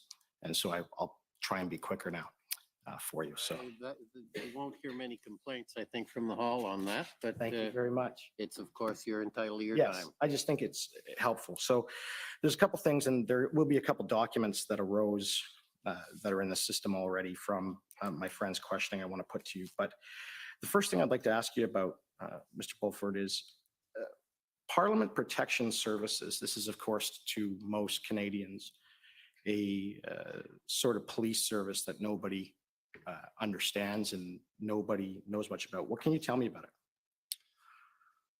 Well, after the October 22nd, 2014 shooting at the War Memorial and Mr. Bibeau storming the center block, there was a big review afterwards that took place because there was 3 different agencies that were responsible for security on Parliament Hill.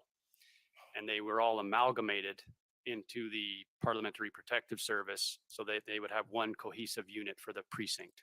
Right. And can you tell me, who does the Parliament Protection Services, who does it answer to? Well, when I was working, I still believe they fell under the RCMP's command, but that may not be the case anymore. They may be completely independent now. Right. And the RCMP command, then that falls under Commissioner Lucky. That's correct. And is it fair to say that from what you've seen from being within the RCMP and seeing on the news, that you've witnessed or heard of Commissioner Lucky relaying public messages on behalf of the elected executive branch, or relaying information that the political executive branch wants to relay to the public? Yes. Okay. So the next question I want to bring up, if I can bring up document 7722 underscore rel.0001.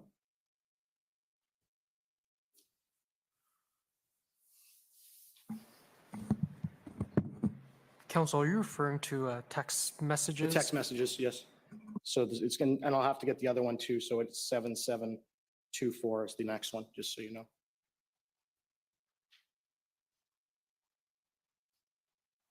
Now, I'm not sure if you were present or you had watched this part of the hearing when I referred to these text messages. This is a text exchange between one of the staffers with the Prime Minister's office and another one of the staffers with the Minister of Public Safety's office, okay? And this is, in this context, the staffer with the Prime Minister's office states to the staffer with the Public Safety Minister's office that got a quick response, people are into it, let me know if your boss is too, boss being the Minister of Public Safety. Happy to help however I can. This is what I sent through, by the way. Hi, I just had a chat with Alex at PS, being Public Safety, who had a bit of an interesting idea. As you saw in the pod goals chat, the trucker convoy and some of their more extreme comments calling for January 6th style insurrection are getting more coverage in the media. Alex was surveying whether there would be some interest in his boss doing some media on this eventually. He was chatting with Mendicino about it right before he went into a cabinet retreat. And can you agree the cabinet retreat was on January 24th? Were you aware of that? That sounds accurate. Yeah, of 2002. And there he goes on. I think there could be an opportunity to get in on this growing narrative of the truckers, particularly with the research that LRB is doing into their backers. Do you know who the LRB is? No. Have you ever heard of the Liberal Research Bureau while you were on the Hill? No. Okay. And my thoughts of framing here would be similar to what the PM/Blair, being Minister Blair and the Prime Minister, said last year when January 6th occurred. And the first point is our democracy is something we need to nurture and protect every day. And then if we could bring up the second part of the text message at 7724.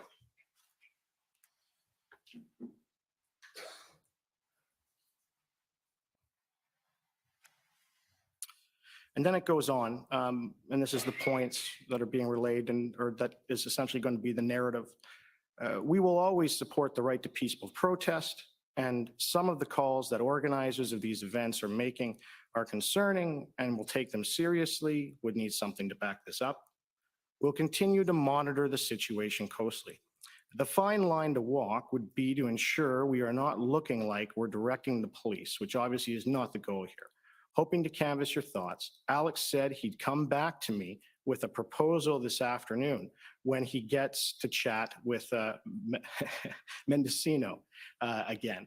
Obviously, pending his bosses and our interests in looking into this further. So that text is to either the Prime Minister or someone within his office. And they're explaining what Alex, the chief of staff for the public safety minister has come up with. And he responds, thanks. I had an initial chat with my boss and he's supportive, but wants to wait a day or two.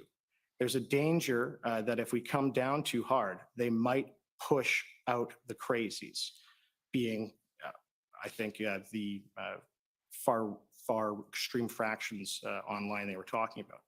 I think that's fair. She responds, apparently Global and others are working on stories. Maybe we see how those land. So you had mentioned that you don't trust legacy media and you mentioned Global News, and that's one of them. Yes, that's true. Okay. Now, I've sent this around. I'm not going to try and move this article into evidence at this juncture. But did you know that the following day, Global released a news article titled January 6th event, or that there was going to be a potential January type 6th event on during the Ottawa convoy. And they managed to get Parliament Protection Services to comment. And what was reiterated was one of the points in that text message. So again, I'm asking you, if the government was going to try and relay a narrative, from your experience from working on the Hill in law enforcement, would they use something like the Parliamentary Protection Services to relay a narrative? I can't say for certain. All of my experience with the Parliamentary Protective Service is I've never seen anything political from them because they're limited in scope. Okay. And so the Parliamentary Protective Services reiterate, and I'll just read it in. I'm just trying to pull it up again. I'm not sure you got much from the witness about the parliamentary. Right. So in any event, I'll deal with that. There are going to be lots of witnesses that Understood. come later. Understood. So you can use your time, but yeah. So moving on, essentially the Parliamentary Protective Services in this article states that they're wary of the security and they won't talk about further matters in order to keep people safe. I'm just summarizing it. We'll put it into evidence through other witnesses. But is it concerning to you that, you know, coming from this issue with misinformation that you're concerned about and you've testified to, that the elected executive branch is identified knowing about news articles and what they're going to be about before they come out? And what's the evidence of that? Directly in the text messages, they said that Global's running a piece on it. It was on January 24th, of which that was, and the news article I'm speaking of was on January 25th. And then Parliamentary Security Services says essentially the byline that is in those text messages, sir. And I'll put that into evidence, and I'm just asking if it concerns him, if that's the case. That's I'm it. just trying to understand where the evidence is for that. Yes, it's the text messages. So you have the text messages between the staffers with both the Prime Minister's office as well as with the Minister of Public Safety. Yeah. They then say what the narrative is going to be. They then say that Global is going to be running this story. And then when Global runs the story, they quote Parliamentary Protective Services, citing basically one of the lines in the text messages, sir. I'm not sure I understand the link at all in the way you describe it, but the record is clear, so we'll Yes. leave it. So with respect to that, if that is the case, is that something that concerns you? Yes, absolutely. Okay. And moving on from that point, my friend brought up with you the issue with respect to danger of people staying and the advice you were giving and everything. And I'd like to bring up OPS document 14504, please.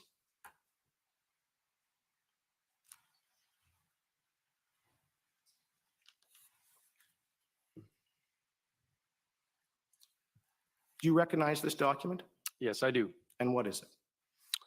It's the document that the OPP and two OPS liaisons brought to the Swiss Hotel.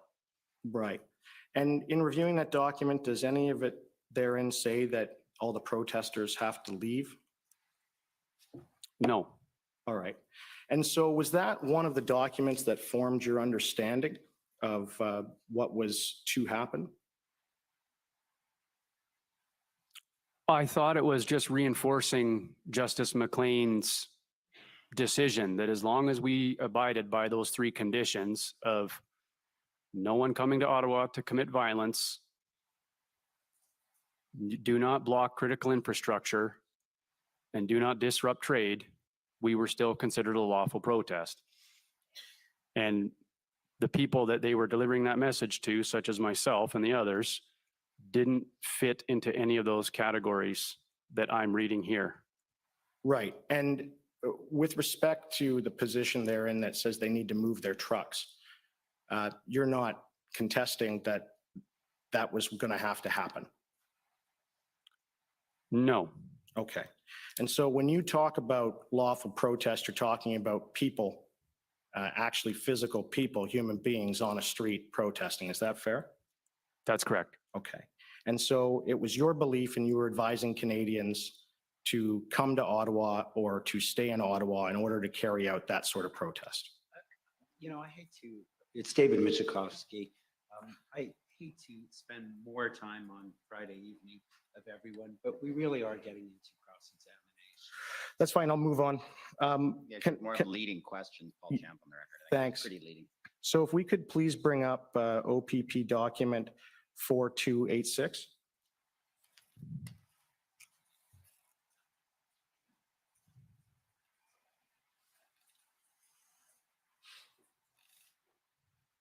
Okay, so this is the document that my friend put to you. It's the operational plan.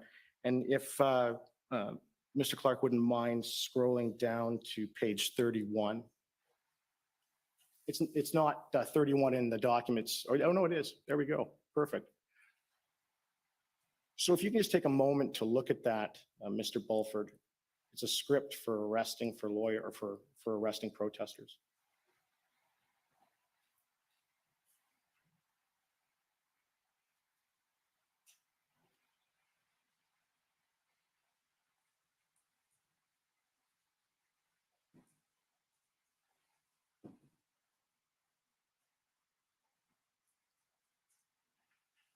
Okay.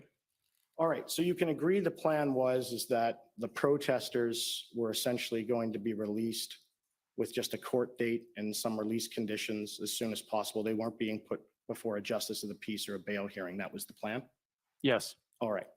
And so other than Tamara Lich and Chris Barber, do you know of anyone else this plan just wasn't applied to, where they just got a promise to appear with conditions, undertakings, and they didn't get massive bail conditions imposed upon them by the Crown or on behalf of OPS? Do you know anyone else other than those two individuals who wasn't released under this sort of release plan? Well, I know of at least Pat King. Yeah. And his friend, I believe his name is Tyson Billings. Yeah. Were both incarcerated for an extended period of time.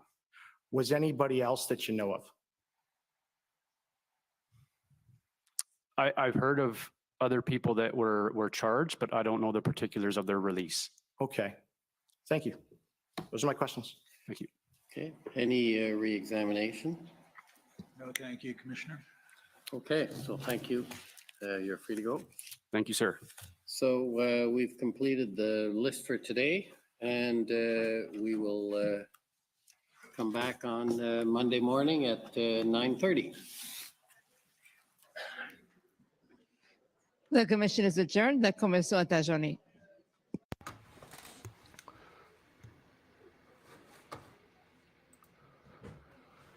Well, that was a long day, guys. I got to go back to all these clips now or these video footage now and start clipping them and putting them up.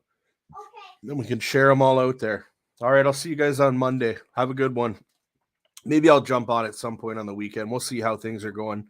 I'm actually going to do an interview with Danny Bulford, who we just seen.